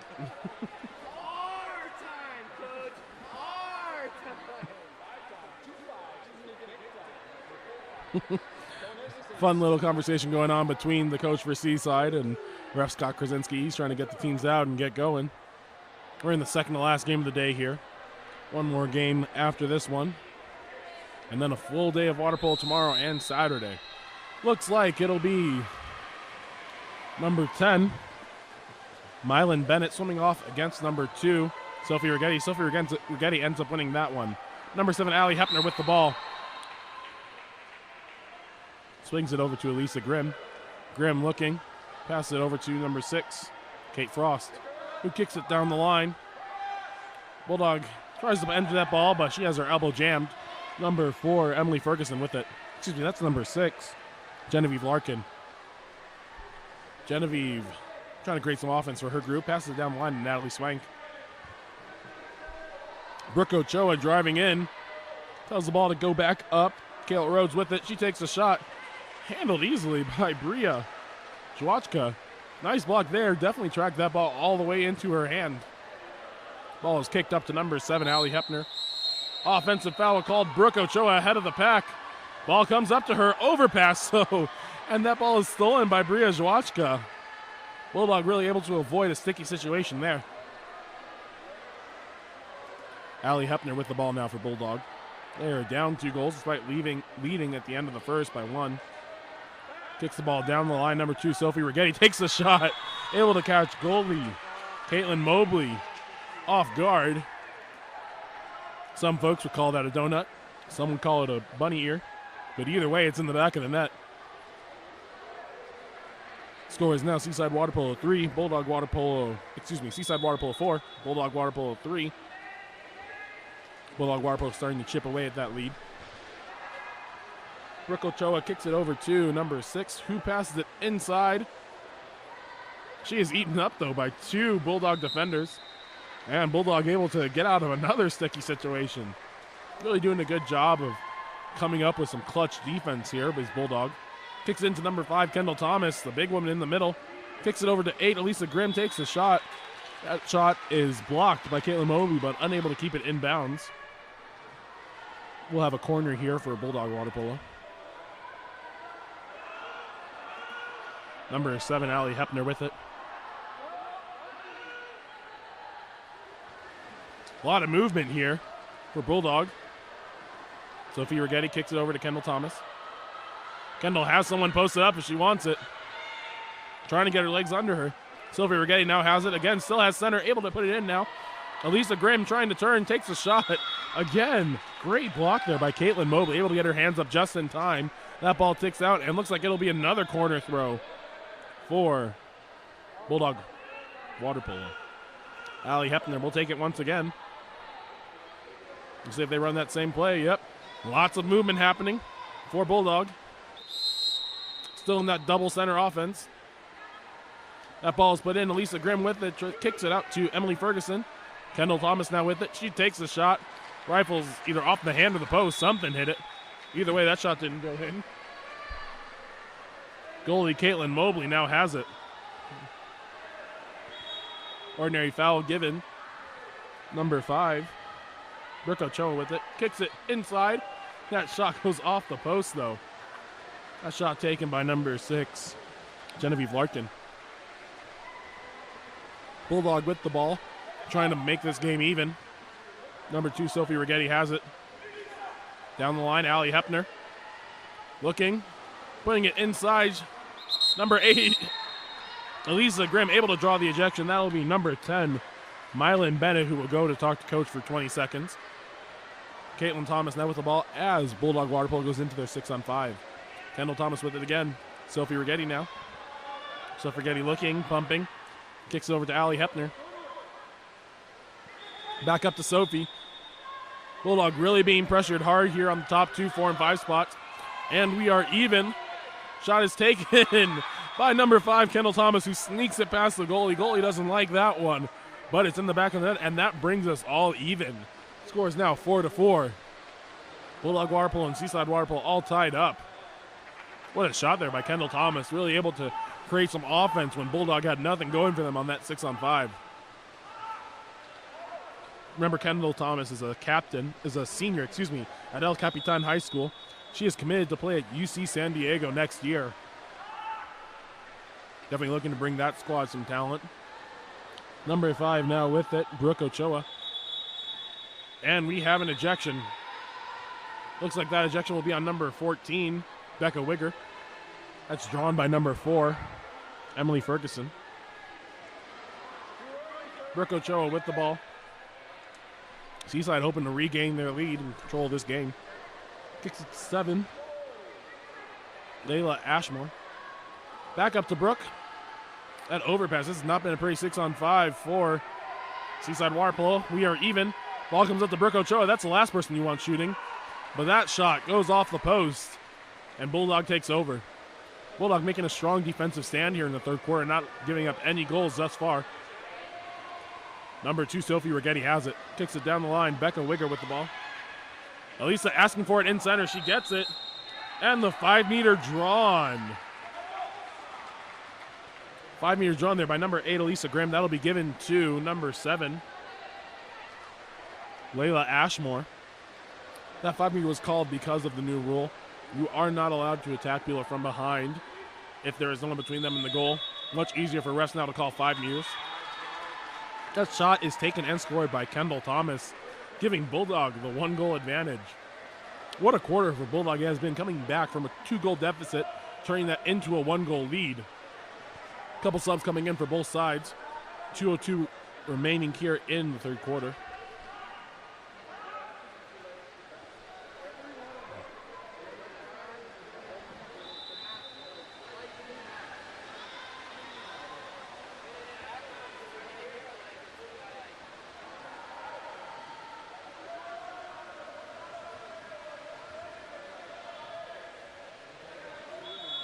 Whistle blows, and we're back. Number 5, Brooke Ochoa with the ball. We've got both powerhouses, number 5, Brooke Ochoa, and number 5, Kendall Thomas, matched up with each other. Brooke Ochoa wanting to take Kendall into the pool, into the middle of the pool. Ball comes into Brooke Ochoa. Kendall can't get that third ejection. The help comes. Brooke Ochoa rockets that shot off the post. And once again, Bulldog able to make the strong defensive stand and stop Seaside Water Polo from scoring a goal.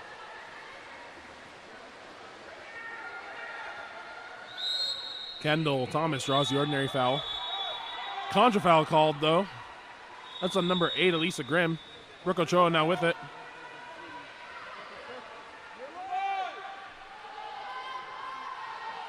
Brooke rifles a shot off the right post into the back of the net. Again, Brooke Ochoa is about the last person in the pool that you want shooting if you are on Bulldog. That knots us up at 5 goals apiece. Looks like Bulldog is going to have to do a little better job of spotting up on the right people for Seaside Water Polo. Plenty of subs coming in now for Bulldog. Want to give some of our better players some rest. Got a sub coming in for Seaside Water Polo as well. We have a minute and 19 seconds remaining here in the third quarter. Referees blew the whistle prematurely. Ref saying, my bad. Go ahead and sub if you want.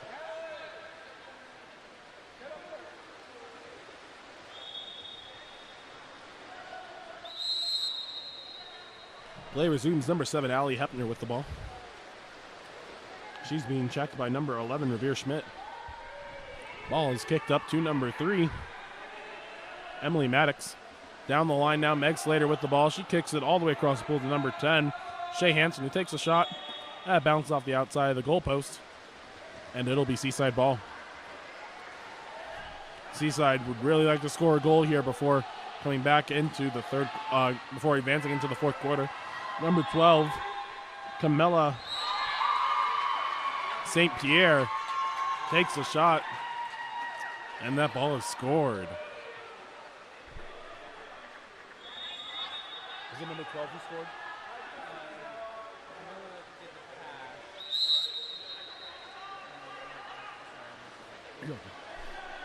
Correction, number 12, Camilla St. Pierre, actually made the pass. Not sure who scored the goal there. Number 7, Allie Hepner now with the ball. She kicks it across the pool to number 8, Elisa Grimm. Elisa turning, trying to get inside. Great position here, and she draws the ejection. Looks like that'll be number 12, Camilla St. Pierre. Making sure she doesn't get a big head. Referees send her back to talk to the coach for 20 seconds. Number 10 now with the ball.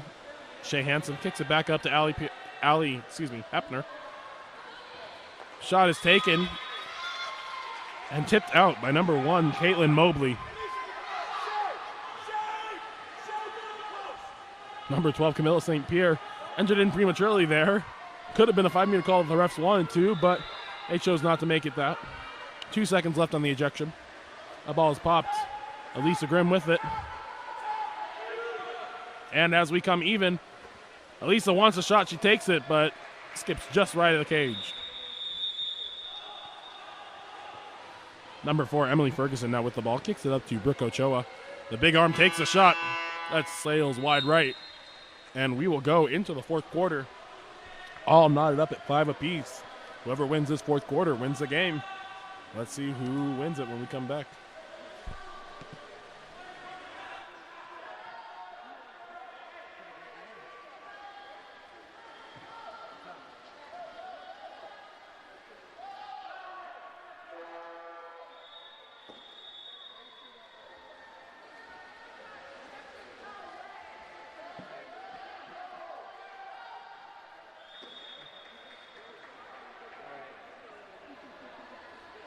I'll be over it.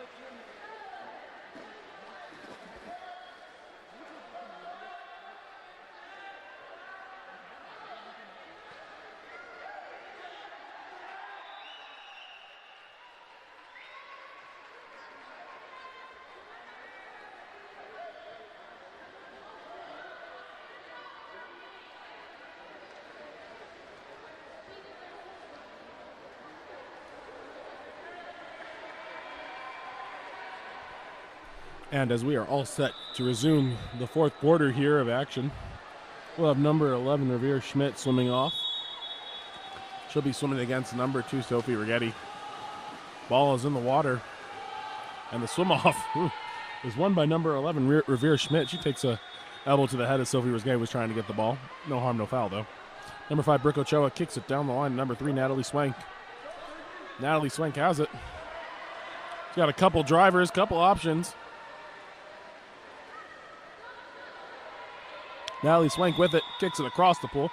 Number 11, Revere Schmidt, takes a shot, handled by Bria Zwachka. Bria doing a great job so far. She kicks the ball all the way down the pool to number 8, Elisa Grimm, who draws the 5-meter. That is a big 5-meter draw for Bulldog Water Polo. That 5-meter drawn on number 11, Revere Schmidt. Looks like Sophie Rigetti is going to come up and take this 5-meter and try to give Bulldog the 1-goal advantage.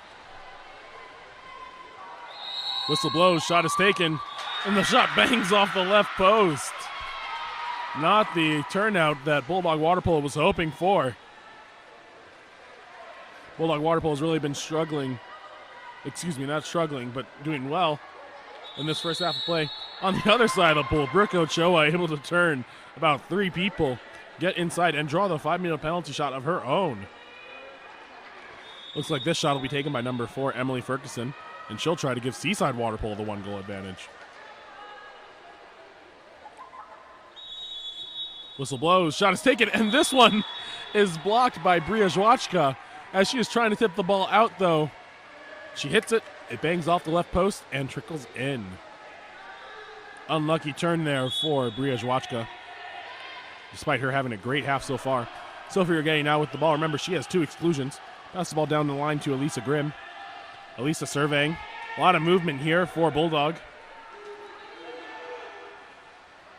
Ball is kicked down the line. Number 5,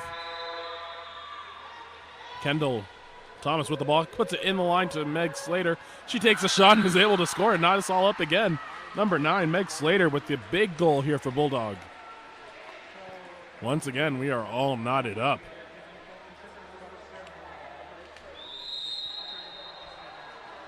Brooke Ochoa has the ball as play restarts. She's being checked by number 5, Kendall Thomas. Brooke passes all the way down the line. Natalie Swank has it. Trying to find some options. She's pumping. Looking. Not really much happening here for Seaside. They need to make something happen quick. Brooke Ochoa with it. Turning. Good hands-up defense there by Kendall Thomas. Kicks over to number 7, Layla Ashmore.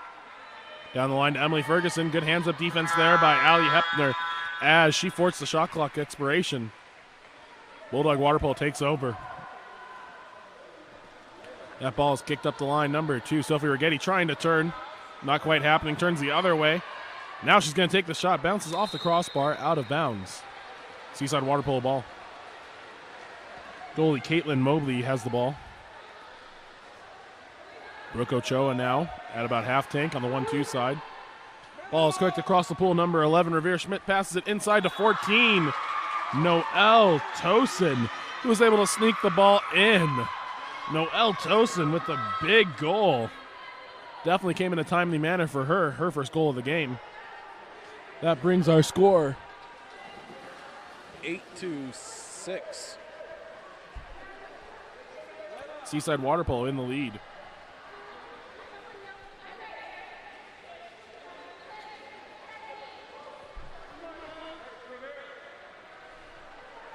Bulldog Water Polo really needs a quick turn of events if they want to get back into this game.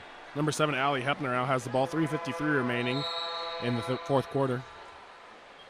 Number 5 now, Kendall Thomas with it.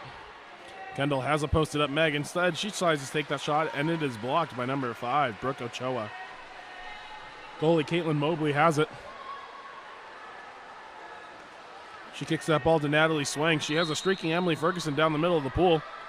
Kicks it down the line first. Noelle Tosin has it all the way across the pool.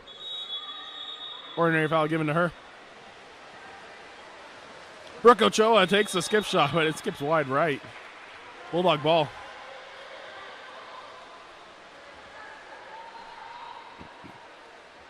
Bulldog looking, kicks it up to number 7, Allie Hepner. Allie being guarded by Noelle. Over to Sophie Righetti. Sophie Righetti has options. Kendall Thomas wants it. She gets it. Takes a shot. Bounces off the crossbar. Couple unlucky shots here for Bulldog Water Polo coming at the wrong time. They really need these shots to start falling.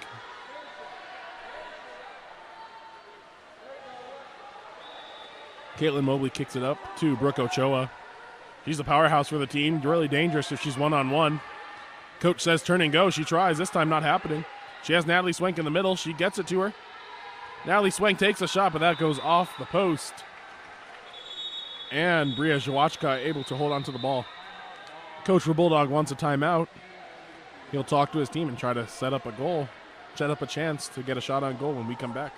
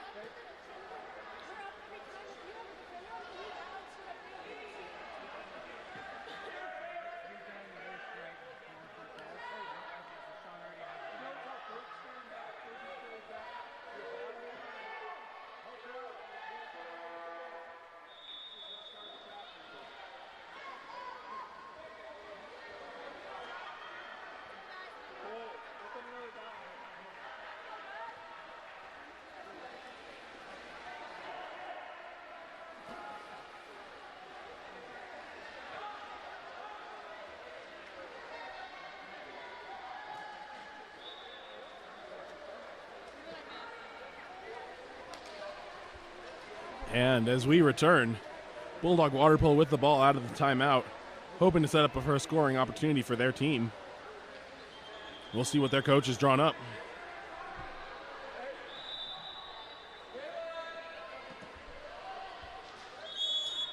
Bria Zawachka has the ball, looking for someone to pass to. Kicks the ball up to Meg Slater. Couple drives happening on both sides of the pool. 21 and 45 picks. Allie Hepner now with the ball. She takes the shot, slides wide right, and now number 6, Genevieve Larkin on the counterattack. Looks like that's going to be neutralized, but Brooke Ochoa has the ball. Not quite. Genevieve Larkin now has the ball. She's one on none. Looking to get something inside, and she draws the 5-meter. That is a big move for Seaside Water Polo. This goal might just put it out of reach for Bulldog Water Polo. Looks like it'll be number 5, the powerhouse, Brooke Ochoa. Taking this shot, whistle blows. The shot is blocked by Bria Zawachka, though. Bria having just about the game of her life. She is playing phenomenally. Really trying to keep her team in it. That ball swings over. Sophie Righetti has it. Ordinary foul given to her.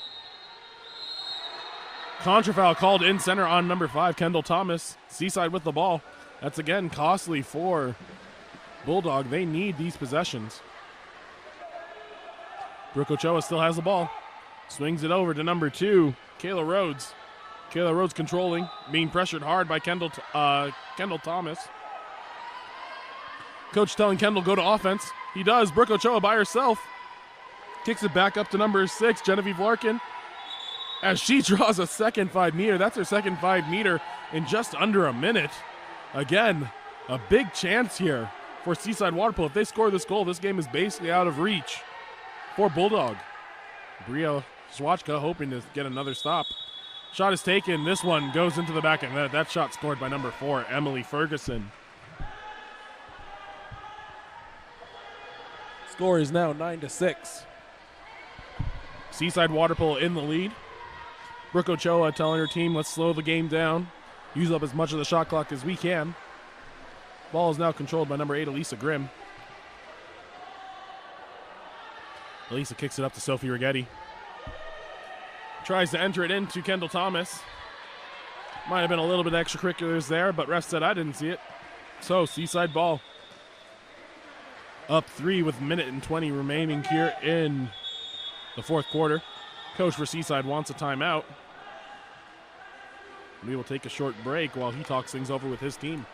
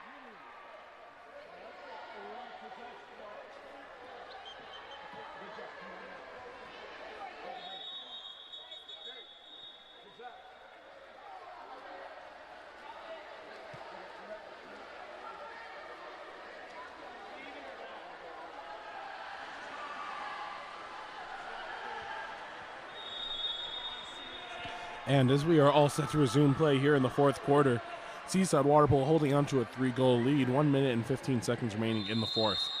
Goalie Caitlin Mobley has the ball. She passes up to Brooke Ochoa, who swings over to number 9, Callahan Brown. Meanwhile, she draws the ejection on number 8, Lisa Grimm. Lisa really doesn't have a choice there. They need the ball back, and so they're going to do whatever they can to try to get it. Number 10 now has the ball, Mylan Bennett. She kicks the ball back up to Emily Ferguson, down the line to Natalie Swank, back up to Emily, back down to Natalie.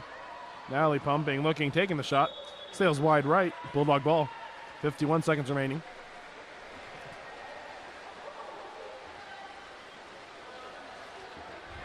That ball swings up to Elisa Grimm, shot happens. Again, not the greatest shot in the pool, but not much else you can do if you're Bulldog. They need to put up shots. Again, trying to score 3 goals in 44 seconds is no easy feat.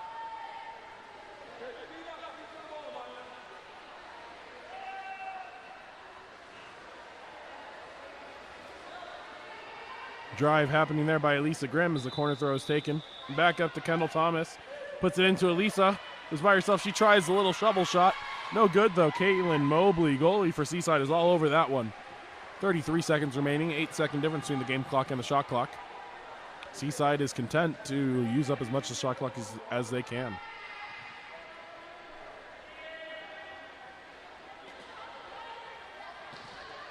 Number 2, Kayla Rhodes with it.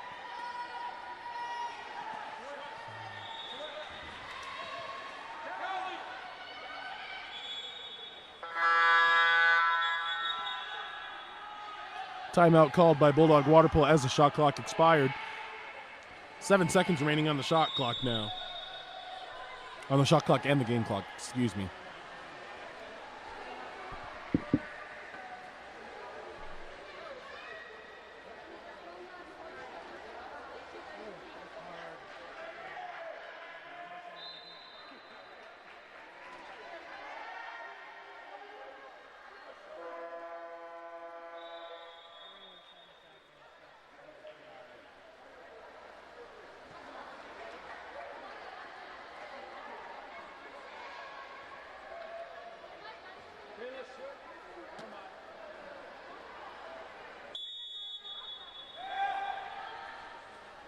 Play resumes as the ball is passed up to number 3, Emily Maddox.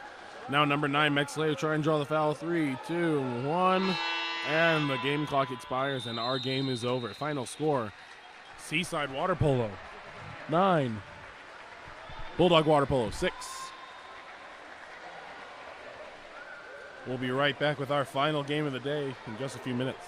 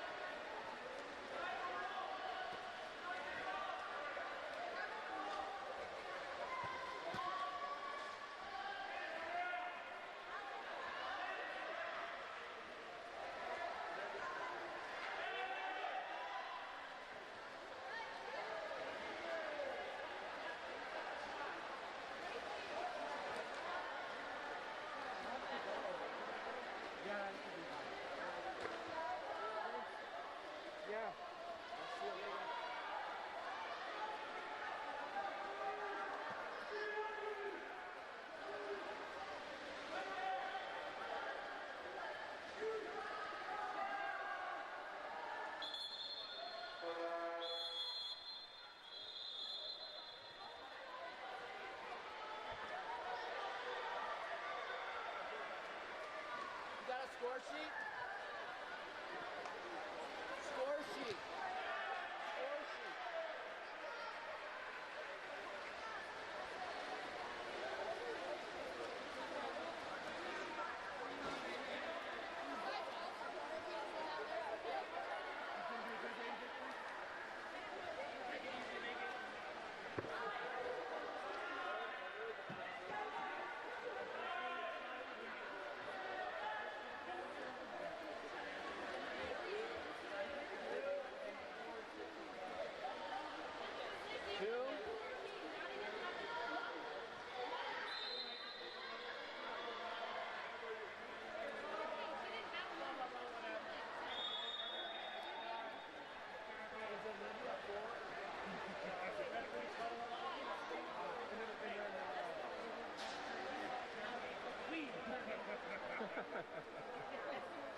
You get a score sheet? Thank you. I'll fill them all in now. Lay down the law. I have enough responsibility.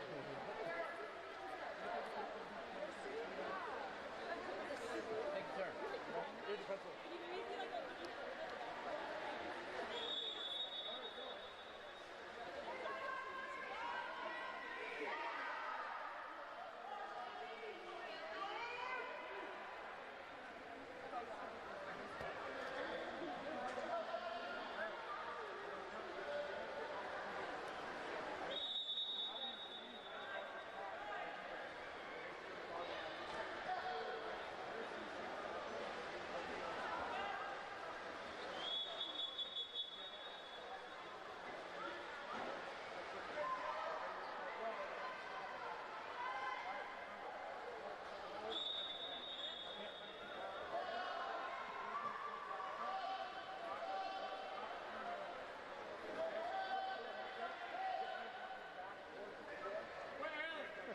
That is true.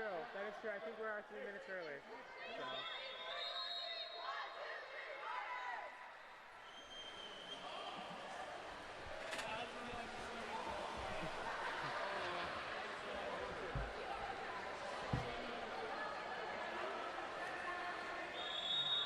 That's San Francisco.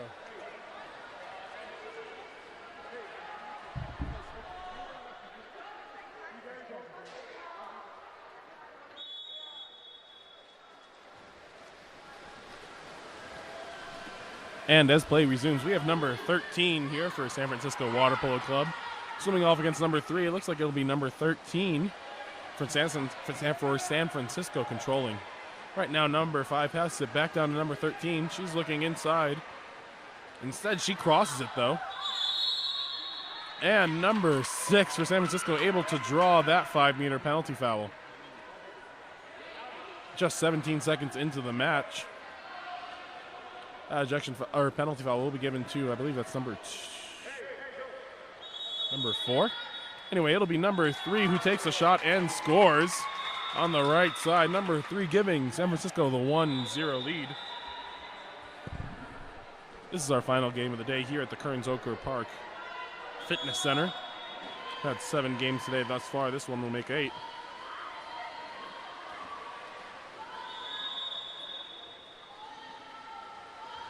Ball is passed up to number 9 for Vanguard. Vanguard looking, trying to turn. The counterspin by number 15, though, is able to save that goal. They are now 3-on-1. Ball is kicked over to number 5 for San Francisco. She's swimming hard up the pool. Number 5 has the ball, takes the shot. It will sneak it just around the goalie for Vanguard and give San Francisco the 2-0 lead.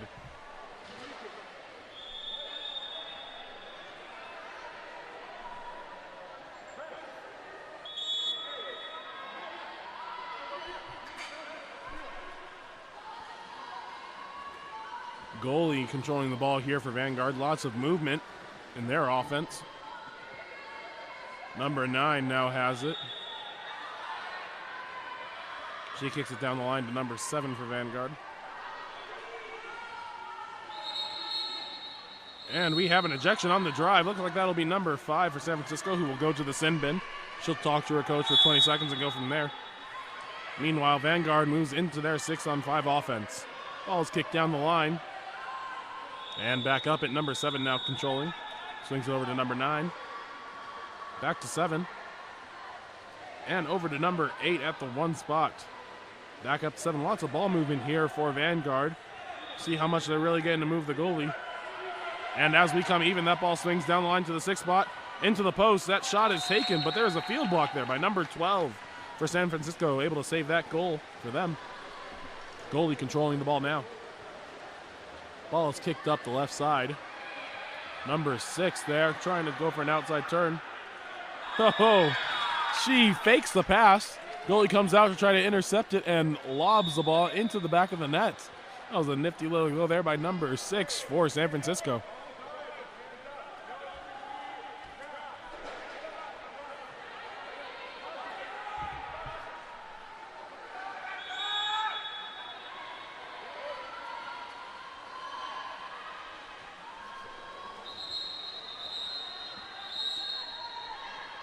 And we have an ejection. Number 12 for San Francisco will head to the corner. That's 2 ejections in the last 2 possessions. So Vanguard obviously doing something right. Ball's with number 9 for Vanguard. Kicks it down to 3. Back up to 9. Over to number 5. 5 pumping. Swings it back up to 9. Up to 3. She takes a shot, but that block is handled by goalie for San Francisco. They're out onto the counterattack. Kicked back up to number 9. Number 9 by herself, trying to get up the pool as quickly as possible. She swings it across the pool. Number 6 puts it inside. Number 13, I believe, is able to take the backhand and score it. Great job there, number 13 for San Francisco.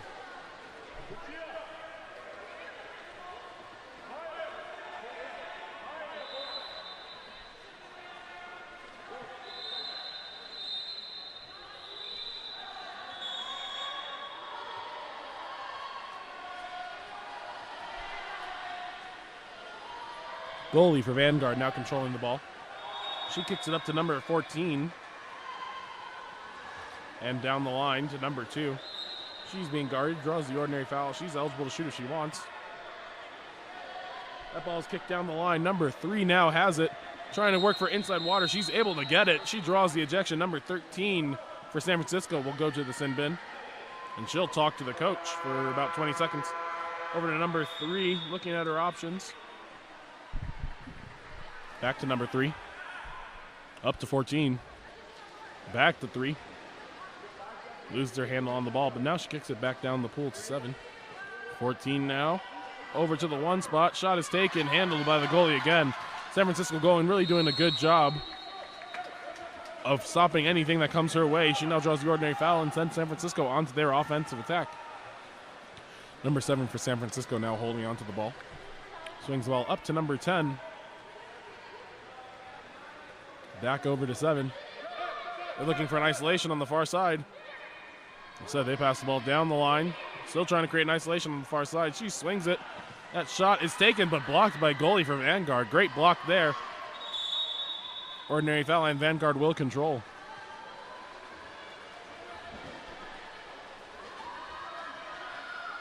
Vanguard now on the counterattack. Trying to create some offense. Meanwhile, number 14 is swamped by 2 San Francisco players. And San Francisco now controls the ball. Ball's passed up to number 6. She's all by herself. And the 5-meter penalty foul drawn by number 6. That foul will be given to number 8 for Vanguard.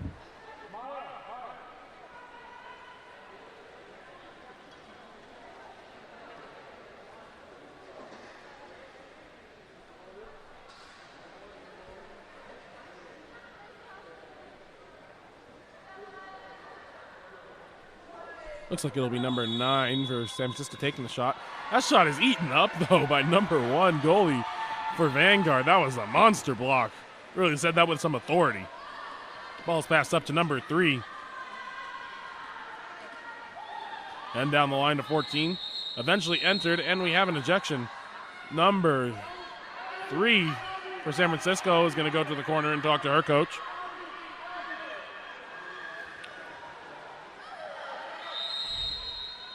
That ball is put into the post. Coach is asking for a 5-meter. Ref doesn't think so. And San Francisco controls.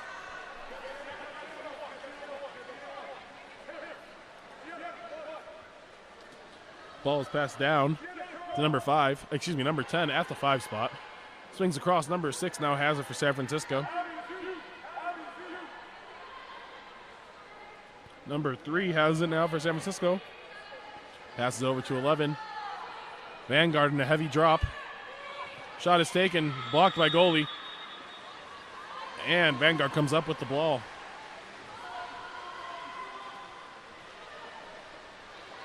Kicked up to number 2 on the right side of the pool. 45 seconds remaining here in this first quarter.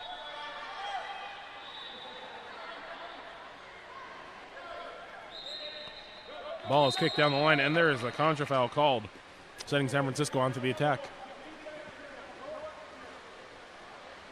Eventually, that ball is kicked all the way up to number 6 on the left side of the pool.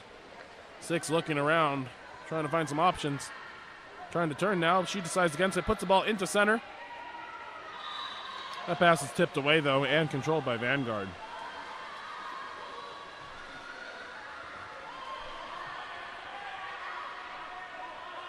Ball is eventually passed deep up the right side of the pool. Put into the center. Number 8 is able to draw the 5-meter for Vanguard.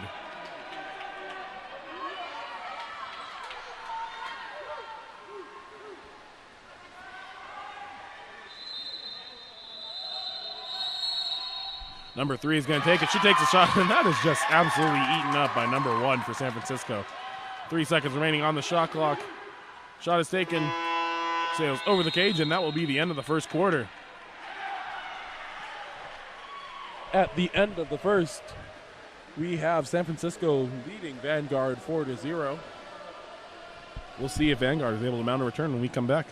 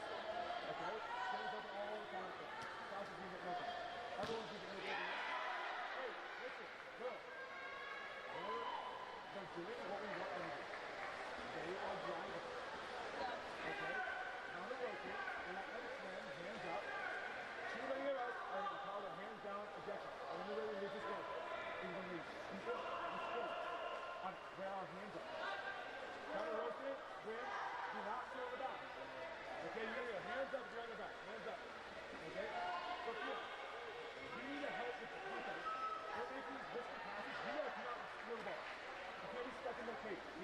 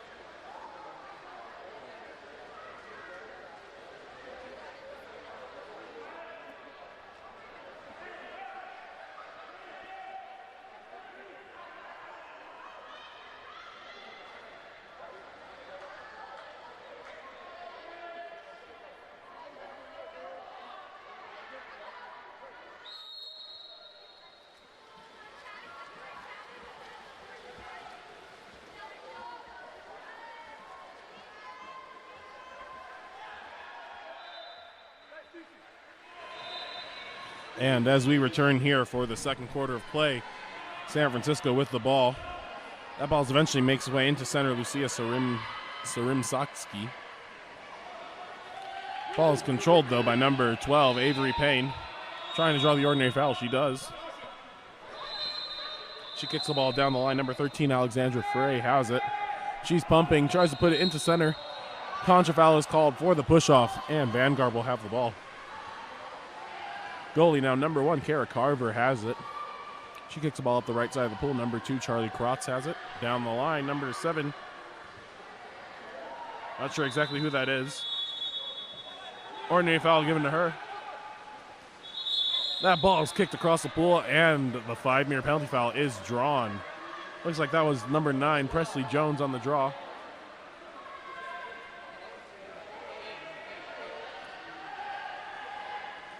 And the penalty foul will be given to number 8, Julia Keene. Looks like it'll be number 3, Allison Cohen, taking the shot.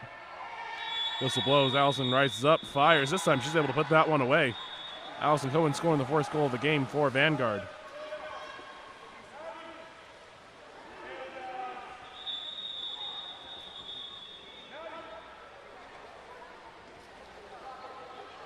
Couple substitutions coming in for both sides.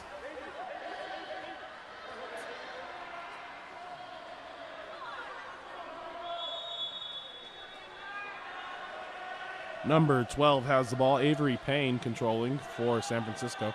Kicks the ball down the line. Olivia Selden puts it even further down the line. Sally McCarthy now has the ball. She kicks it all the way across the pool. The high arcing pass is just a little bit too far, though. Vanguard has it.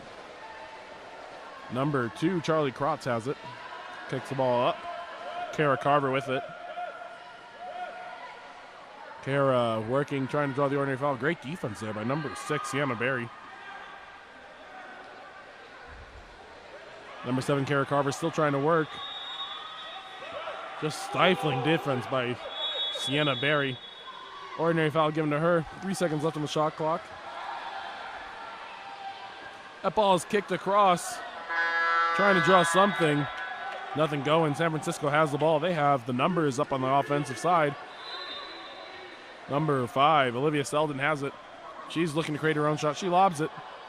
That lob falls short of the goal line, and Vanguard takes over. Ball is kicked up to number 7, Kara Carver. Kara Carver streaking down the side, trying to create something for her team. Ordinary foul there. Crosses the ball to number 3, Allison Cohen. He puts it into number 8, Kate Sloman. The 5-meter is drawn. Number 12, Avery Payne will be given the 5-meter foul.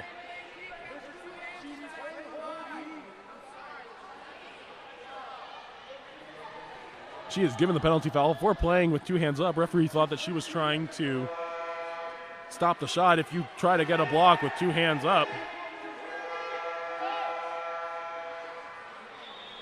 Referee Scott Krasinski's had enough. Gives him the yellow card. Looks like it'll be a 5-meter. Number 3, Allison Cohen, going to take that shot for Vanguard. Whistle blows. Shot again is blocked by number 1, Sophia Hamner. That's her second 5-meter block thus far. 4 minutes remaining here in the second quarter. Ball's kicked up to number 5, Olivia Selden. Olivia has it, kicks the ball down the line. Sally McCarthy with it. Tries putting it into center. Unfortunately, center is inside of 2 meters. That ball will turn over, and it is Vanguard ball.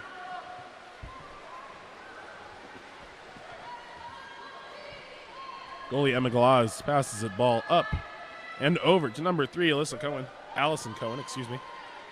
We got a drive trying to happen.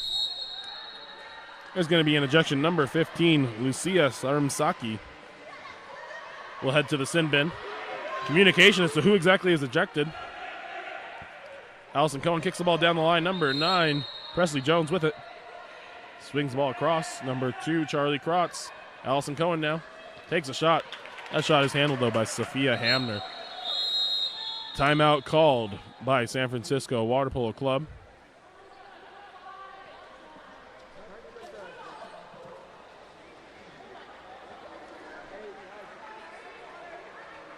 Coach wants to check some ejections to figure out what is going on both teams. We'll be right back after he discusses things with his team. Counter-rotating hard and putting our hands up. Call the wings. Everyone guarding the wing on the low side should have their hips up, and they should only be looking at everything that's happening in the field so that if someone gets beat on a drive, they can counter-rotate, put their hands up, and know that someone on those lower wings is going to be there to help them if the pass comes. Just swim next to them. Just swim next to them. Yeah, don't. I didn't understand what he was doing. He's going like this. Girls. Ejections are 8-1. Okay? 8-1. You need to be smart. You know how this is going. Cece, you have to be out. It's so great. Anna, you go in. Is Anna guarding? Anna's guarding. Yeah. Hey. Kia, go. Hey, goalie, you're gonna get half of the ball. Sophia, you're half of the ball. Okay. I know. And as we get ready to resume the second quarter of play, coach for San Francisco Water Polo Club pointing out that they have had 8 ejections called on them while the other team has only had 1, really asking his team to play with their hands up and show that they are not fouling.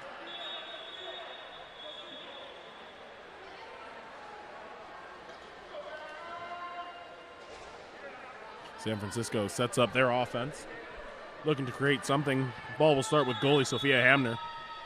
Sophia surveying her options, passes it up to number 10, Sally McCarthy, who kicks it down the line to number 5, Olivia Selden. Olivia brings it in, looking to create something. She slides across the goal, looks to go cross cage, but that shot is handled by Emma Galaz. Emma holding on to the ball, looking at her options. Swings up the right side of the pool, number 2, Charlie Krotz with it. Ball goes down the line and is stolen by number 6, Sienna Berry. Great defense there. Sienna streaking, and we have a contra foul called. Looks like that's going to be number 15, Lucia Sarmsaki. Called for that. Ball is kicked down the line. Number 8, Kate Sloman, rises up, fires, but that shot is handled by Sophia Hamner, doing more than her fair share. Absolutely stifling this defense. The offense, for Vanguard.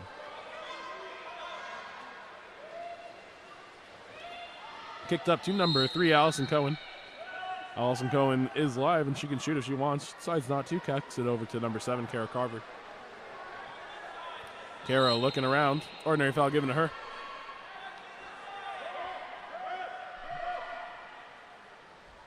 Ball is finally put into center. Number 8, Kate Sloman steps out, leans, and is able to paint the upper left corner of the goal, giving Vanguard their second goal of the game. Score is now 4-2.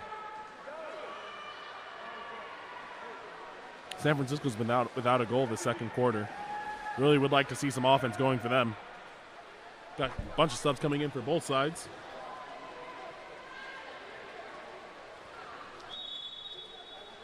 Ball is kicked back. Number 3, Abigail Mole has it for San Francisco. Abigail bringing the ball up, looking at her options. We got a drive happening over there on the 1-2 side. Number 11, Anna Plant has the ball, kicks the ball in, puts it down the line. And number 6, Sienna Berry, able to turn inside and draw the 5-meter. Great move there by number 6, Sienna Berry. Looks like she is not only going to draw that 5-meter, but she's going to take it as well. Whistle blows. She rises up and puts the ball into the top right corner, scoring the 5th goal for San Francisco Water Polo Club. Score is now 5-2. 2:11 remaining here in the second quarter. Ball is kicked back to goalie Emma Galaz.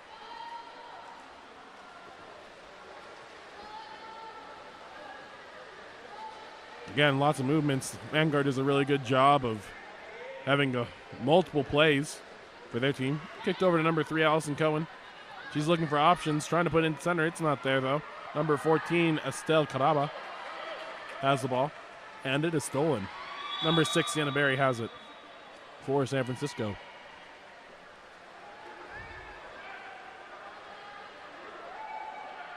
Ball's kicked back up to number 11, Anna Plant. She's looking, kicks the ball back up to Sienna Berry. Sienna brings that ball up, trying to get herself in a shooting position. On the plant, back with it now. She's pumping, 7 seconds, takes the shot. Shot is handled by goalie Emma Galaz. And Vanguard heads onto offense. Number 7, Kara Carver has the ball, bringing it up, looking for center. She passes into 14, Estelle Caraba, but her head was down. She wasn't looking. Ref says, I don't know what you want me to do there. So number 6, Sienna Berry has it. Sienna looking around, passes it up to 3, Abigail Mole. Abigail takes the shot over the cage. Vanguard controls.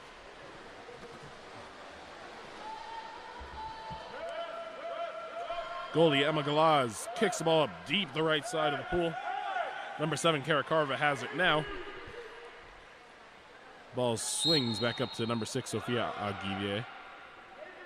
Excuse me. Number 8 now, Kate Sloman with it.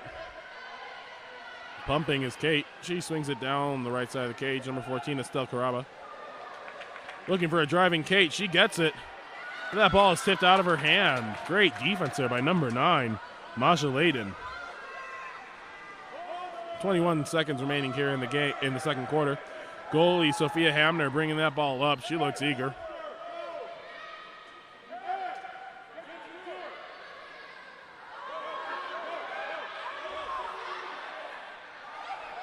Ball's kicked over to 11, and Aplante will take the shot.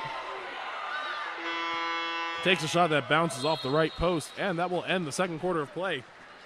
As we go into halftime, score is now 5-2. San Francisco holding on to that 3-goal lead. We'll be right back with the third quarter of play.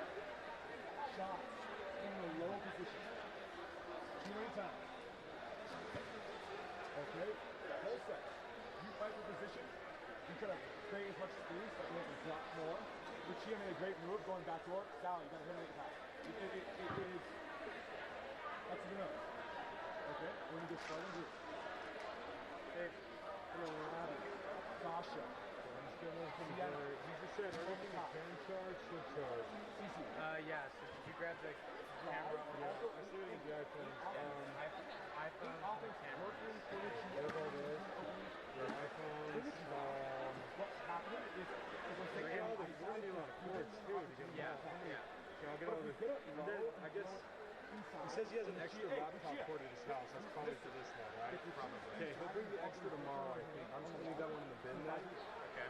I'll look at the cameras. So bring over any charging cables I find over there. Yeah, all of that, and bring the studio. Like the box. Not that, like the box. The camera link? Yeah, the camera link. Oh, so that's got to cut over there?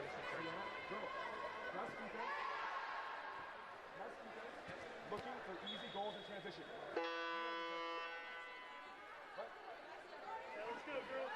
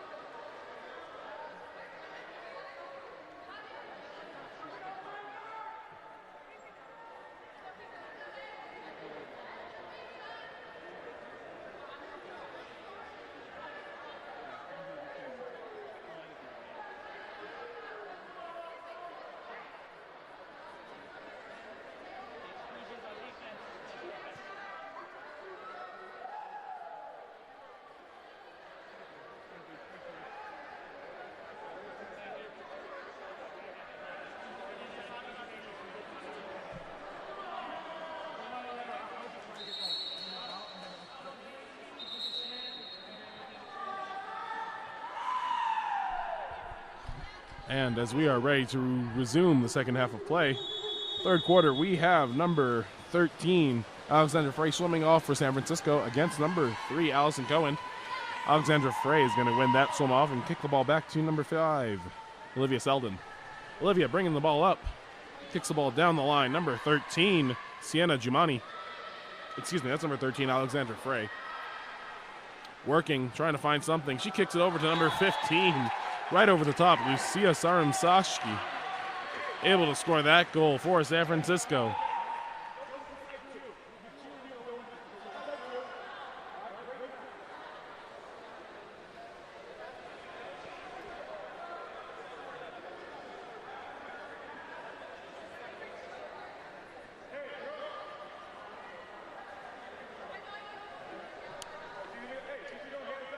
I think he's saying water bottle.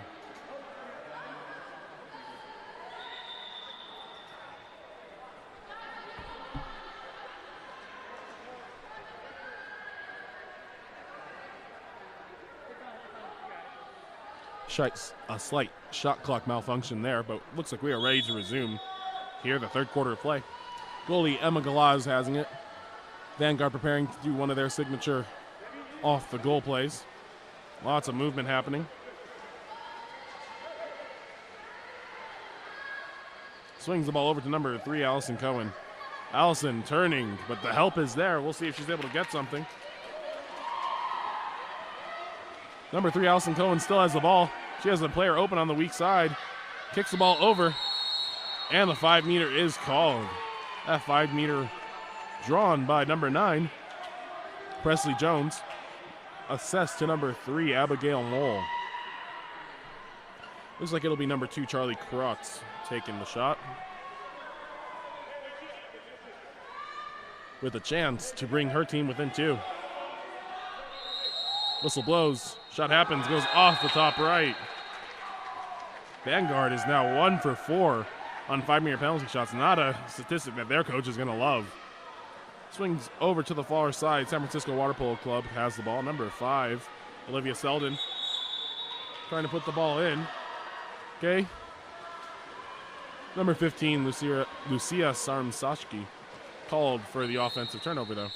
And the contra foul on the other side of the pool now gives San Francisco Water Polo Club the ball.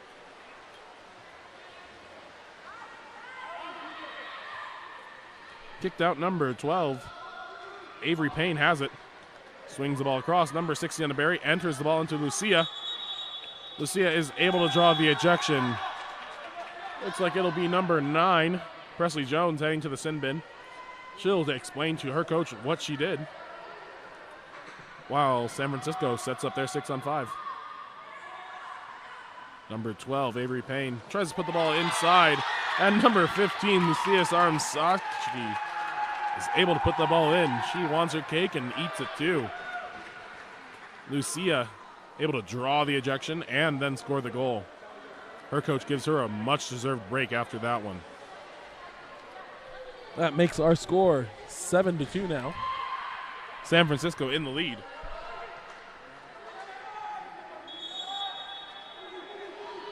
Goalie Emma Galaz has the ball for Vanguard.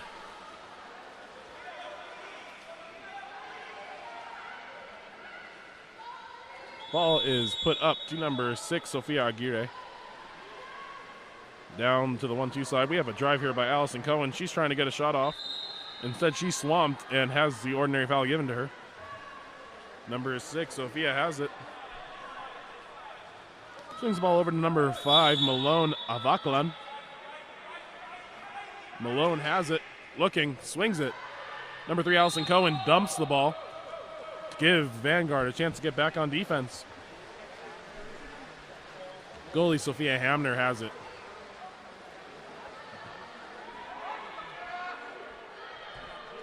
She throws it up to number 10, Sally McCarthy. Sally has the ball. We got about 3 minutes, 45 seconds remaining here in the third. Drive's happening. Instead, that ball is entered into number 9, who turns right into the defense. Goalie Emma Galaz emerges with it. Ball is pushed up the far side. Charlie Cross with it. She puts it in, or tries to rather. Instead, that pass is tipped, and number 12, Avery Payne, comes out with it. Avery Payne surveying. She pushed it all the way across the pool. Sienna Berry now has it. A little bit of an overpass, but she has a couple people in the middle if she can give it to him. Number 9 has the ball tipped out of her hands. Great defense there by number 8, Kate Sloman, to prevent the goal for Vanguard. Goalie Emma Galaz with it. As Vanguard makes its way up the pool, Emma looking around, trying to find someone to give it to. Finally, the ball makes its way up to Allison Cohen, who draws the ordinary foul.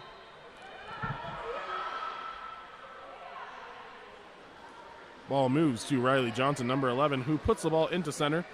That player is just swamped, though. Number 3, Abigail Mole, ends up with the ball and then sprints down the pool.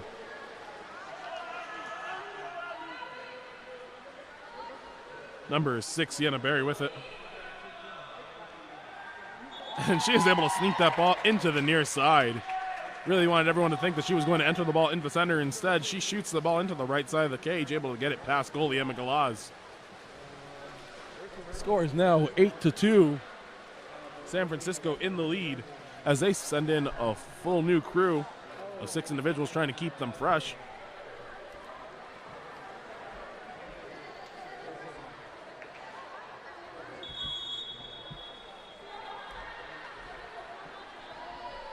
Number 6, Sophia Aguirre with the ball. Eventually, ball's kicked back to Emma Galaz. She swings it down the line. Number 14, Estelle Caraba with it. Ball has finally moved down the line. Number 2, Charlie Cross with it. She has an inside water player if she wants it. She does. Puts it in. And number 9 just throws the ball away a little bit, wanting to draw the 5-meter foul, but not there. That was Presley Jones. Sophia Hamner has it. Sophia kicks it up to number 7, Avery Emerson. She swings it back over to number 11, Anna Plant. And we have the offensive foul called. Lucia constantly either getting dragged or powering her way but inside the 2-meter. That's the 3rd time she's gotten called for that this game.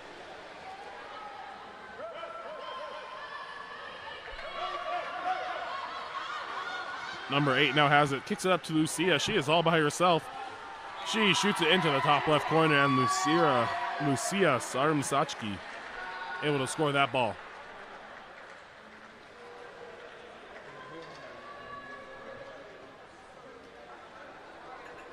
Score is now 9-2. San Francisco having a hell of a quarter here. Ball moves up to number 5, Malona Vauclin. And down the line, number 7, Kara Carver is posted up, trying to create something. We have about a minute left here in the 3rd. Kara still working, and she is able to draw the 5-meter foul. Looks like that penalty foul will be given to number 14, Madeline Ullhorn Thornton. And it looks like it will be number 7, Kara Carver, who takes it. Shot goes off the right post, and Vanguard now 1 for 5 on their 5-meter penalty fouls. Sophia Hamner has it, kicks the ball down the line to number 2, Madeline Hardigan. Over to 14, Madeline Ullhorn Thornton. And now at 11, Anna Plant puts the ball into Lucia, who takes a quick sweep shot. It was to put it in off the goalie's shoulder. Great shot selection there by Lucia. 45 seconds remaining here in the 3rd. Score is now 10-2. San Francisco kind of running away with this ball game.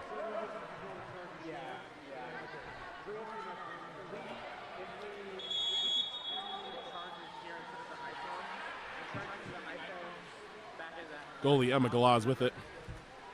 Puts the ball up the line and now down the line. Number 7, Kara Carver working again. Wants to get another 5-meter for her team. Give them another chance to put this one away. She has the ball. Kara Carver still with it. Kicks the ball out to number 5, Malona Vauclin. Back down to Kara. Good defense there by 14, Madeline Ullhorn Thornton. She puts the ball into center. And the ball is turned over.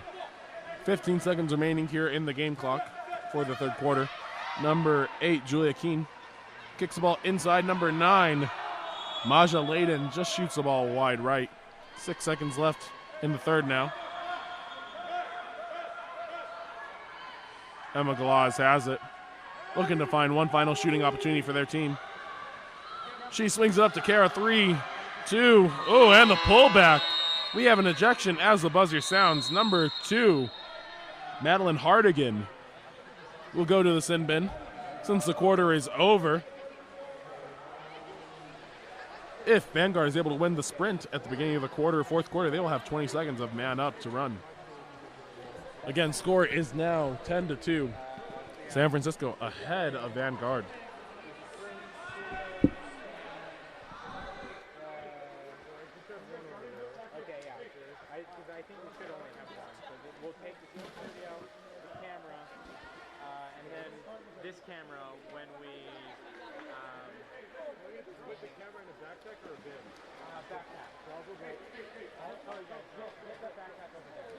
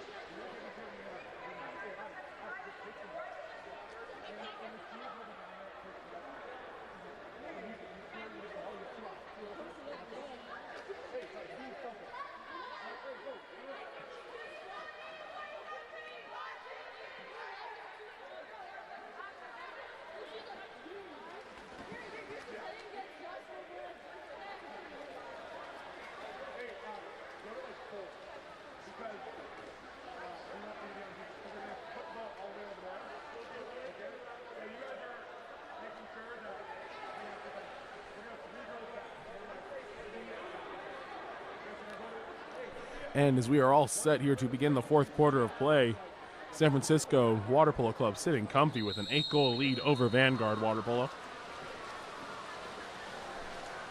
Ball is in the water.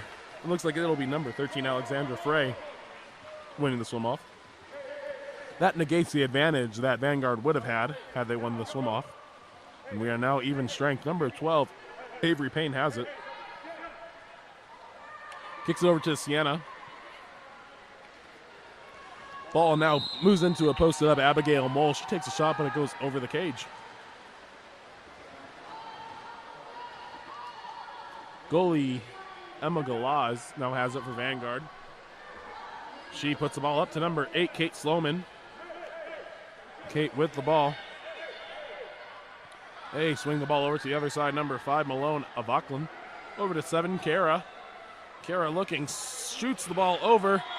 And number 9, Presley Jones, is able to catch and shoot the ball off the cross pass and score. Good looking play there for Vanguard Water Polo, bringing the score to 10-3, 7-goal lead now for San Francisco. See if Vanguard is able to make a run of their own. Lucia passes the ball back, number 12, Avery Payne with it. Avery looking, passes the ball down to number 13, Alexandra Frey. Frey has it. And down the line to number 5, Olivia Selden. Olivia waiting, passes the ball back up to 12, Avery Payne. Contra foul called in center. And the ball is turned over for failing to take the free throw. Person close to the ball has to take that free throw instead of just swimming past it. Number 3, Abigail Mole, able to take the ball and score it, reestablishing San Francisco's 8-goal lead.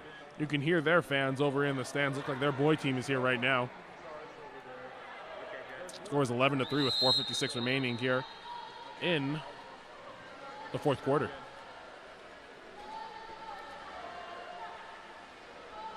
Number 9, Presley Jones has it.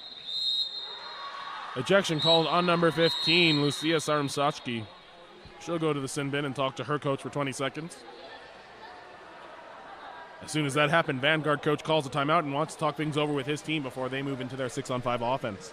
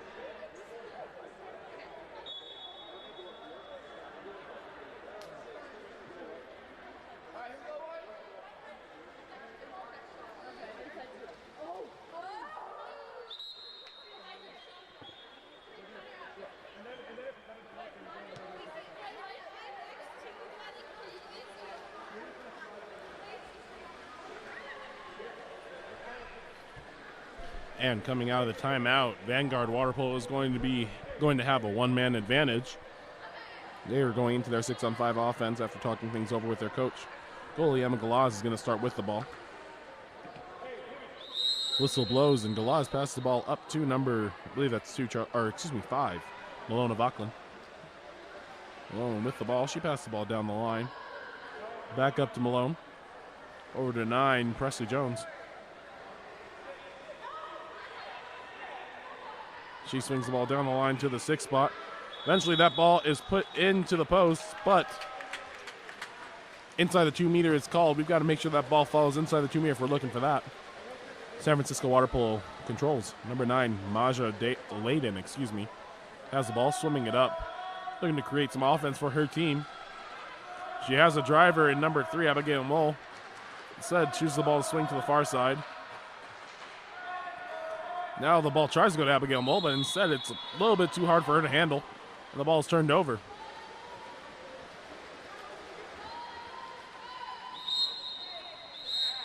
And we have the contra foul called there, accidental contact with the head.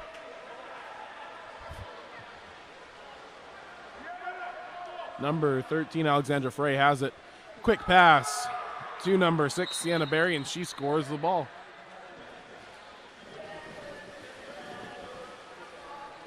Coach for Vanguard arguing his cause. Nothing going to happen, though. Not going to reverse that one. San Francisco Water Polo Club holding on to a 9-goal lead now. 12-3 is the score. 3:56 remaining here in the fourth quarter.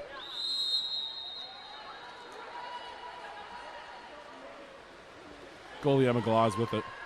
Pass the ball up to number 5, Malona Vauclin. Down to 7, Kara Carver. Kara turns inside, trying to work. She's trying to get up on her legs, being guarded heavily, though, by Avery Emerson. Number 9, Presley Jones, trying to make some work in center. Oh! The pass by number 11 tried to go back to the goalie. Anna Plant instead kicks it over the goalie's head. Off of Sophia Hamner's head, and that one trickles into the goal. That's an own goal for San Francisco. The boys apparently like that one. Not sure what they're cheering about. They just scored on themselves. Happens to the best of players, though.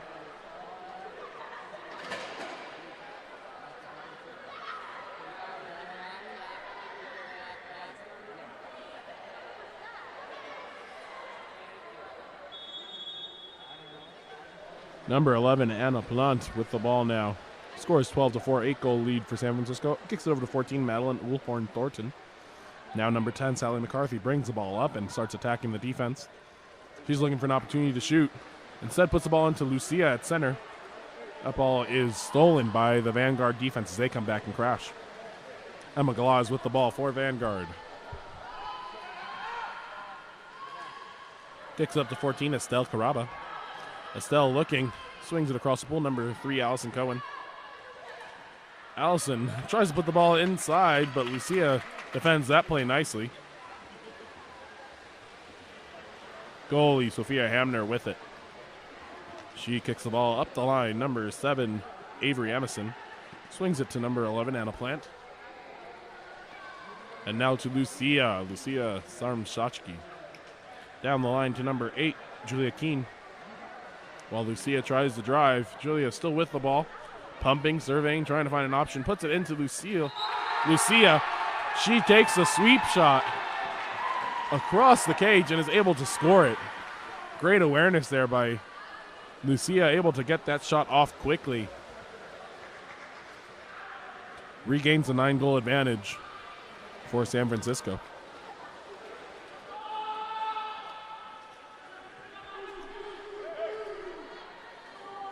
Vanguard water polo trying to put something together for the last minute surge. 2 minutes and 23 seconds remaining here in the fourth.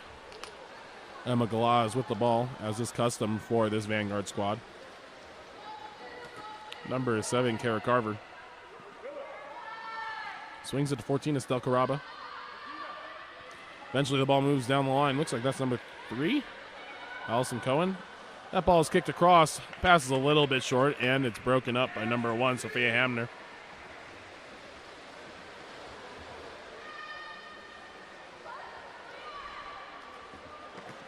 Number 2 now, Madeline Hardigan has the ball for San Francisco. She passes it across the pool.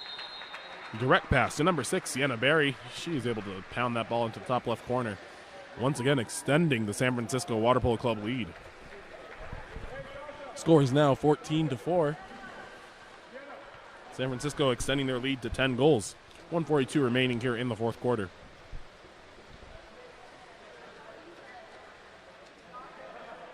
More substitutions coming in for San Francisco. Whistle blows and we're back. Ball with Emma Galaz.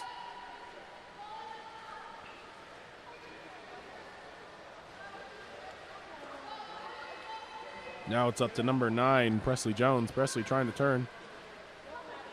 She swings it down the line. Number 3, Allison Cohen. Allison Cohen turns inside, able to get by herself. She takes a shot and is able to score it. Allison Cohen giving Vanguard some much-needed offense. Brings our score 14-5. 9-goal lead now for San Francisco. 1 minute and 18 seconds remaining in the fourth.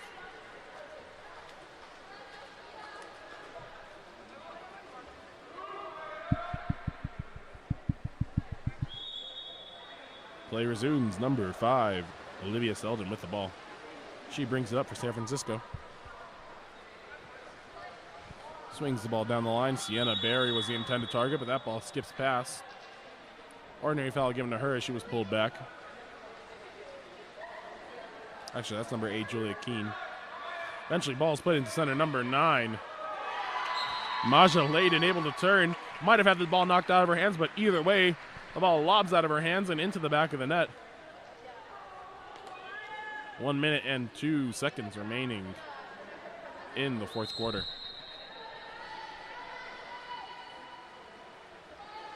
Ball is with Emma Galaz.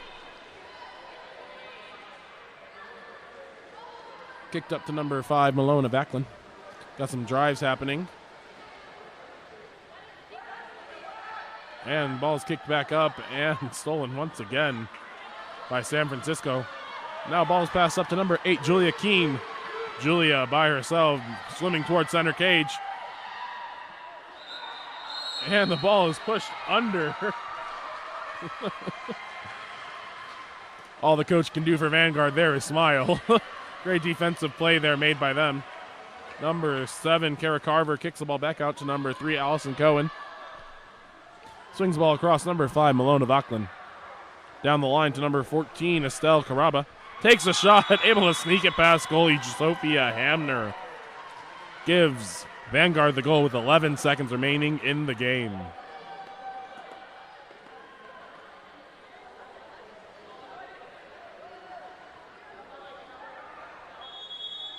Ball kicks back, 11 seconds left. Short pass is made to the goalie, but Sophia controls it. Kicks it back up to number 5, Olivia Selden. She shoots, not sure why. You're up 8 goals at least. And the time will expire. Final score of this game, San Francisco Water Polo Club 15. Looks like that's Vanguard 6. That wraps up our coverage for the night. Thank you guys so much for tuning in. We'll be back here tomorrow. First game, I believe, takes place at 8 a.m. We'll see you then.